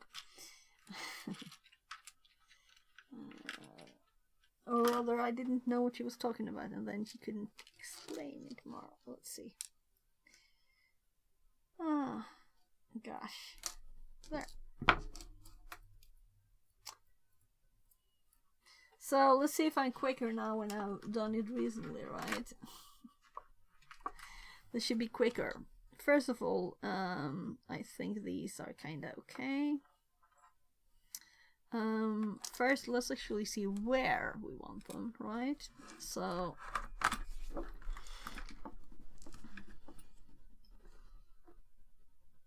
there. So we have a TX, RX, 3, and ground. So if this comes this direction, and we have TX, RX here too. So then these need to switch places. There need to be like a space in between, and then we have the ground. And then if we need to add the 3.3, we will do that later, because we have the flexibility to do that easily, right? So we'll just put these on there first. Why did I make a fourth one? I don't know. Whatever. Let's just put it on top there. I was like bored, that's why. So let's just cut these off.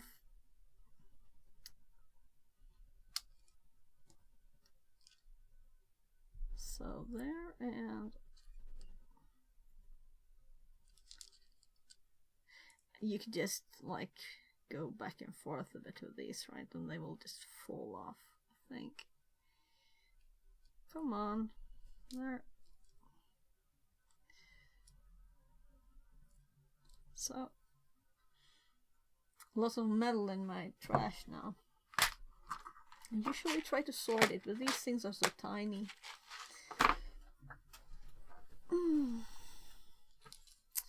So let's just put them on. What direction do we want it? Let's put it so it's the same, like the nice sides in the same direction, right? Whatever it will be here. Yeah, and it's easy to see the ground. So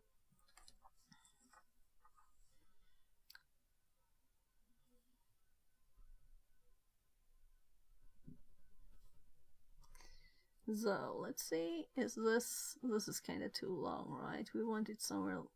Oh, maybe it's okay. It's okay.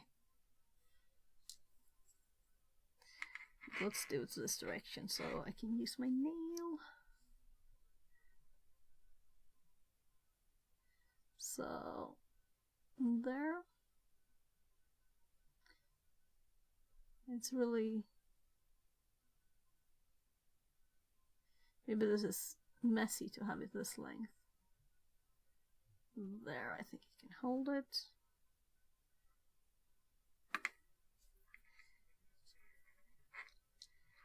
And hold it like that.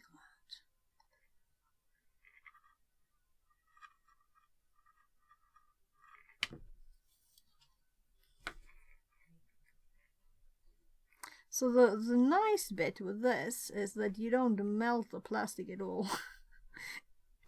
Instead of soldering wires, you know, you always manage to melt something.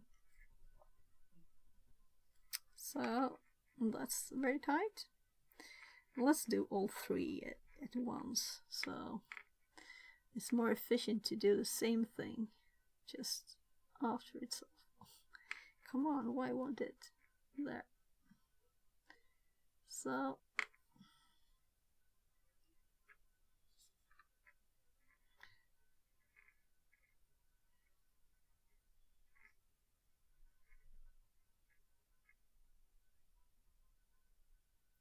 I think that if you were left-handed, it would be harder to do this.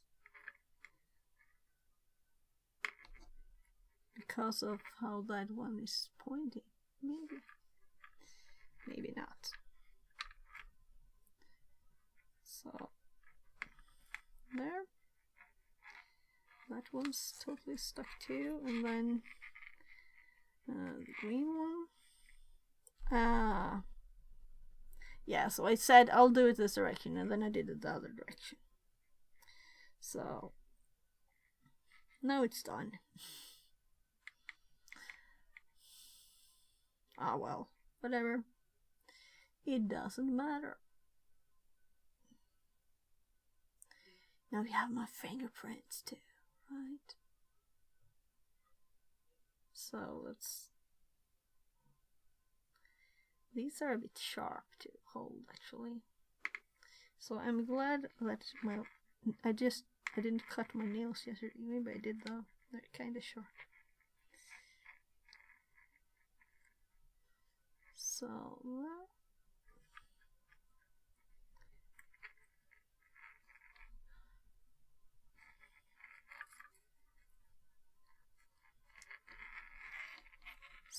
they're not stuck. That one was bad.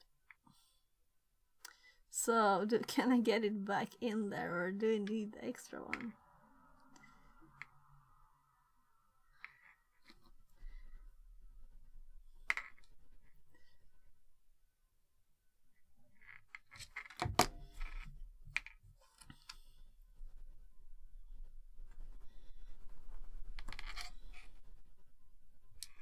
Yeah, I did manage to push it further in. Maybe too much.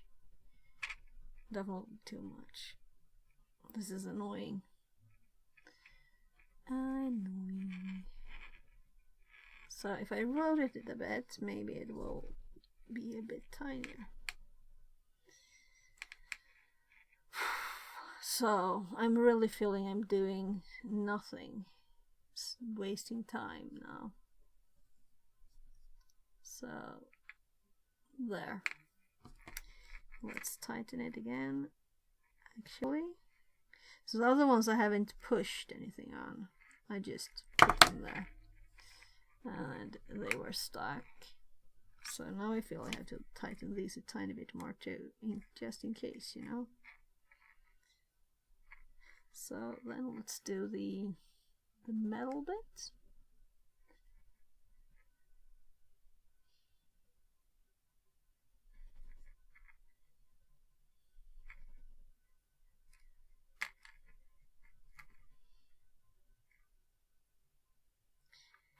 Doo-doo.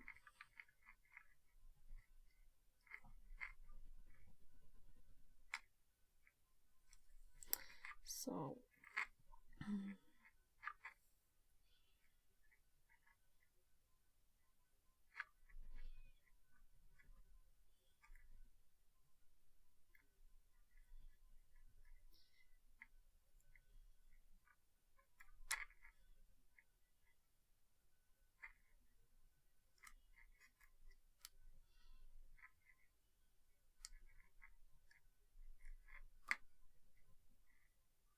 yeah, that's not good.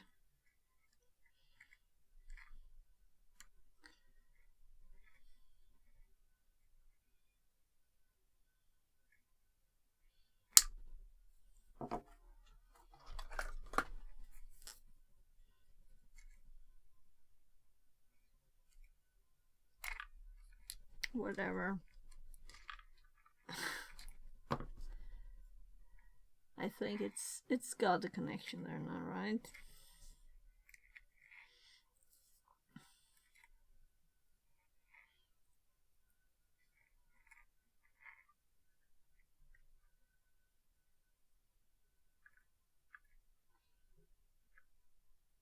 So this time I didn't push them together first, and then that one was wider, so feels like it was a long time since I did this. I don't think it was, though. Like a few months. So then we have this, and we'll have to put it this direction now. There. And let's see. That means zoomy, zoomy, zoom. Ground on the fourth one.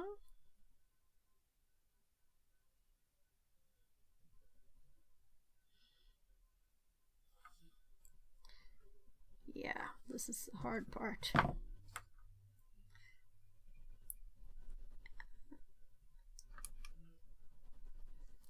So I'm totally squishing the keyboard.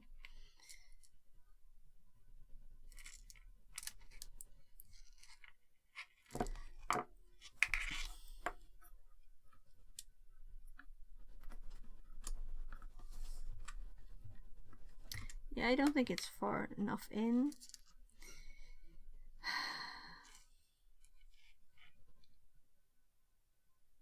Yeah, and it's probably a bit no good in a lot of ways. So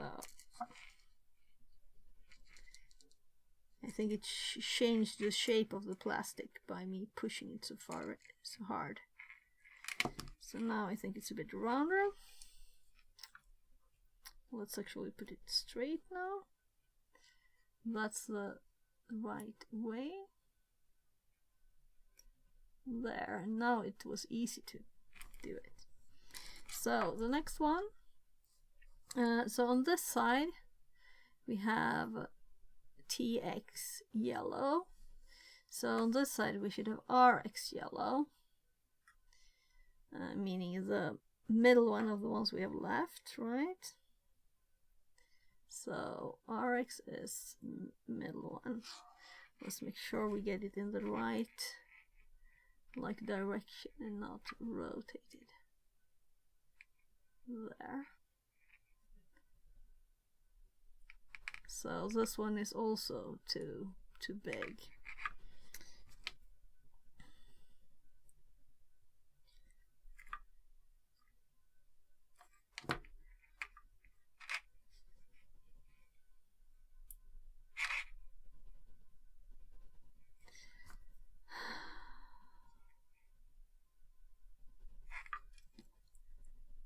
No, not at all. Not at all. That's so annoying.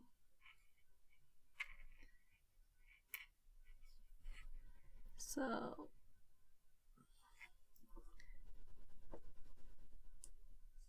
there's a click.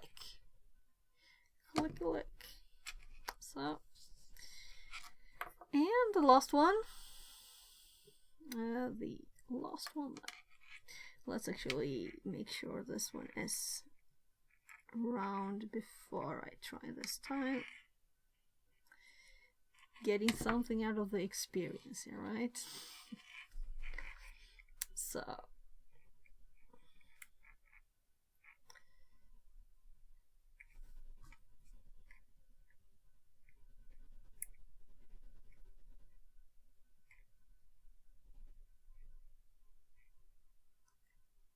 It's almost click.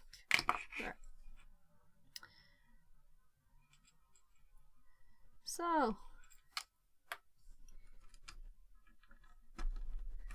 then we have,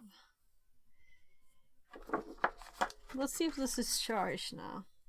What timing? It's fully charged for the first time.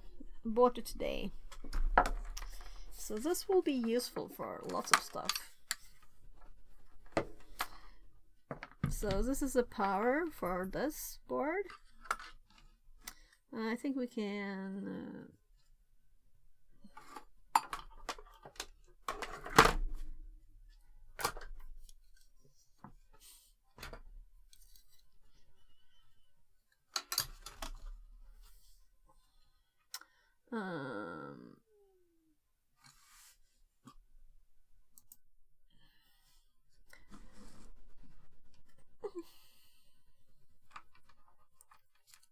so here we have 12 volts for this one, and here we have USB connection.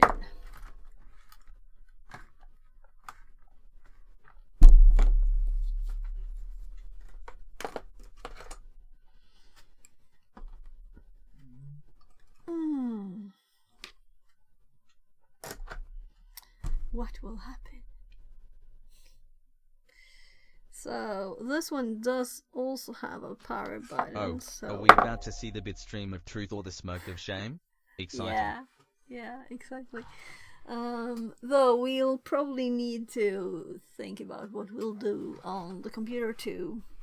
Maybe we should just pass this one through to the VM. So we remember the direction here, right? The flat side is on the top. So we can start with connecting this to the PC and see that this has, obviously, I don't know if you saw it blink there. It was blinking.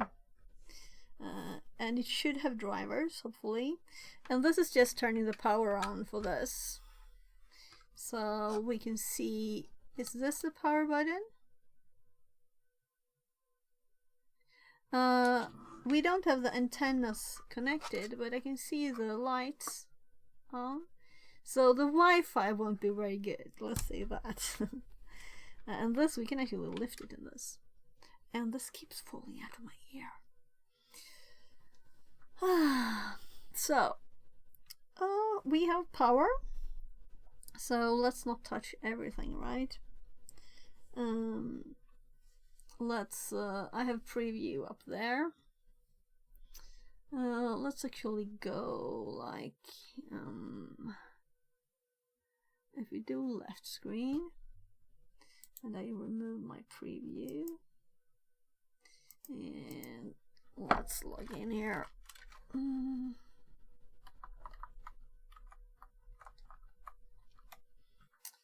So, yeah, right, we were doing the advent of Cyber 4.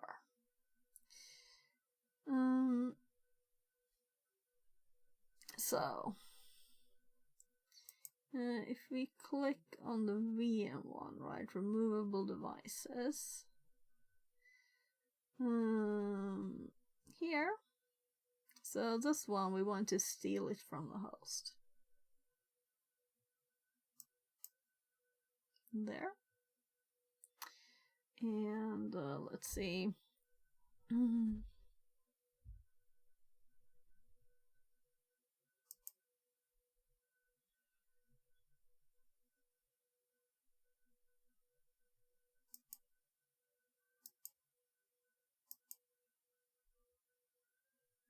I'm just checking if I had. Oh, another call. Sorry.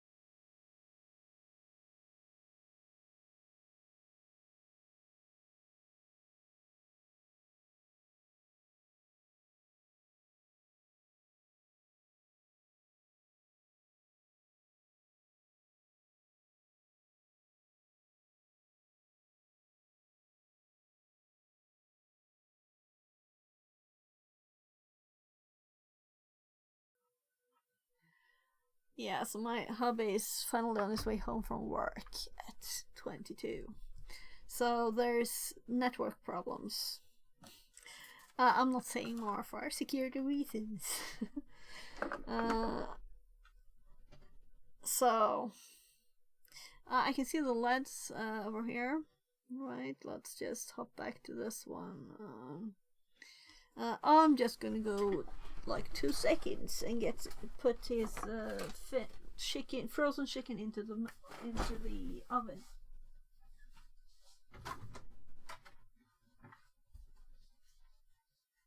Pappa på väg hem. Linus, klockan är 22.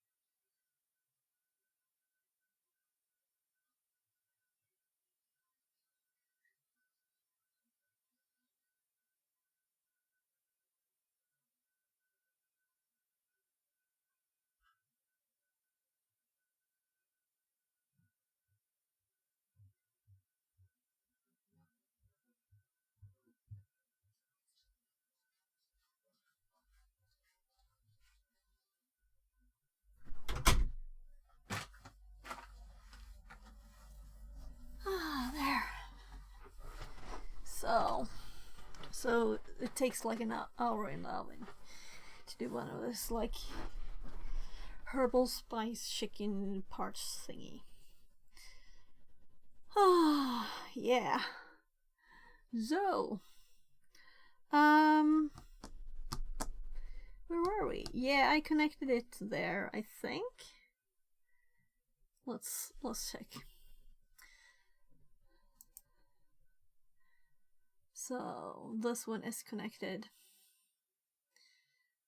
to this machine, meaning I haven't used it before, but now the light turned on, so it wasn't on in Windows for some reason.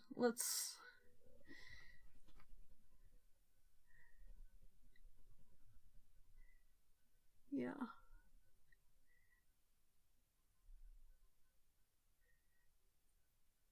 So the light is on there. Maybe we should have so we can see those. What do you think? We can put this in a different angle here.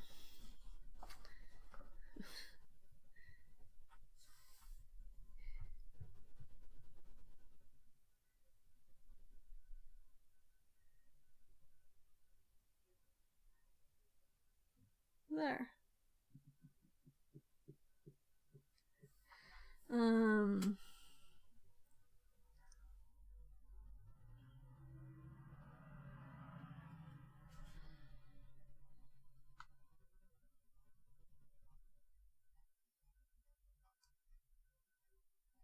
What was I really looking for?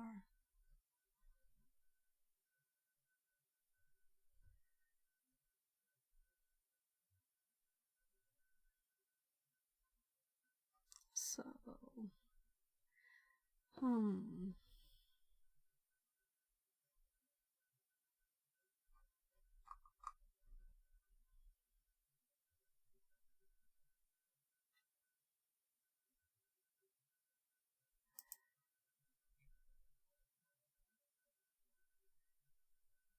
let's see. I thought that I might have some notes, but I don't think I did. So,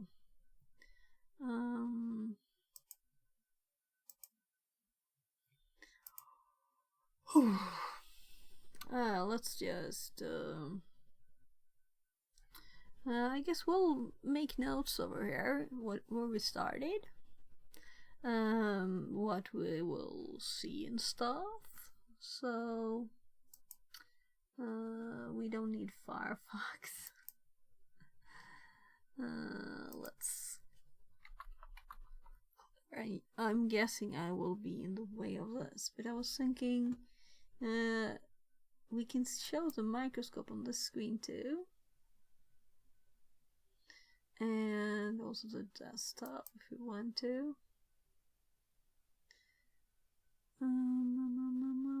Didn't I have another microscope one?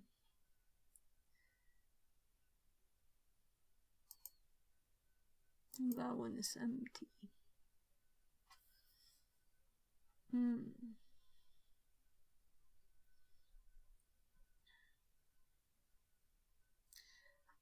So I have a lot of like temporary ones. This one. There. I can make this a bit bigger. But I guess we won't see anything anyway, right? We'll just see if it's on or off. Right? And I wish you could zoom with that one, but I can't.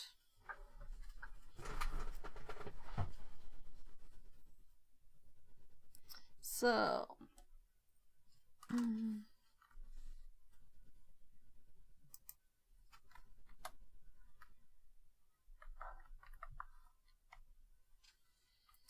Right. Sorry, you're. If I hop to this screen, then I'll have to see. I don't have the microscope set up here. I do have the desktop there. If we hop over here, we copy the microscope source and we paste it over here. Well, that's a very big fail, right? No, it's just. What?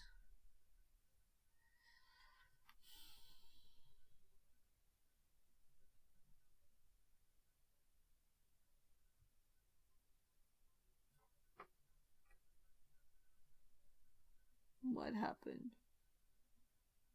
I moved it, I guess, right? I must have moved it. Sorry for this mess. It's maybe if I lower it and I angle this thing up.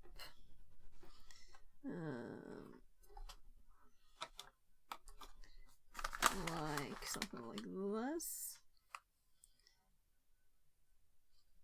More up. I'll put some cable underneath so I can keep the angle. So then maybe we'll see something when it's tiny too, you know.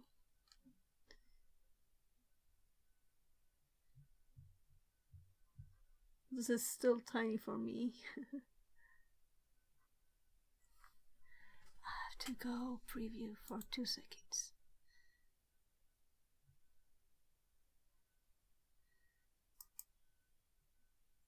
Oh, that's blurry still. Ah, it's good enough. It's good enough. It will be fun if we can see when the lights go on and off, though, right? Don't you think so? See it all in one screen. This is so tiny movement. It's just 10 centimeters from it. So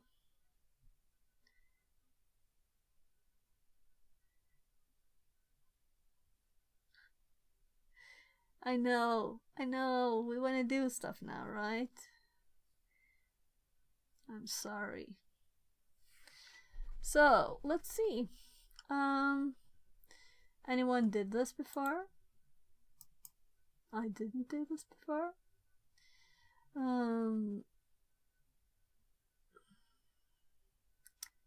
So, I don't exactly remember how to use the information we have here. So I'm kind of sure I have some notes from when Gar did this, but that was long ago and I didn't find them.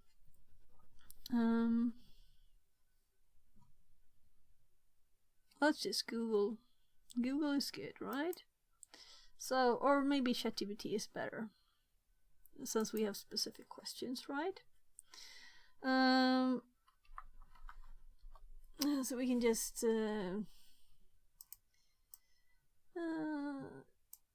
copy our output, and we're gonna say that what command would I use to connect? And I'm not saying screen or anything. I'll see what it suggests, right? Because we can learn new things to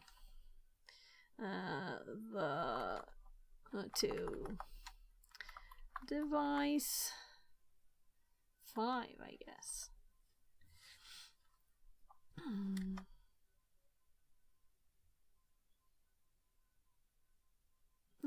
To connect to the device with ID, you typically use a serial communication tool like so Minicom is something too, but screen identify the associated serial port. Yeah.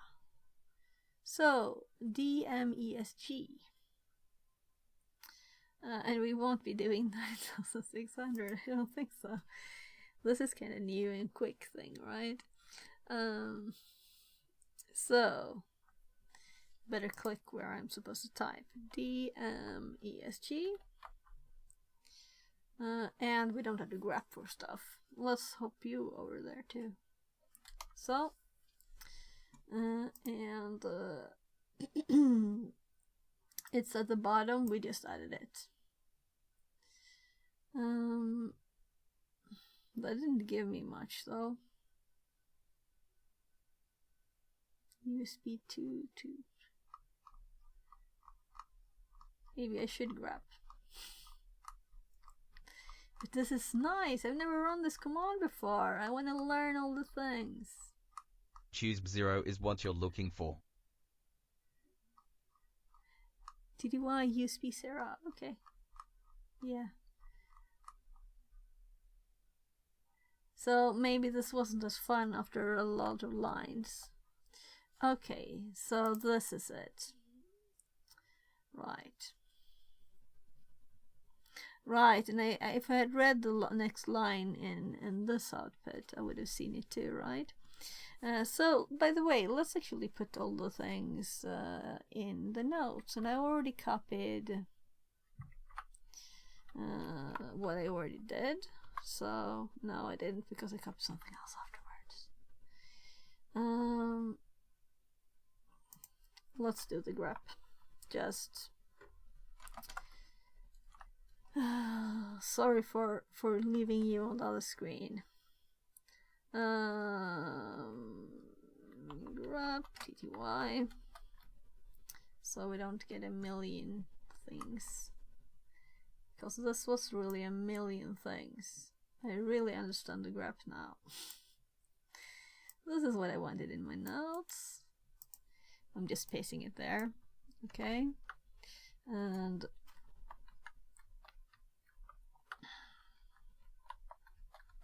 so I would forget this, right? So it better have notes to remember what I was doing. So have you used that other tool that is suggested? I use Screen all the time for connecting back to stuff, you know? But yeah, I might have used it for this like once. I don't remember. Oh, there. So the CP210X is on TTY USB 0. So there. And yeah, it's very simple, right? So let's do screen. I would have. Minicam is probably your best bet if you want to muck around with different settings. Didn't even know Screen did baud rates. Okay, yeah. So I've only seen this with Screen. So the other one I've never heard of even. Screen dev TTY USB. Why do they have to capitalize that? That's annoying. So USB 0. And I don't think 9600 will work. We haven't connected the cable yet, right? Oh, you can't see it? Did I like close it down? Is that okay? I just thought it would be nice to see when stuff is connected. And now I move this. So I just want to see the lights. I want to be able to see the lights there. And this cable is not long enough. So maybe we don't need to have all of this up.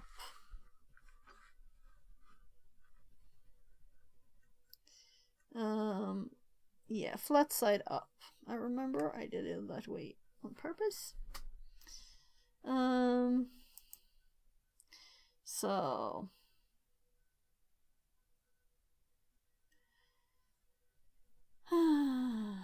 so my memory is trying to remember what is the normal speed. Is it like 100 and oh my god. I'll just ask ChatGPT, why not?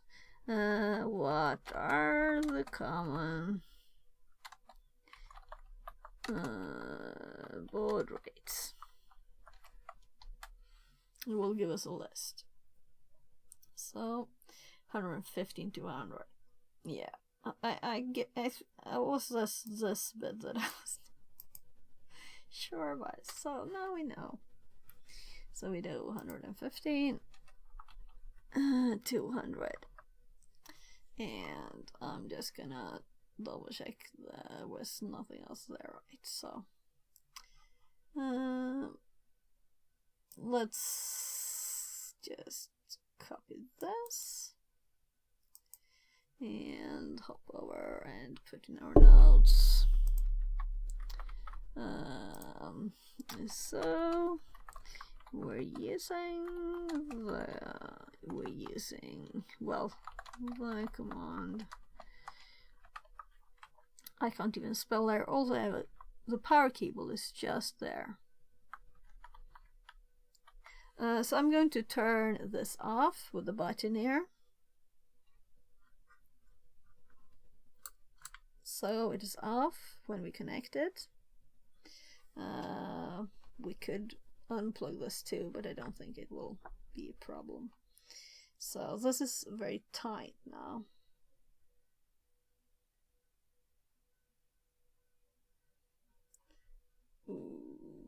Cook there. So it is connected, and we're going to run the command, and this totally broke, right? I can't see anything. Let's pull the metal out of the way. So, there. It is slightly, very red though, but it's, we will see when they blink, right? So, here. It's always annoying when the keyboard is, you know, not reachable. Yeah, that's supposed to happen. So I'm gonna start it. And we're getting a lot of stuff here. Let's move this one so you can see better. It can be like that even. So lots of stuff here. A lot of stuff. And I can't scroll this. Meaning Wow, you got the settings right at first try? Nice. yeah, it's new, so it had to be that. It had to be that. I'm just annoyed that I'm not saving this output. So we'll have to do something. Nice command and redo this. So I'm kind of thinking we could just shut it down.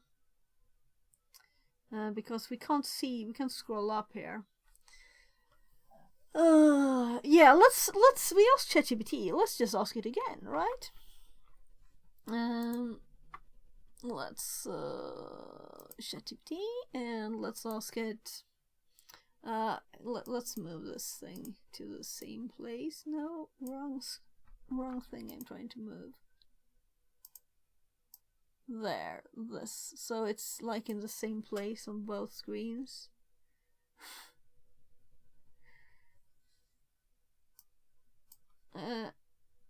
A bit less odd, right? Tiny bit less at least. My current working command is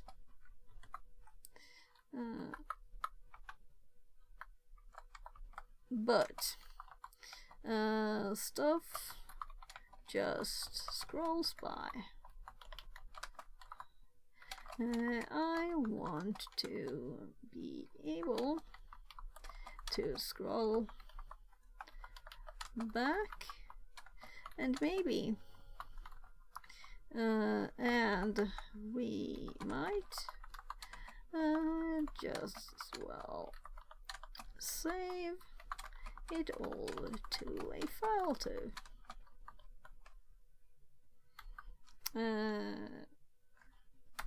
So that's enough.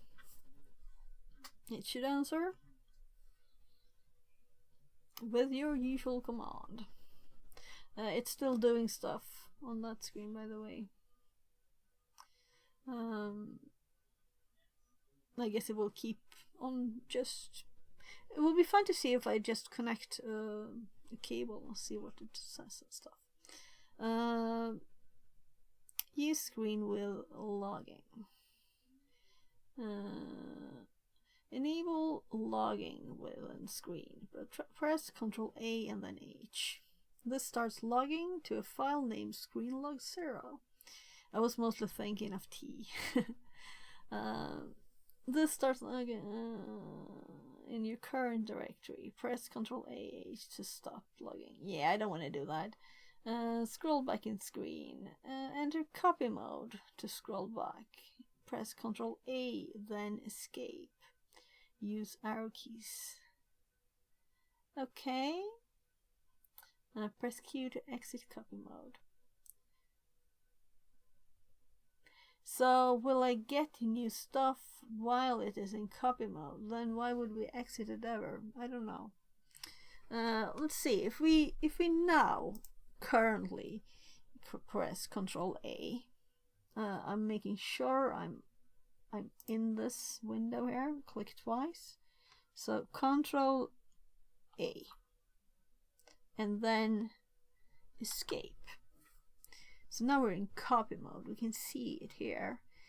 We can scroll up now. So it still has the data. It is still here. We can see it all. But I don't want to scroll. This is long, right? So what we really want is to have it. This is not what I want. I don't want to go into a special mode. I just want to have big, like, buffer. And be able to scroll with this. This is because screen is old, I'm thinking. Right? It's like using more and less and stuff. You know, I don't use man anymore because it's annoying to have this. I just want it in my long listing of the terminal. By the way, have we had any blinking on this? I haven't. Maybe it's too quick for it. I don't know if it did anything. If we take a slow speed and see if it can connect then too. So enable login with screen. Press Ctrl A H. Ctrl A. That was that, right? The logging. And Ctrl A escape. Press Q to. Yeah, it's just like. It's just like if we had more stuff open. Copy mode aborted. So now we'll just. So if I use the scroll key now, we'll add more crappy characters there. This is just me scrolling with a mouse. It can't understand them, so it just puts bad characters there. Alternately use T with cat. Cat did a T output log. If screen scrolling is cumbersome, consider What's the goal here, by the way? Exploring it. Seeing if we can, like, do stuff. Change stuff. Log into it. Right? But I'm kinda happy with this for today too. But I would like to be able to see the data easier. Right? So if we cat this. Cat. Let's try it. I don't think it will work. If it works, it works, right? Cat. I'm more like adding this to screen. Won't that work? You could try to get Minicom running. It's designed for serial communication. It can do logging. Yeah. Yeah, we can do that too. For sure. I was just thinking if we could T-screen. Let's just say, can we T-screen?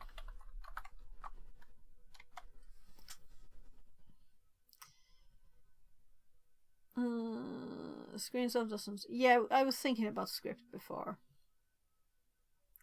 Or what am I saying? I was thinking about logging before. You can choose similar functionality using script in combination with tools. Here's SOG. F output log. Start recording session to output log. Then start screen as usual. Everything you see in screen will also be saved to output log.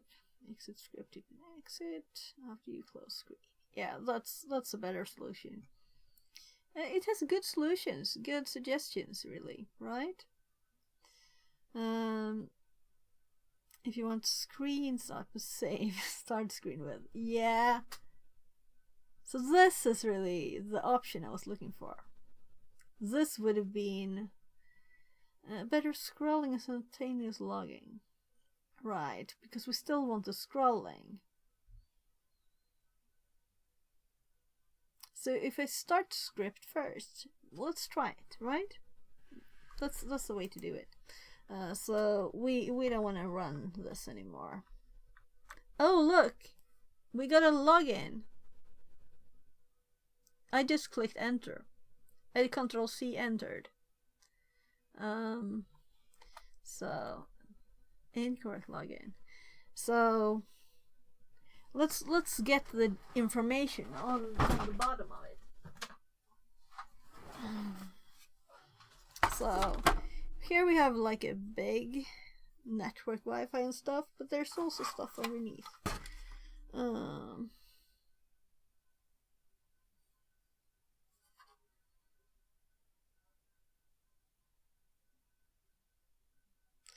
It's Wi-Fi password. Yeah, so this is probably not for this. Yeah, we could of course try it though, but I'm not. No, at least. So what do you think? Should we like search for this?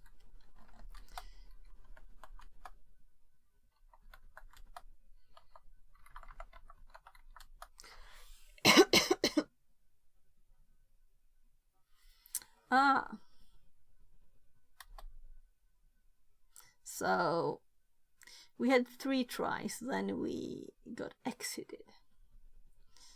And enter to activate console. This is one more step, you know? Know a little bit more about it. We also know it's not root or root password. Or nothing.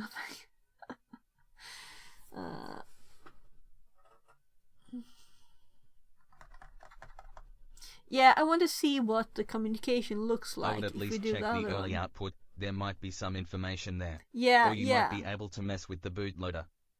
Yeah, exactly. That's where we're going. But first I want to have a working, nice layout of this. This is not the last time I do this, even if it's the first time. So, let's see. I'm trying to reach my keyboard. There's the cable is on top here. So, yeah, the L, but also the script. Let's try the script for scrolling, right? Better scrolling and simultaneous logging. The script method is preferred. So let's see if script actually fixes the problems we have. My problem right now is that I didn't... Control C don't work, right? So, let's turn it off. So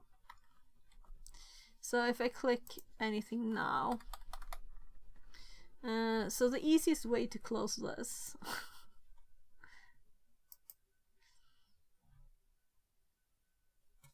so before we run that, let's do script then. Let's do cd, let's make there something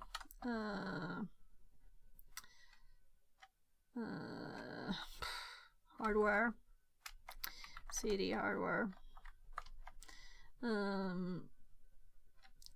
so script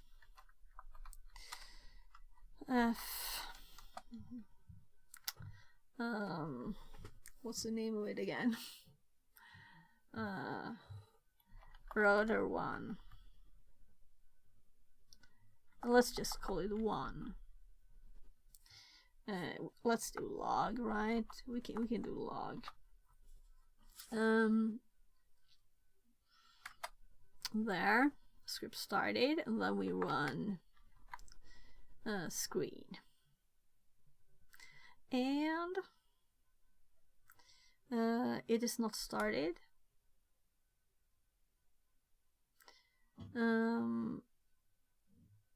The screen is terminating because it already has a connection. Right. We need to do the screen commands probably to exit it, right? So let's see if this works. Screen. What is it? Is it like Check R? screen R. Yeah, it was R. Yeah, I think lowercase r. I don't remember. This worked at least. So how do I exit it? We have ChatGPT, our buddy, here to help us. How to exit the screen session. Control AK. So AK. Control plus A then D maybe. AK.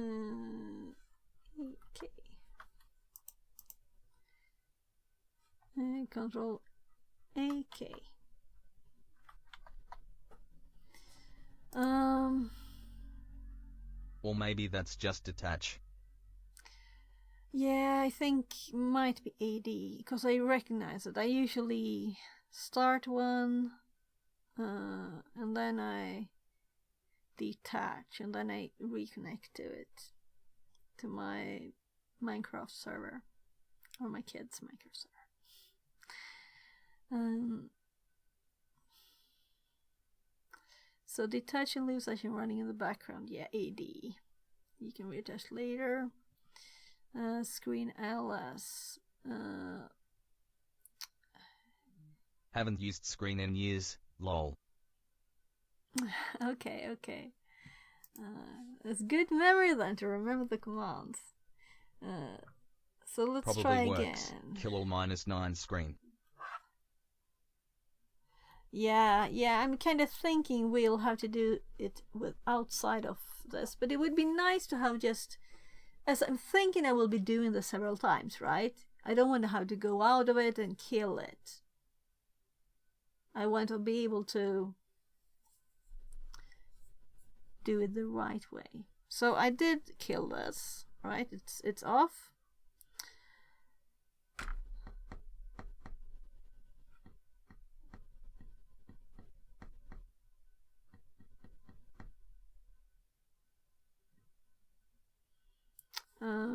Let's just try it again. First of all, I'm in here. I've clicked several times. Control A, K, and then you should get a question. It's not really running. I think we'll have to kill it.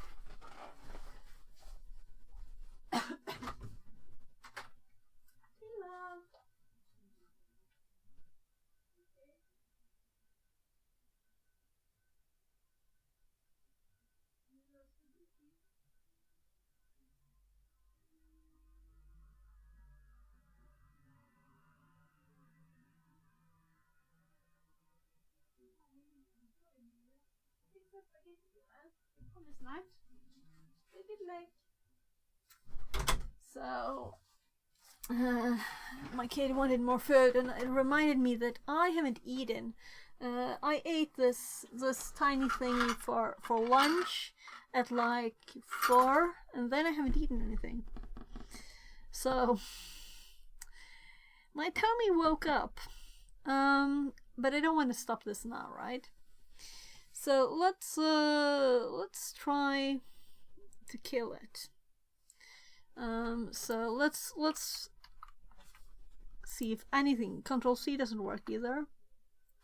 Let's just open a new one, and let's so kill all in one word. Oh. A 9 screen. We'll see what happened to this one now. Yeah, it's dead. Good, thank you. Let's add that to the notes, right? I'm just going to go put some food on a plate and put it in the microwave for 2 minutes, and then I'll be back again and we'll continue.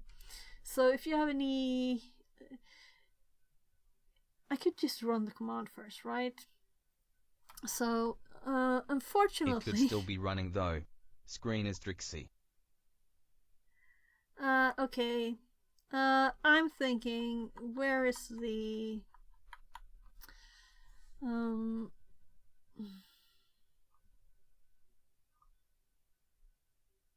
I don't remember how to stop the logging. Try doing screen R again. Scroll up.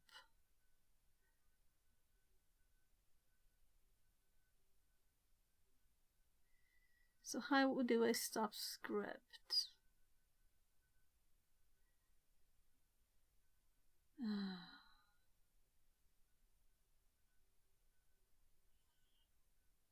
I would have killed it, right?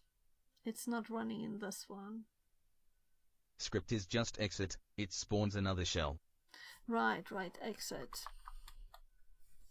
So there, now we exited as, and we're still in the directory, so we can check and we can remove the file. Because I kinda don't want that running still.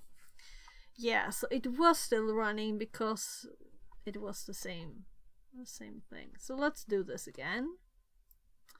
And then we run screen with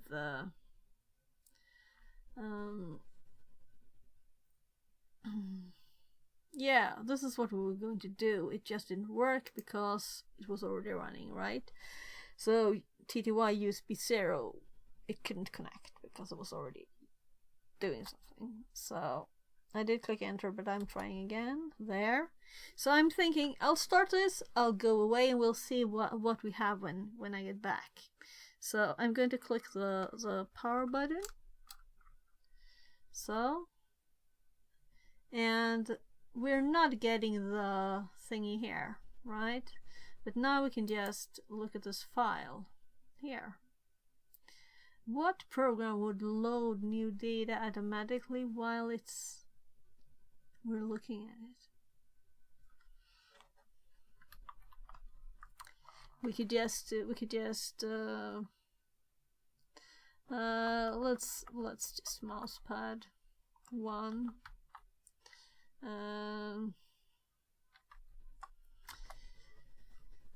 So we can see what it did at the start here. Been modified. Yeah, reload. It could do it. But we will get this all the time, but whatever. Yeah, maybe it's not good. So if I do cancel, then it won't ask again, I'm hoping. So now we can look at all the cool start stuff. But while I am getting the food, you can watch the current stuff, right? So I'll be right back. And I'm moving this again. There.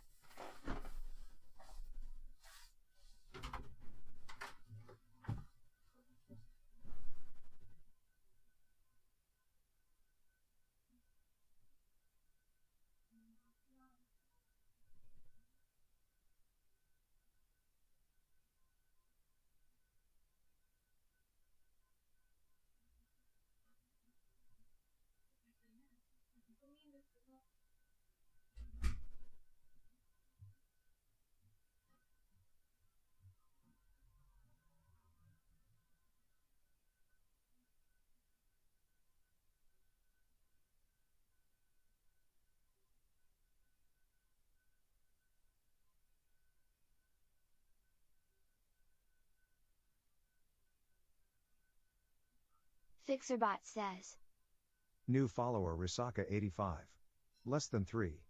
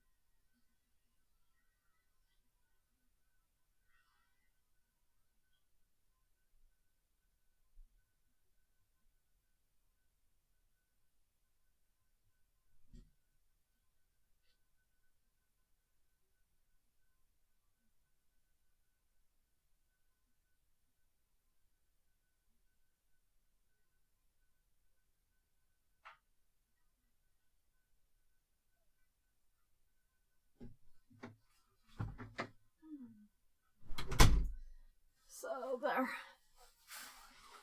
Got some sandwiches too. I've got roast beef and cheese. So where to put these?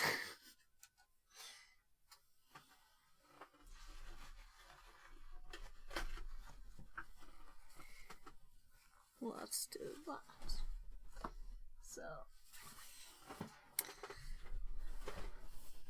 nothing happened, I think, right?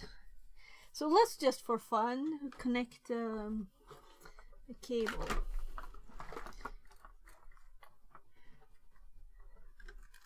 So I used this when I was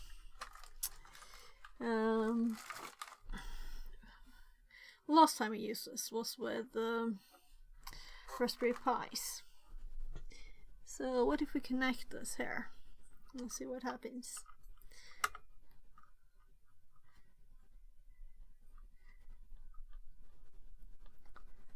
So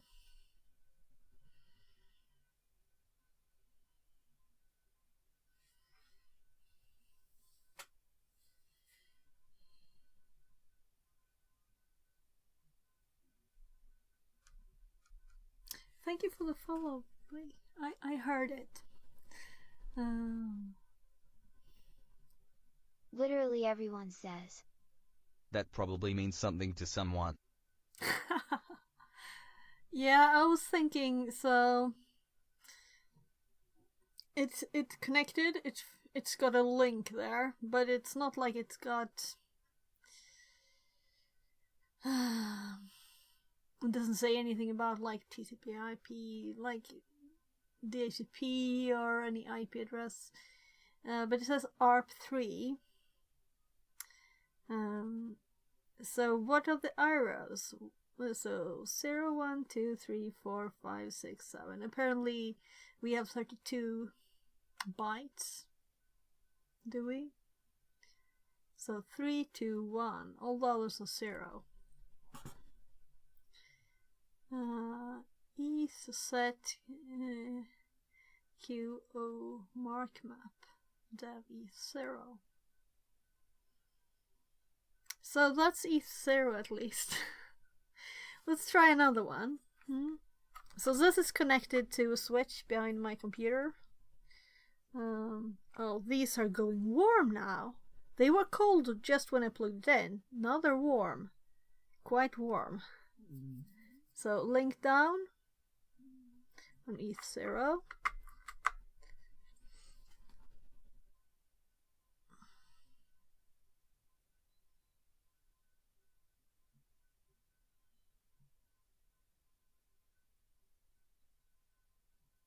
Entering forwarding state. So that's 0 and that's 4.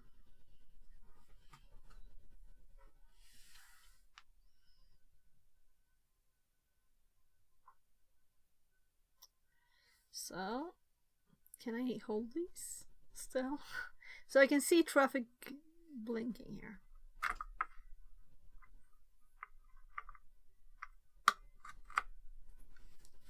Link down. E3. Yeah, so 0, 4, 3, 2, 1. Well. I guess it doesn't matter which of these is which, right?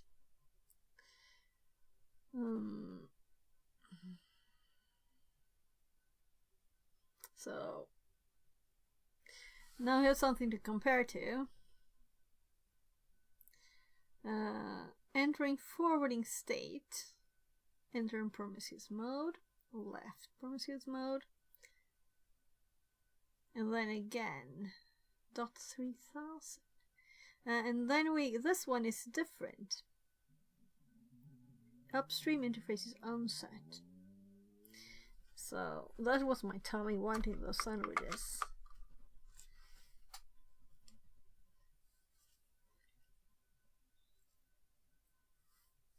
So this is a special one then. Yeah. So on the back of it, it says that is TV in. /4. So it's a special. Let's do this. Do you see that? So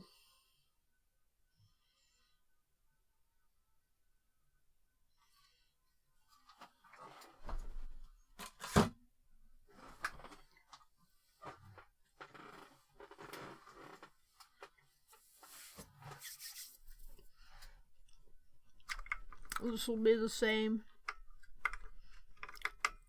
I'm kind of burning my fingers now. So if I'm cold, I just turn this on. Extra heating in the room. So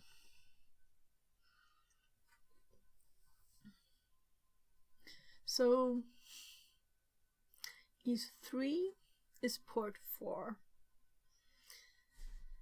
E2 is port 3. E1 is port 2. And I'm trying to scroll again. Right, so that's not smart.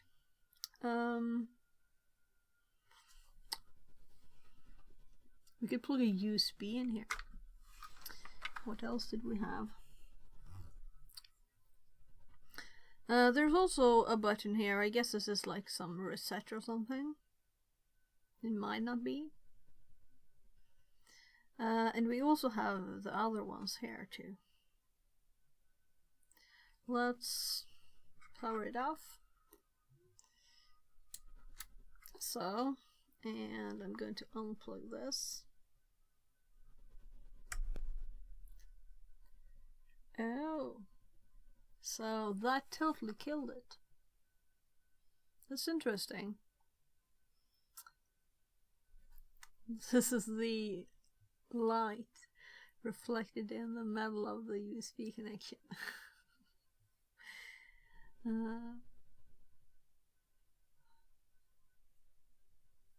So I use the single line cables, so it's kind of showing.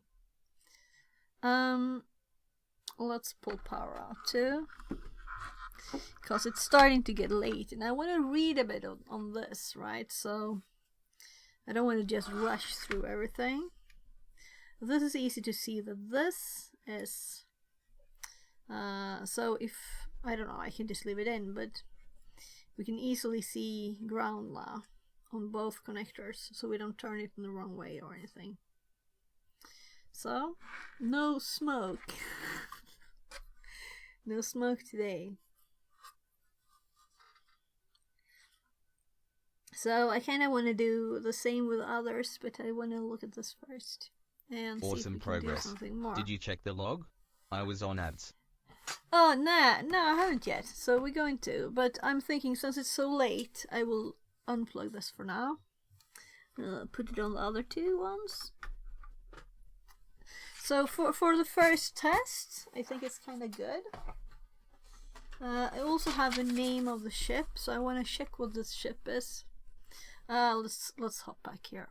So the ship name, it would be kind of nice to know. By the way, let's actually not lose this cable, right? Now we know it's 12 volts though, so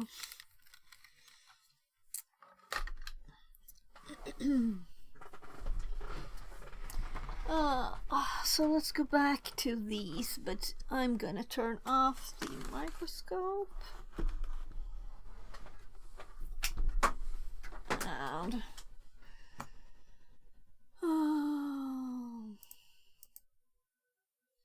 let's just close down that.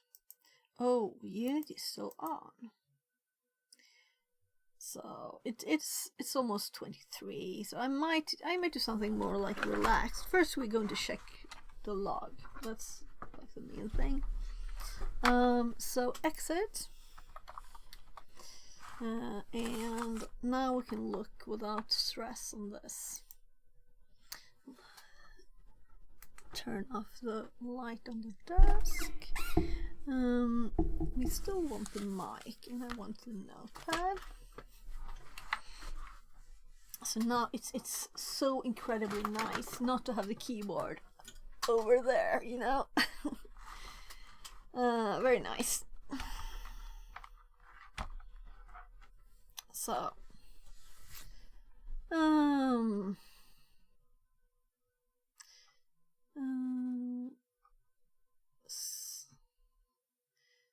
XS.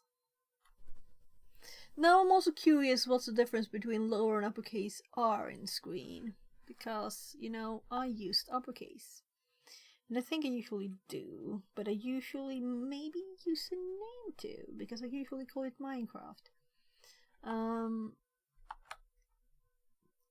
So let's put all the things. I And think we Capital didn't will try create your a other session program. if it doesn't exist.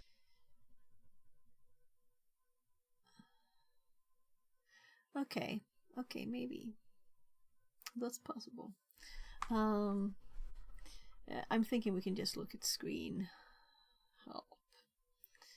So we're in my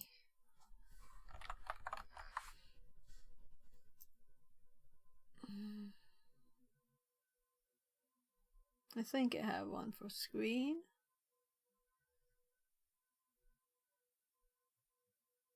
Maybe this was a bad thing. Screenshot even, you know. I'm gonna miss it if it's in the notes. So where it's supposed to be, since it's a Linux command, it should be in Linux commands, but I might have it here.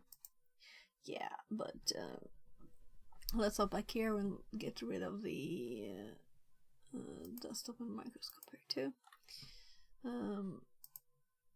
So here we have it all.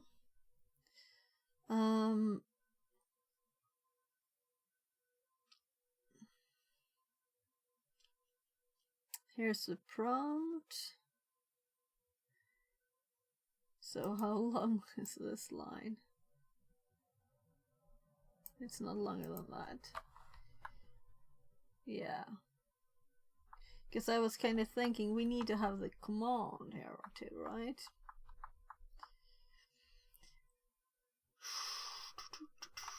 Yeah, so what's the command to output this?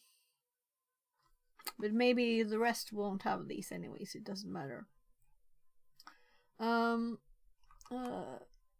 I'll keep it secret until we're ready with the screen thingy. Let's do the screen. So I just want screen's help in my file about screen. So that's always nice to have it like that.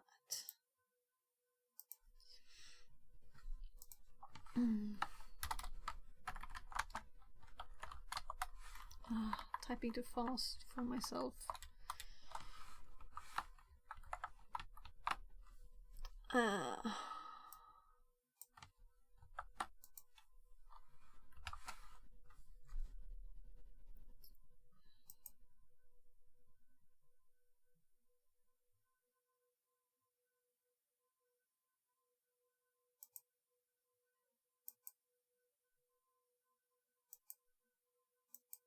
So actually, these could have stayed.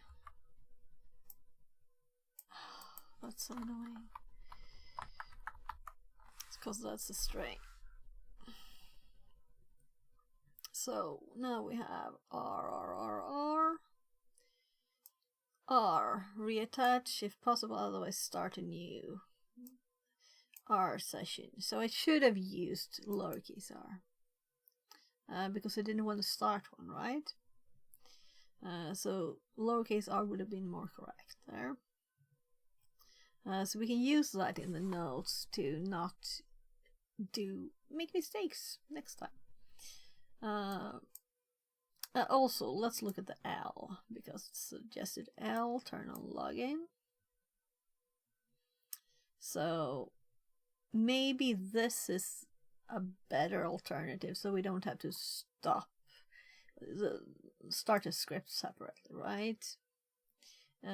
Log file, set log file name, right? So this is really what we want, log file. log file. Then we can set the file name, because I don't like when it's default file names and you can't decide what it is.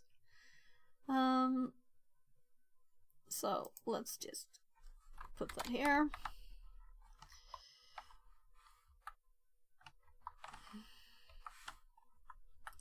Let's do something like that. To make screen log stuff. And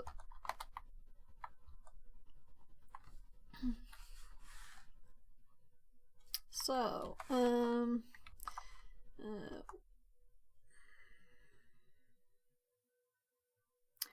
yeah, let's do the screen command here.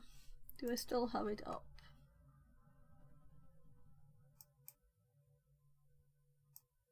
I think you need the L to activate the logging as well, otherwise you need to turn it on from within screen. Okay, so you think we need both. Might need... Well, we can check it. And I would have wanted, if I hadn't already disconnected stuff when I remembered to try the other program, you know, we would have done that. So we'll have to do it tomorrow.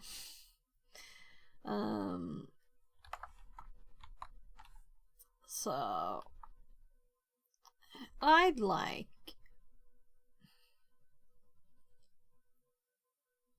by the way, let's actually go to this one again.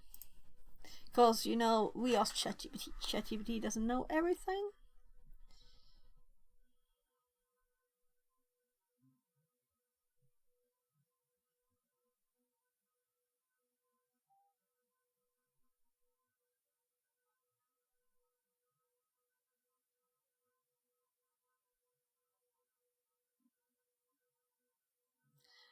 So, obviously, I'm not getting all the details here from scanning this.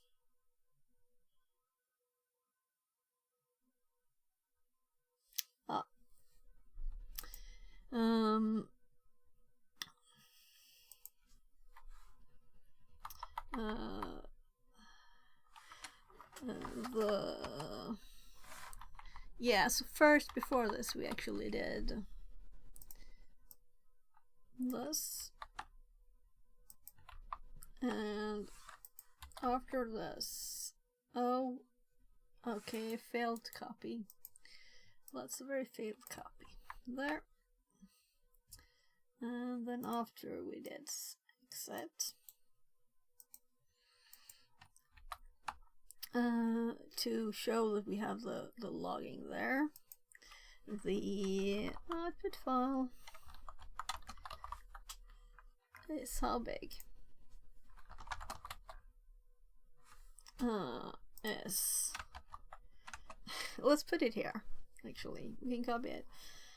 Is 39K.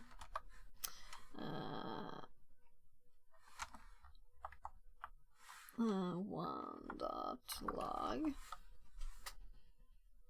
No much found, of course, because I haven't put it here yet. Let's. So making files is easier in code because it will MD everything.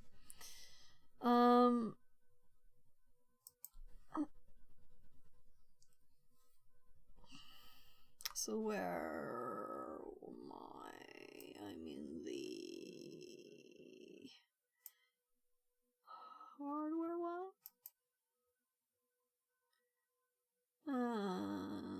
This is the one we're in. So let's make the file here. We'll probably move them, right? But let's just call it 1.log.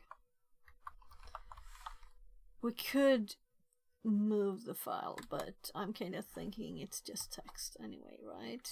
So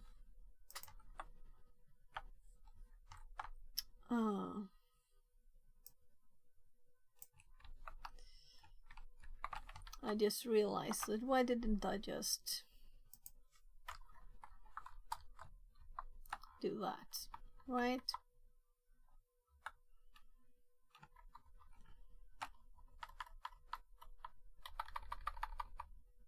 So we can... Oh, it opens separately. That's funny. It opened the file in Notepad.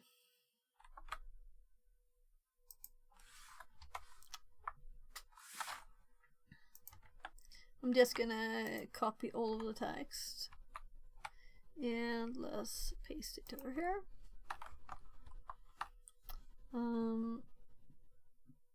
I really don't care about these bits.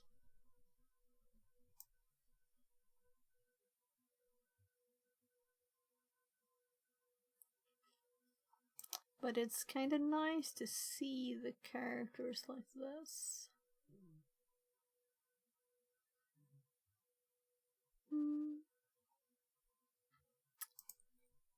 So, the coloring though, let's... No? Because it's not a... No, this is just a file.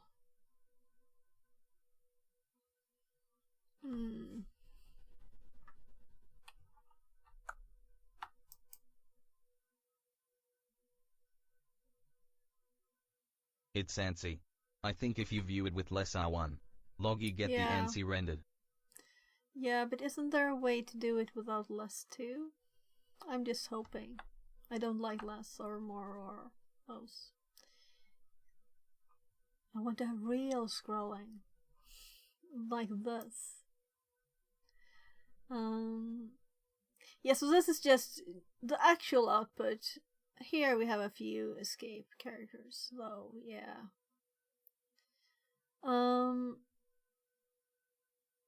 What I was thinking about was maybe I should put it in here anyway, though it's long. So how many lines do we have? It is 784 lines. So this file is kind of done if we put it in there. But maybe we just want like the start anyway, right? So let's hop back here. I don't know which is easier to read in.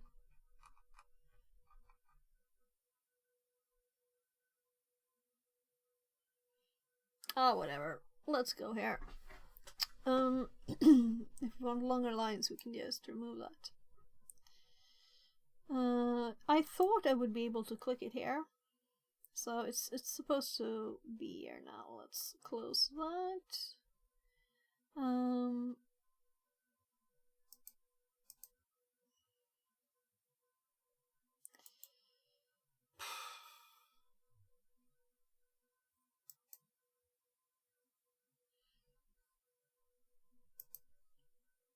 I'm annoyed at the program again because I have to use stuff to make it see files. What is wrong here? Why can't I change? I want to go to settings here. Right, so text is in here.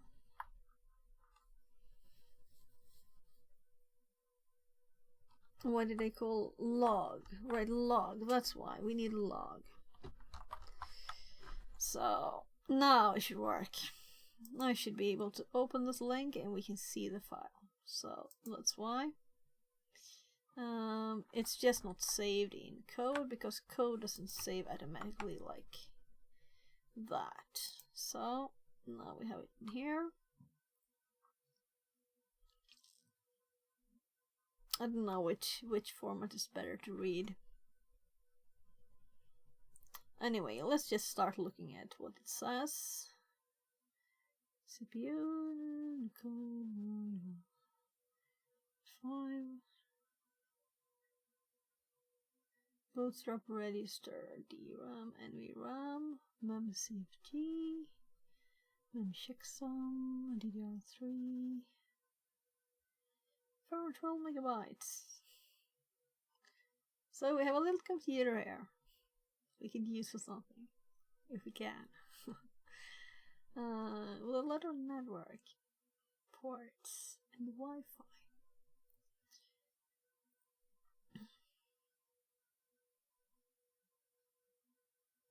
Base 5.2. PLCFE version. Build date 2019. FV build at I2ing build 1. Broadcom. Okay. Broadcom. Yes. I need to eat my food at the same time.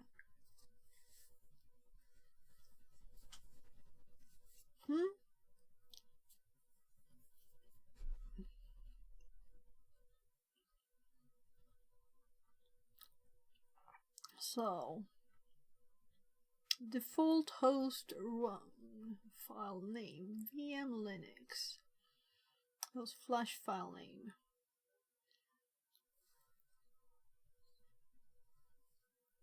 Boot delay.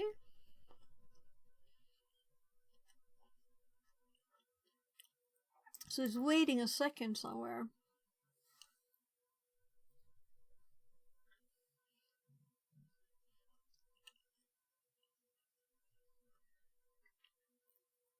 Board ID. This is the number we saw, so it seems to be correct, right?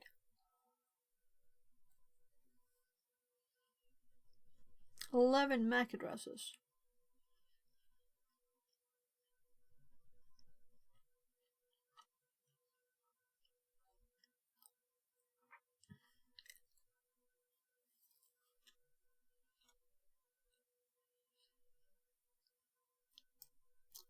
Partitions. We'll see if we get details.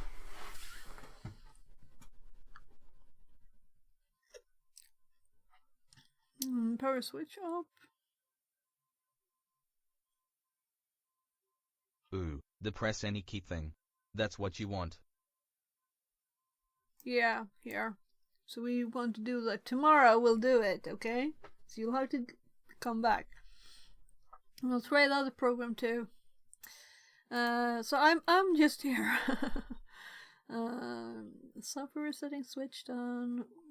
Waiting Mac port T-Thorax enabled by hardware done. This is probably U-boot or something similar. So here's the 1 second that I saw. And that'll when we'll have to abort it, hopefully. Regular second countdown. Booting from latest image. It'll be fun to continue. I just know myself that if we get really started now, I would not sleep tonight, right? And I have to get up tomorrow. But I might start streaming early tomorrow. We'll see. We'll see. Probably. This is my second stream today. And this one is 6.5 hours. It's because I'm not working this week because of my shoulder too. So since I do have to lift some stuff and at the work that I go to that's close by, I need to get a better job where I don't have to do that kind of thing. I do soldering and shaking electronics and fun stuff. So.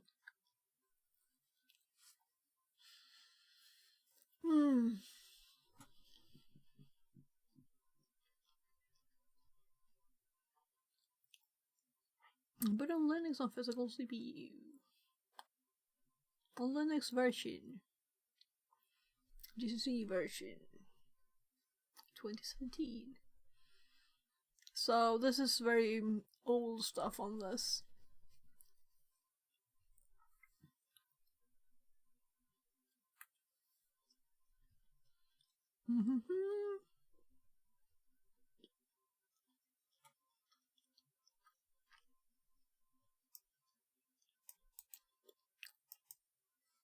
So let's just search for this.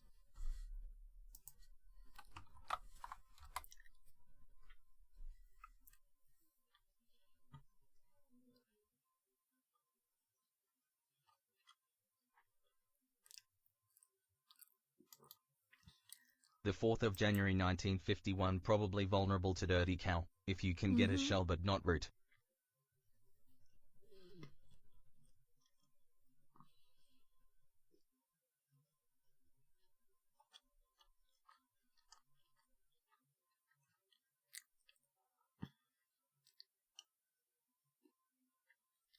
reboot, it says here. My car is vulnerable to dirty cow. Lol. My car's probably too old to be vulnerable to anything.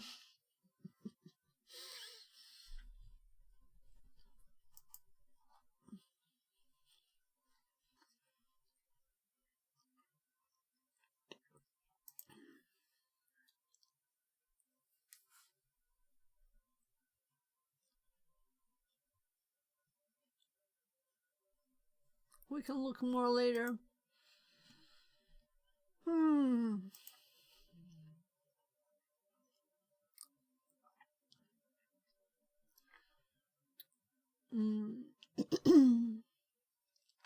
Yeah, I'm really curious though. Maybe I'll connect it again.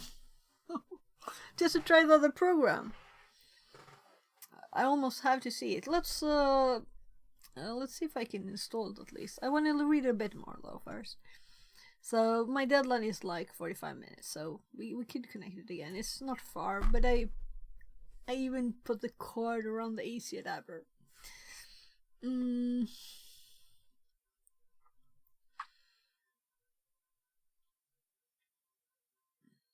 could connect something else. That's easy, Serial.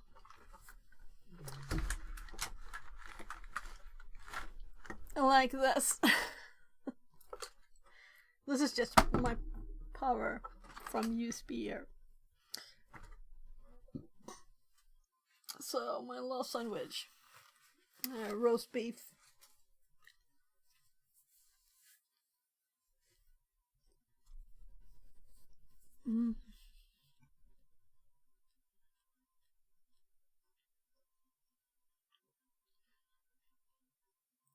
Maybe I shouldn't read all of it. I probably should be heading off as well. Also work tomorrow.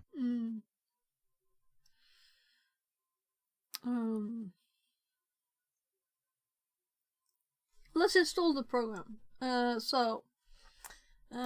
do that before, if it's not installed. I have full Kali, so lots of stuff is already installed. Let's see. I'm like, I'll have to scroll up. No, it was ChatGPT that mentioned it, right? So, this keeps falling out. It's very annoying. Maybe if I angle it differently, see if that helps. I think it actually is better. So I asked it like, I'm not mentioning screen. Let's see what it says. It suggested screen. Or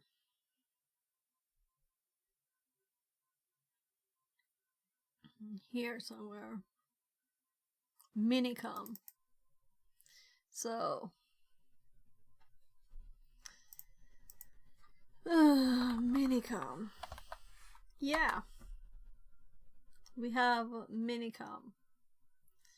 And the modem is default.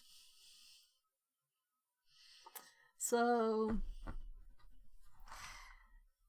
you know, I used to have a IBM XT and connect to my friend's BBS and stuff.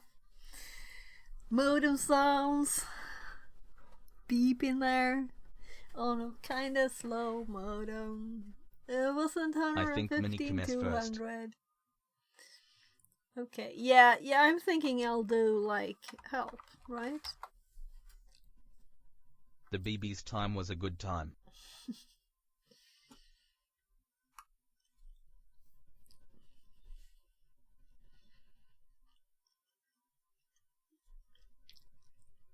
Had my first email address there. Feed in an email address. Let's see. Setup. Enter setup mode. Oh.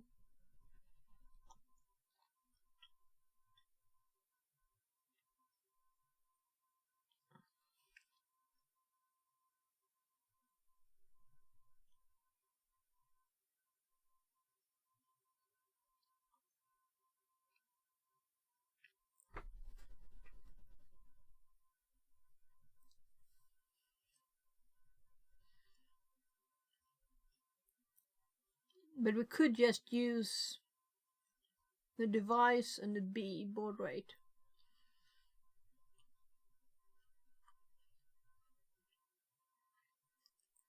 So we can't really test it now.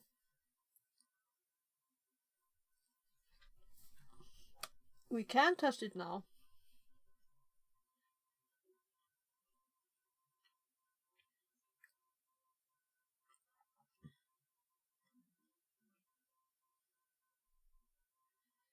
Shouldn't we be able to, like, fake a COM port between the computers? How would you do that? Can VMware do such a thing?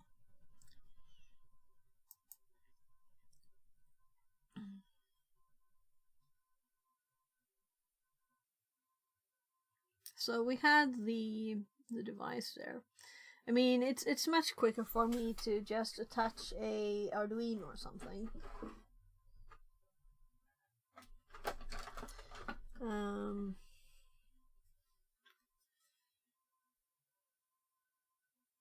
And we can just see if it sends something to the serial, or we can make a quick program that sends something to the serial.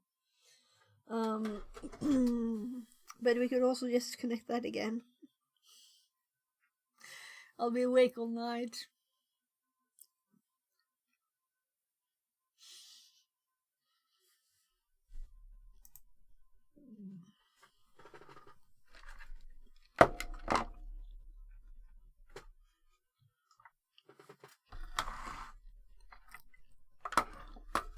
Let's do it.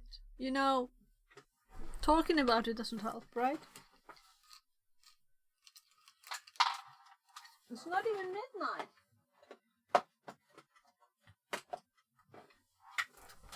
Not even midnight. So, when I plug power in, it won't start. So it's in the middle of the bread and everything here now. Or at least breadcrumbs.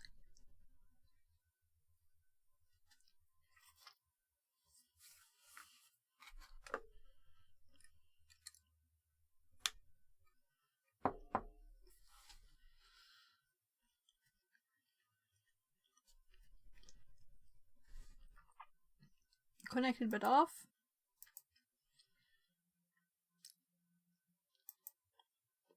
Burr. So, cannot open dev modem as that is the default configuration. But we can set D and B, or we could use S to make it remember stuff, right? I prefer running commands with the full information so that I have it in my notes and stuff, right? So stuff is not hidden. So let's try Minicom.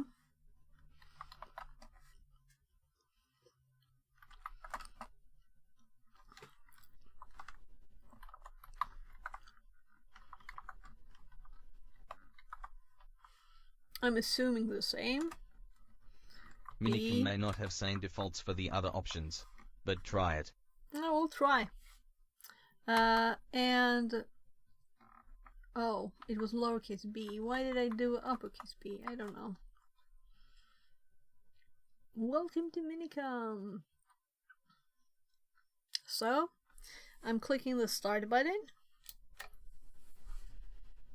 Are we getting all the stuff? And we can scroll. Thank you. So this is better than screen. And it was already installed. I didn't have to do anything. And I can scroll through everything. I can copy stuff where I want it. And I'm assuming we could tee this to a file without having to see if it has any log options, right? So, as it's just normal output. Nice. I think Control plus A and L will open a log menu. Okay. Yeah. I prefer, if I can, to have it in the commands.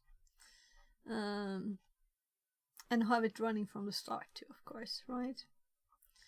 So let's just see if we find any especially interesting things. These are just the Ethernet ports, MAC addresses. So we couldn't do this before. So we read this somewhere here. So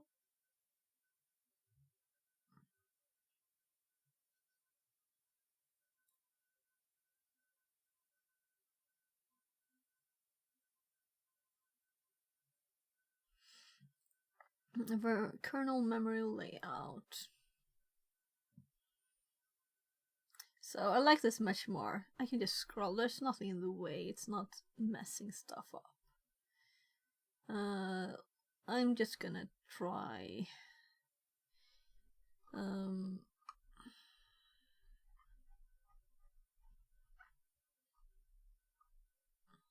Let's see.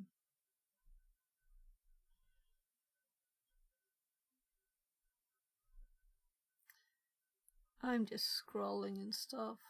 Yeah.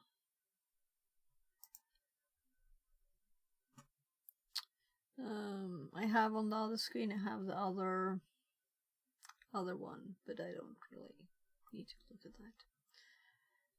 that. Partitions. Here we have partitions.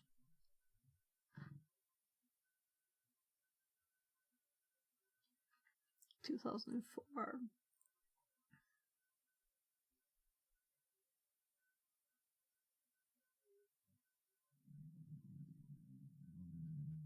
Disabled LED. Battery.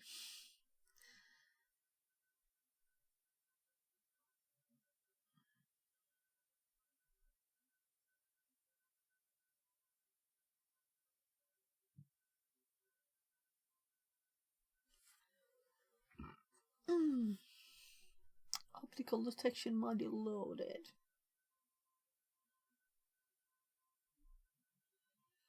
Yeah, so I'm assuming it's all the same. It's only prettier and scrollable, which is very nice. And I'm also assuming that I can stop this. Oh, look. There's like a line down here that I didn't notice. So AC for help. This is always nice to have such a thing. But I kind of like it when it's all black too. And we can see that we are 115, 200. 8 and 1. I'm guessing that's Minicom 2.9 VT 2 offline. Yeah, so we can see all the settings there. Let's do Control AC just to do it. No. Was I too quick? We didn't get any help. Control A C. And enter gets the login. So I don't think Control A C. Nothing there either. I'm just hopping past those, so it's back to the other mode. Control A C. Nah, it doesn't work. I don't think it's Control plus A, Control plus Z. Just Control plus A, then Z. Okay, Control A and then Z. Oh, okay. Minicom command summary. Commands can be called by Control A, releasing control and key. Right, you're right. Should have tried that. Dialing directory. How old is this program? Send files. It's like nostalgic, this. I'm curious, when was Minicom created? Now I need to know this. Yeah, it brings back them memories. Minicom creation date. It's It's kind of new. But maybe not this might not be correct. Let's go for this one. When was it first created? Is it just made to look old? This is the latest version, right? Not the first version.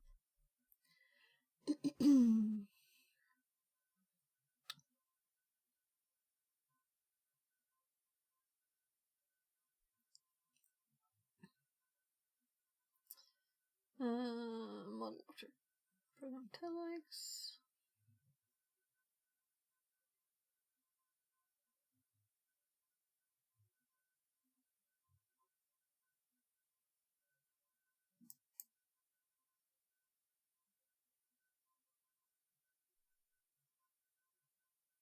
Yeah, I'm not gonna dig too much into this.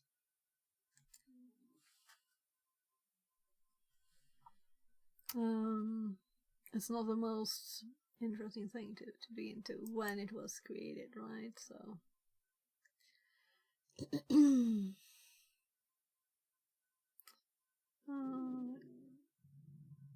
this link is not from this or last year.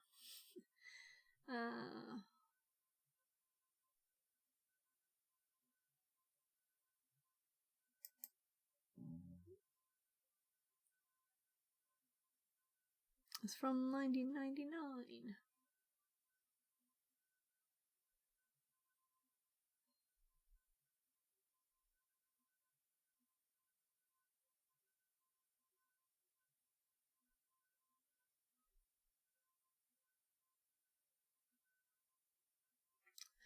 Yeah. I could read all night stuff, so let's not do that. 10 minutes passed since I connected it, so it wasn't that long.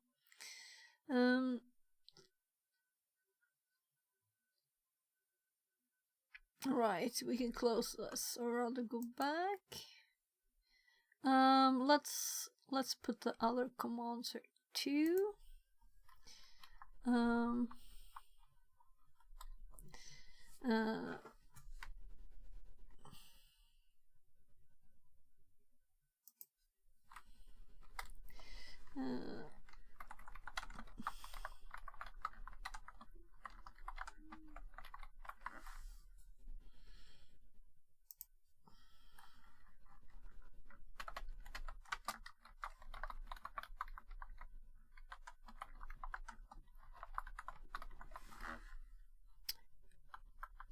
An extra letter there.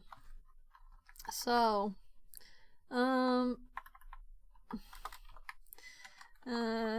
I don't like about Screen is that we can't scroll. Oh. Yeah, so I remember what more to test. Let's just do a T2, right? Before we add stuff here. So let's what we need to do first is to stop. Close the program. So we can also just do C to clear screen if you wanted to. You can hang up with H.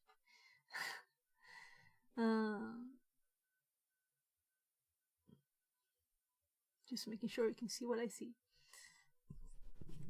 So let's try some of these. Select function. We can just do it from here. So X, leave, yes. Let's now do a T here, right? So if we pipe this to T, and we're in the directory, so let's call this 2.log, so we're logical, and we just start it the same way. First I'm going to close this so we can see the start the same way. It was closed the first time we did it, so it looks the same, right? And now we just start, so we get all the data, and it's doing its thing. So I'm gonna hop to the other tab, And let's just see, we got a kind of big file already there. 2log works very nicely. So let's mousepad 2.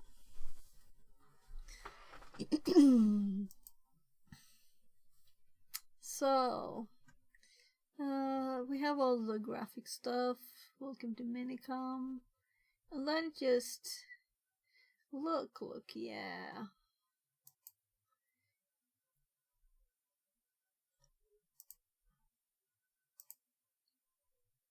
So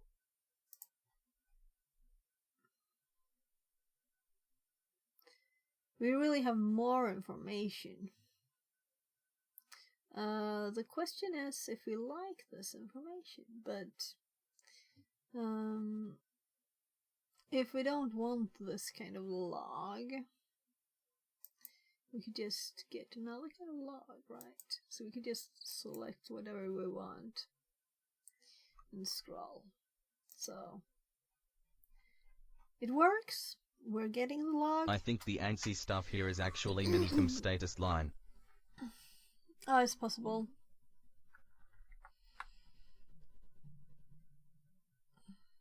Yeah. We have this before all the lines. So it would also be very easy to remove this. All of them, if we wanted to. Like, we had a finished log file and we just like, does it work with Ctrl H here? No. So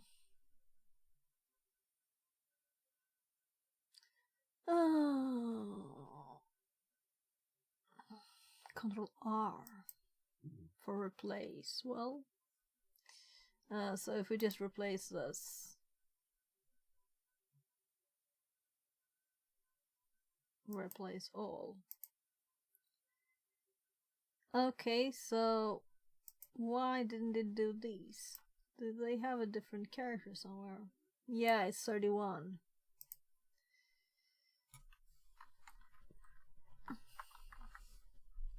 So we could easily remove it if we wanted to, since they're all the same. Actually, they're like 2 lines, right? So we would remove them the same time, so we would get that gone too.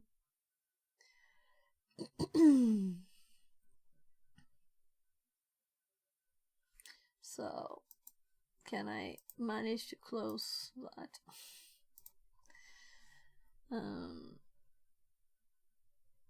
Right, so one thing I wanted to test again here now is to exit, right? So now let's do Ctrl A and X, and then we leave it.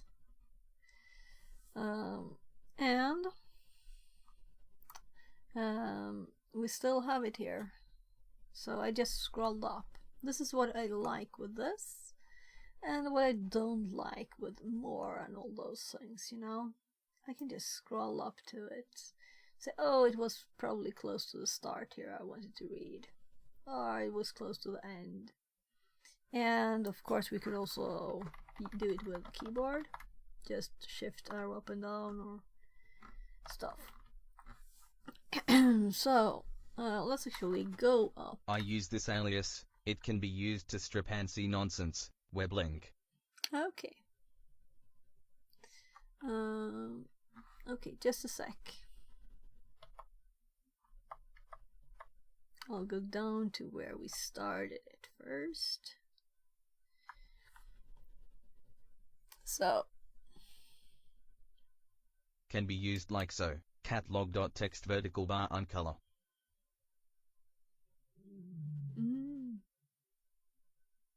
Okay. Uncolor set E. Nice. So it's not like I understand all of this without checking.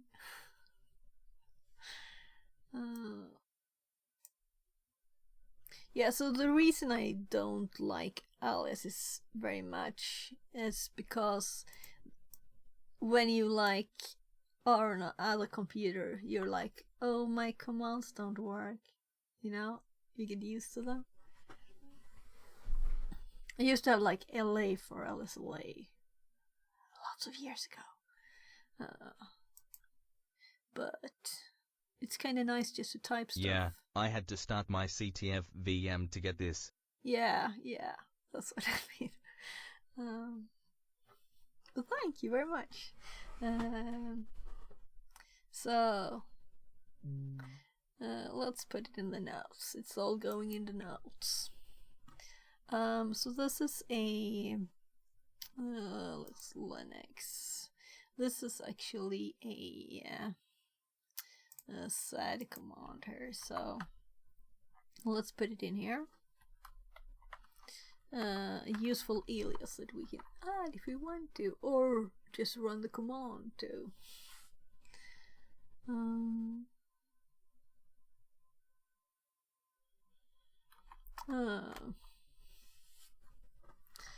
Pipe stuff into.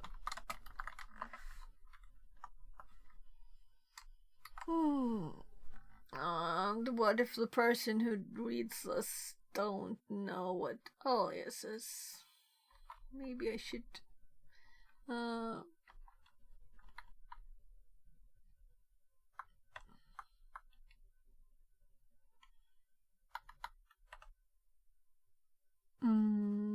I still have it copied, right? So I'll make this one there. So now it's logical.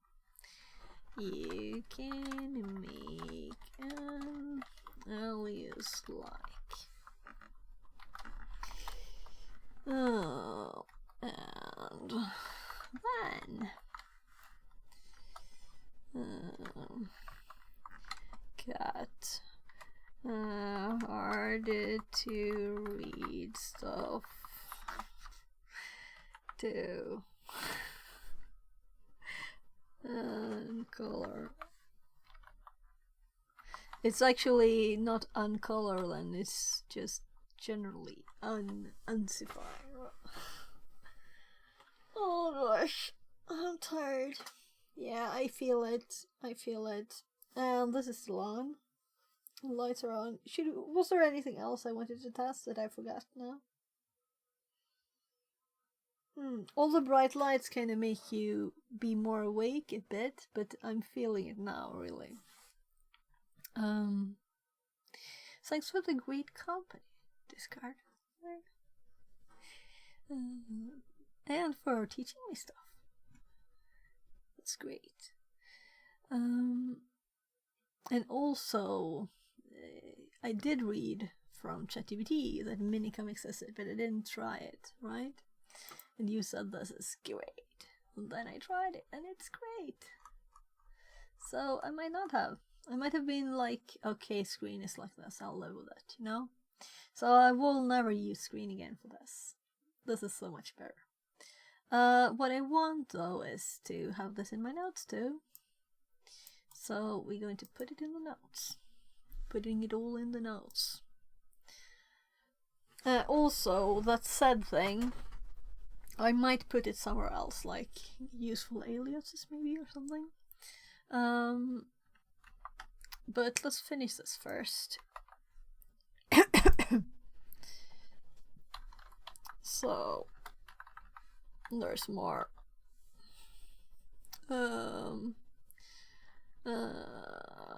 CTRL plus A comma X to exit Minicom. Gosh, it falls out.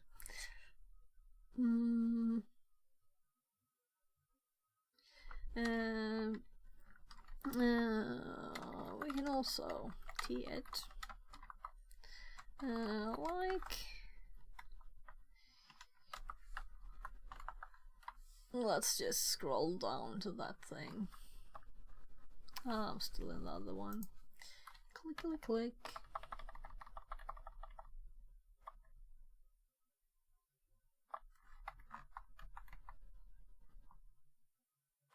There.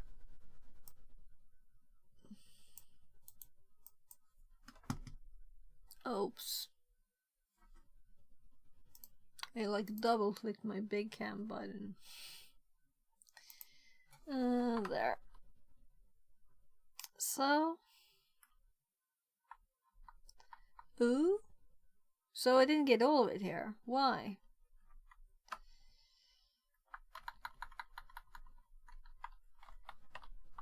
There. So an interesting bit here is actually that this one has more space, right?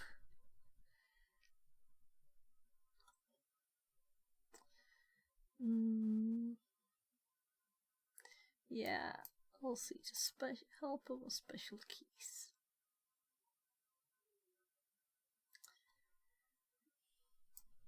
So the possibility to use all different ways to hop around, it's great.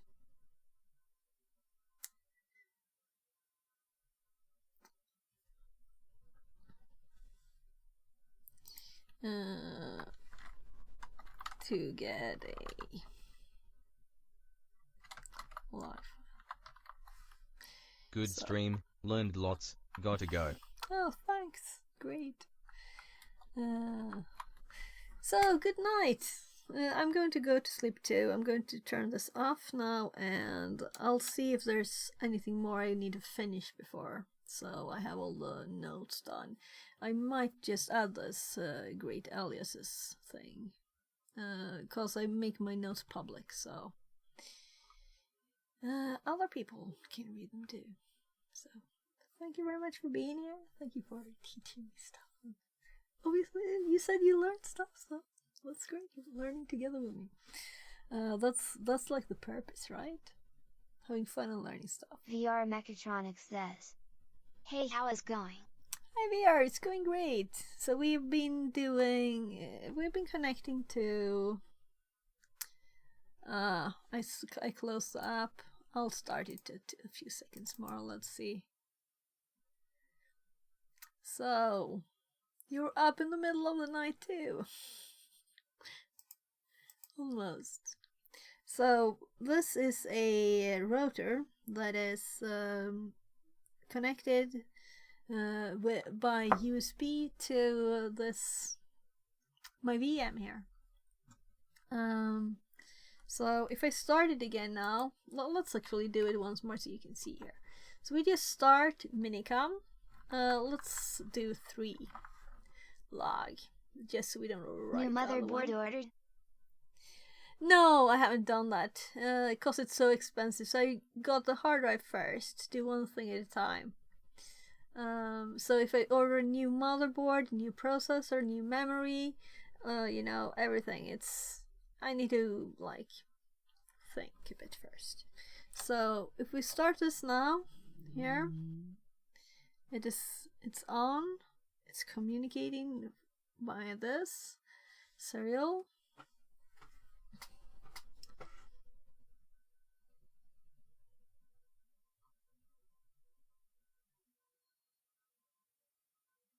So we can see lots of information here, and I just found this new nice app where we can actually scroll through things. See, screen is not as good as this. So this is very nice. So how are your projects going, VR? And that Singapore job, how did that go? I'm actually going to close it now. So when I close this, it will just like, that will first of course do that. Let's see what it does when I just pull this out. This actually has plastic on it, so I can just pull. Cannot open. That's nice. And then we do Control AX. Or we don't. Maybe it's just frozen now. Control AC. No, it's dead. So this is good to know what happens when you just unplug stuff. I have new license for TurboKit, WebLink. Okay. Yeah, you said you did a lot of drawing stuff, CADing stuff. Oh, did you buy it on Black Friday? Or did you get it from them? yes. Oh, I said Black Friday first. I guess you answered yes then. It's like A or B, yes, you know? But I had only said A.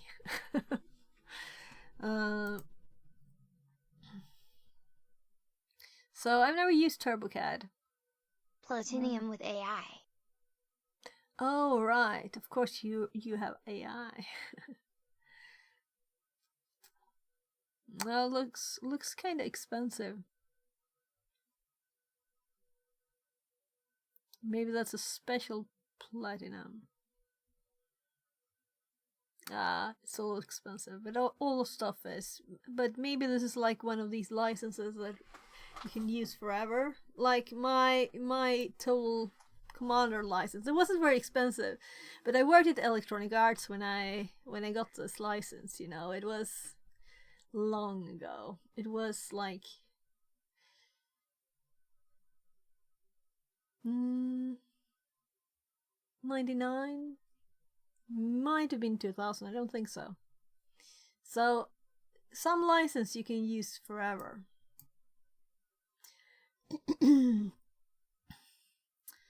So, depends on the company or the person. Expired machine, yeah. This is what we started this stream I try with. make all mockup in TurboCAD for application user pattern and design pattern. Okay, cool. So I haven't used CAD since like school or something. Long ago. But I guess it's just 3D, right? Really, though it's a bit special. Like actual measurements are actually, they matter.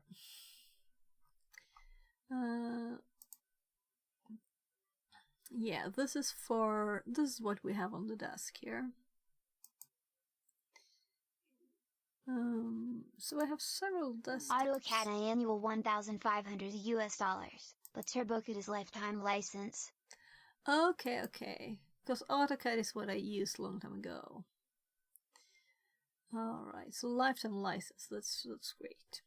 You're probably, even if they change their mind, they can't go back on that, right? So you'll always have it. Let's unplug power again here.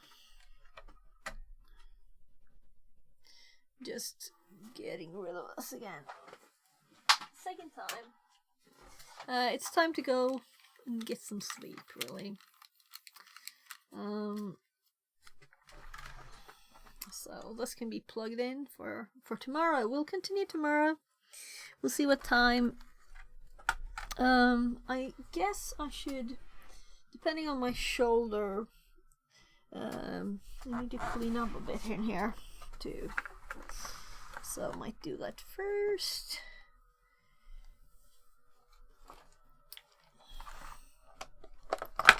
So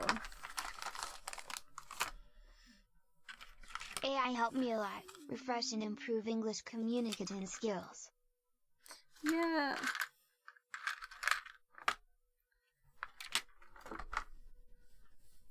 Let's just connect something like this. So, I don't want to go to bed, right? Just want to play with something more. Just a little more. So, what is this really? I can't even read it. I also turned off the light for the desk.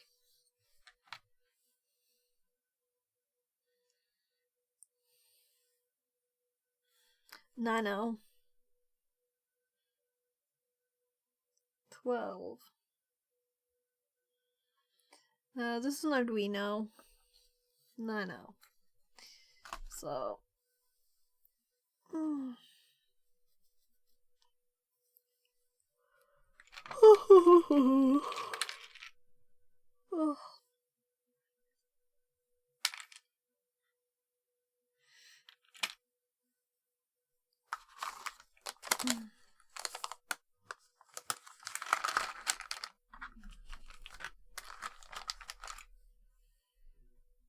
So let's just quickly just see if it's detected. I'll just close this down. So I don't see any way to stop this program. Not even Control C works. Not C and not Z. So let's just do this. I'm gonna close this down anyway. Let's just see the log file size there. Now we know why number 2 is bigger too, right?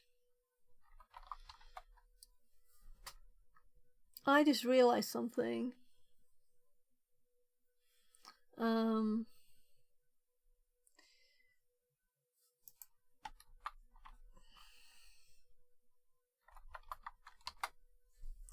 So I'm just gonna close this down.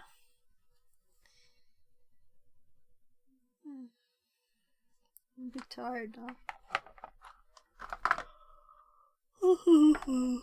I still have the Arduino on my desk. Well, let's so it's a long time since I used one of the tiny ones. So we could use this for a lot of stuff. We don't have to use ESPs for simple stuff that don't require Wi-Fi. That's what they are good at, right? They have Wi-Fi and Bluetooth and stuff. So this is just if you just want to use some pins or something. Oh, there's an update. Why not?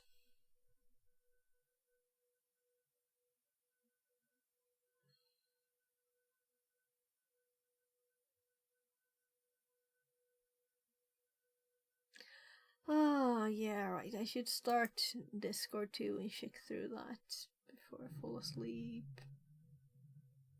I haven't done that in days. Close and install.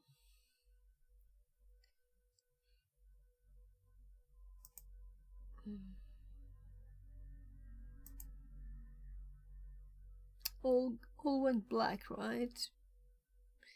It's a bit annoying when you want to record something and you can't. When I made a video, I had to like find out screenshots on internet. Web link.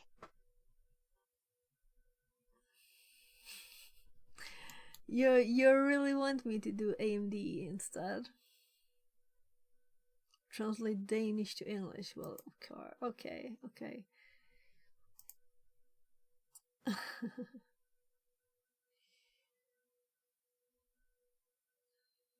Yeah. So this is what you have, or what? 1,632 cores? I didn't really read what you said first. My God. Why? 1632. Yeah, I was like, that's not possible. Then you're GPU land, right? So 1632. So it's the AI stuff you want that for? Maybe there are cheaper. I don't know what the difference between Danish and Swedish money is actually. So, my ears are running out of power again. There. Oh yeah. So I saw that I had a messages. Megahertz. Translated from German. Okay, DDR4. Yeah, I was looking at that DDR4 or 5. But all the motherboards that I looked at had only DDR5, so.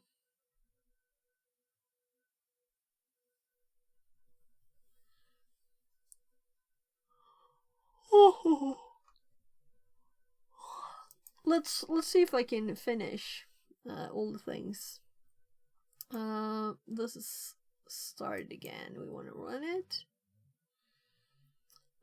It's midnight exactly. 0000. It is now the next day. It's Thursday, and I need to get up soon. On Black Friday the CPU was 999 DKK. Okay.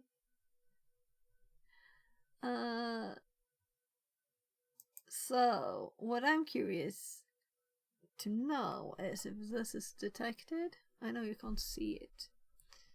If this is detected here. No. Here, this thingy. The nano, is it detected?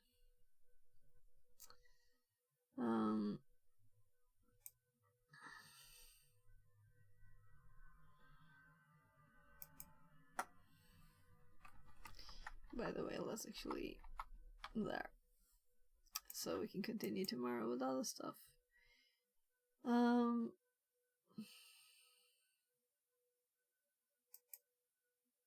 I'm too tired for this. Seriously. Yeah, I'm unplugging it.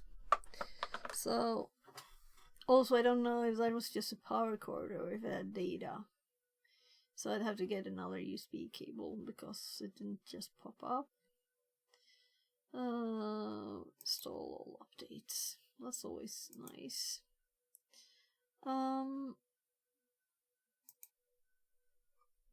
This is what it looks like when before I open it.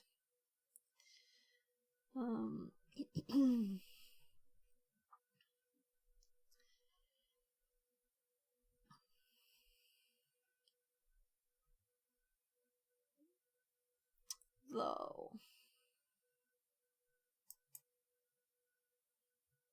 I'm really falling asleep. Yeah, let's check if who's streaming.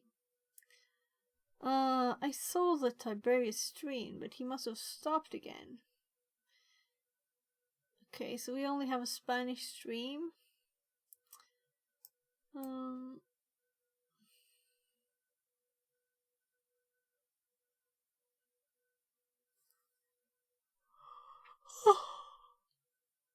Oh, he's someone. So why is he not? I know it sometimes it's off.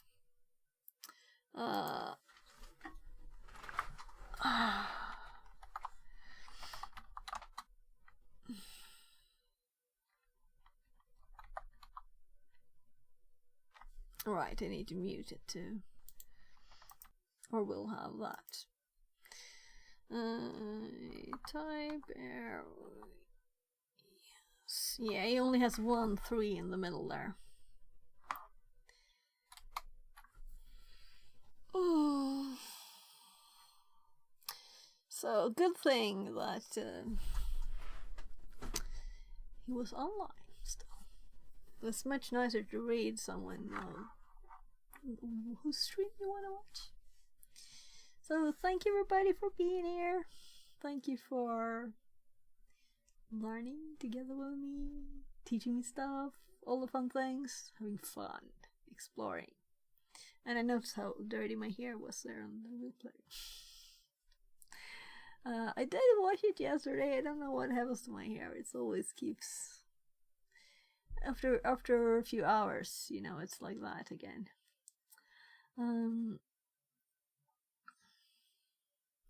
Let's just read before I fall asleep. Good night. See you tomorrow, possibly in as little as 8 hours. We'll see. Night night. And VR, good luck with you'll have to tell me next time if you're building a new computer or something, right? But now I have to sleep.